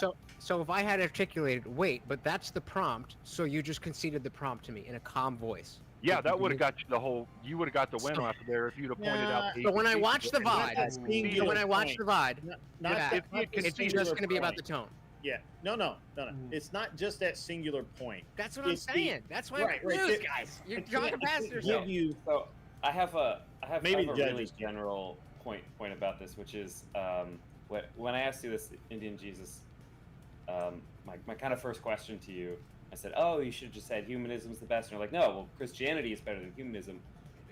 This is something I've run into in debates where I have my actual real world opinion about something, which is always going to be more nuanced than especially in like a rapid fire debate like this. And you can up the difficulty for yourself and say, I'm going to push my actual real world, nuanced, complex human view of this thing, or you could try to win the debate. But that's I want to say that's an amazing concession. But that's an amazing concession from Jesus post debate to say that, I think, because like I appreciate, not concession in a bad way, Jesus. I feel like you're furrowing your brow, but I'm like complimenting you. Because Socrates is saying, oh yeah, this is secular humanism is better, and you're like, no, it's not. And it's like, yeah, that would be a path that you could take, and I honestly appreciate the radical honesty of you not taking that path because you don't believe it. So I agree with Socrates that yeah, from a debate point of view, it would be better, but like from an honesty point of view, I honestly really appreciate the honesty. No, I mean that's baller to actually argue your real world beliefs in a debate, because it's always harder, it's always tougher, and if you want to do that, more power to you. That's really fucking baller. Lone MAGA atheist out here. And one day you will all know my name. Maybe. I mean, honestly, that was one of the. I mean, again, I called it the way I saw it. The other judges have the thing about the judging, right? Is you have guys like Anson who are you have Anson, right? Everyone else, who will score it on a different pattern every fucking week. And then you have Tyler, who probably has a fucking spreadsheet up right now. He does. Yeah, he does, right? He's got a spreadsheet. And they're literally like, okay, attack, oh no, he fucked up, attack. And then they're just literally like putting in points. And so that the idea of whether you're right or not doesn't come into it. Right? It's just the amount of points. So I will say, sometimes it right or wrong does matter. Like last time with Weevil, there were 3 arguments she could have made that would have gained her points, but she didn't make them, and all she really did was spend her time defending instead of actually making an argument, and that hurt her, right? So even if she had not made the arguments necessarily well, it would have at least been making a clean argument. Does that make? Man, I feel like I'm kind of stumbling a little bit, but I hope I'm making sense, right? I completely understand where you guys are coming from. I have my own personal different disagreements and obviously personal biases, and I got my entire chat, on my side. So, I think your chat should be on your side. I think at the end of the day, I agree with the debate tactic aspects of it. I just can't get past. If you concede the debate, you can't win the debate. But hey, if you guys see it differently, fair enough. Well. I don't. That's fair. That's fair. Yeah. In a way, I didn't see it as that is fair. We can agree to disagree. In my personal opinion, if I was ever a judge, there is no way that somebody could concede the direct prompt and also win the debate. That's the thing. I mean, that's just me. That's the thing, though, because you also. Let me ask the judges something. Anson, did you see it as conceding the entire prompt when he said in in like some really small infinitesimal or low sigma, is that what you said? Confluence, what did you say? Yeah, that's so I said there's a sigma chance, like an infinitesimal chance. Yeah. There were times when both of them claimed that the other one conceded the entire argument, and I didn't feel like there was weight to either one of their claims. Mm-hmm. I was going to say that too. I think that's more of a debate tactic sometimes and that's exactly what it is, where you're trying to basically diminish the credibility of your opponent, and that's all I saw those as. Because there was a time almost brought the whole house down. There was a time there where Lutch said flat out that of the moral systems that we know of, Christianity is the best one, and in a way, the way that well, you said that during the debate, and in a way, the way Confluence was arguing the prompt, you conceded his point. And the way you were arguing the prompt, he conceded your point. But I didn't. But saying, Morty, stop, man. What are you doing? He's behind you on the couch. Then how is this? What is shaking behind me? I don't know. He just actually just popped up. But again, me saying if the prompt is there's no reason to think that we can't do better, and I say right now it is the best, I don't see how that's a concession that we can't do better. Do we agree that in any other circumstance, if we say this is the best we have, but potentially it's not the best that can be? Yeah, it's not conceding the whole debate. Then that is a concession that is not the best that can be. Yeah, and if he says so, that is what he did. I agree. Is there a remote possibility that the future could be better than Christianity? That was not the prompt. Wait, let me just type on it. So by me saying right now this is the best is not conceding the argument that tomorrow somebody could come up with in this sigma, I don't even know what that means, but whatever chance. That's what I said. Yeah. That is the argument. Chance. Oh, 0.00000000001 chance is my point. And is there reason to believe that will happen, Jesus? Yeah, but that was not. No. It was not. No. Go back. Go back to the prompt. It was not.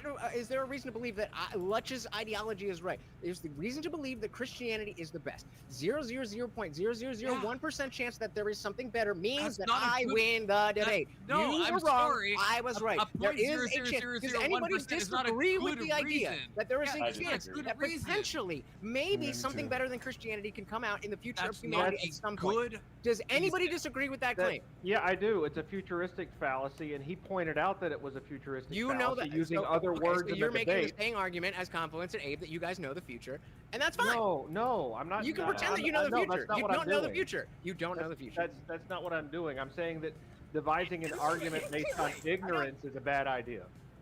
So the thing is, the reason I didn't count it. I'll concede I'll concede all of it. I'll explain why I didn't count it as a concede so that you can understand.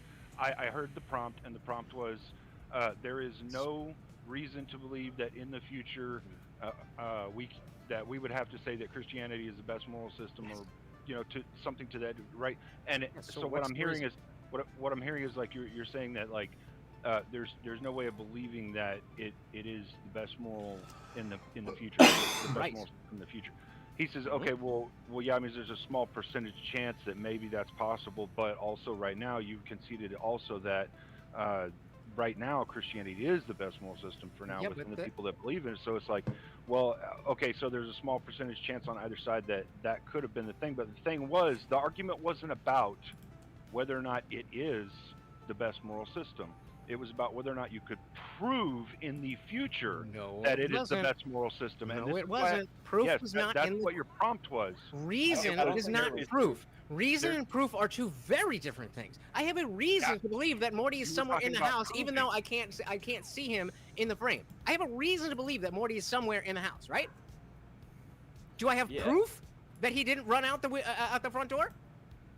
Those are not the same things. I'm sorry to be a stickler. Right, your prompt was about proving it, though. It wasn't No, about... it was not. Read it back on your timestamp. Where did it say proof? It said you have no... I'm very, very deliberate with my words for this reason. This is not the first time I've had this conversation. There is no reason to believe that we cannot do better than Christianity in the future. Did Confluence give me any reason why we should believe? If you're punting to Abe, that was a different problem. I know. I asked, did Confluence give me a reason why we should not believe? Yes, that is possible. So I heard one, which is, and so I heard the prompt as, is there any reason to believe that Christianity is the best moral system that, I don't know, ever could be? Something like that. If Christianity has been the best moral system for like a couple thousand years, I think that is a reason. Maybe it's not an amazing reason, it's not a perfect reason, it's not an overwhelming reason, but it's a reason. And I'm a Jewish atheist, right? And I don't. Which is weird, by the way. You were like pushing me toward like being a Christian.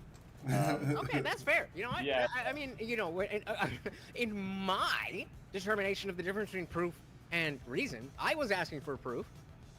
And nobody made the argument that proof and reason aren't the same thing. Only just now did I win a debate against myself. So I'm the only one who has ever beat me on a debate on this panel. Thank you very, very much. You should have made that argument, Confluence. Yes, I gave you a reason. It may not have been a good reason. It may not have been proof, but I gave you a reason. You didn't I would love to go on your said channel and do a longer 1v1 on this. Let's do it, brother. In like a friendly way. I'm not saying that in a divisive way. Yeah, of course. Also, I want to say I've had multiple people message me in this past 10 minutes agreeing with Grid that I shouldn't have taken the prompt and that taking a futuristic prompt is cucked. So yeah, you shouldn't have. I guess I shouldn't have, because I'm getting like a lot of feedback on that. Are we all that done? was a bait prompt, and good on Jesus for baiting you. I did ask you like 3 times. That was the prompt. I was like, okay. I actually say good job on Jesus for having baited you into that prompt, but I don't judge based off of that, like when we're here doing this, you know. But I think that's a G move in my opinion. If you can bait somebody into a he knew what he was doing. That's a fucking G move. Knew. This is like what K2 did to me. This is what K2 did to me. If you guys remember about like holding hands and like obviously me and Grid both, we all took it as like gay people holding hands, and it was like it's not in the prompt, and I was like, you fucking baited me so hard on that. And then you didn't. Yeah, that was funny though. That was funny. That was good. Yeah. Is that everybody? It looks like a couple people dropped. Even was the last person that was supposed to go, and he's not here anymore. So, can I go to bed? I win 2 times in a row? Yeah, I just want to point that out. Am I a double victory? Because I won last week against Kel in the final Did you round. really? So... Next week, let's throw someone else in the judge. This is a dubs. Okay. Let's throw another left winger. I mean, I'm gonna make everybody change their vote if that's the case. I mean, that's can't have the dubs. I'll come up next week if that's the case. Oh, he's gonna take me down. No, don't do it, Tyler. Don't do it. As long as Emmett's not I need my judge. trips. I need my trips, brother. Can I go to bed now? Are we all good? I'm gonna have to do something about. So, the arguing over the prompts at the end is look, I'm always trying to refine the show, right? I'm always trying to make it better. I'm always, if we have a glitch, I want to know why we have the glitch. Maybe it's people we have on, maybe it's the prompts themselves. But in this case, I got to tell you, I feel like that part of the problem is I was asked what the prompt was like 3 times tonight. So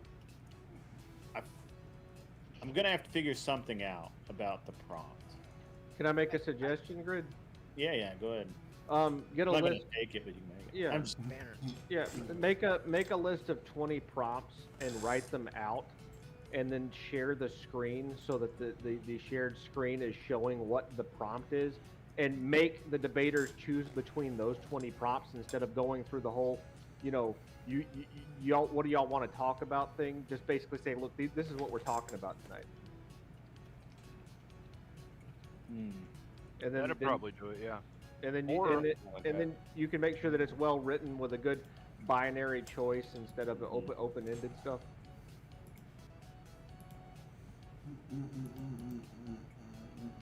Oh, I got 6 people.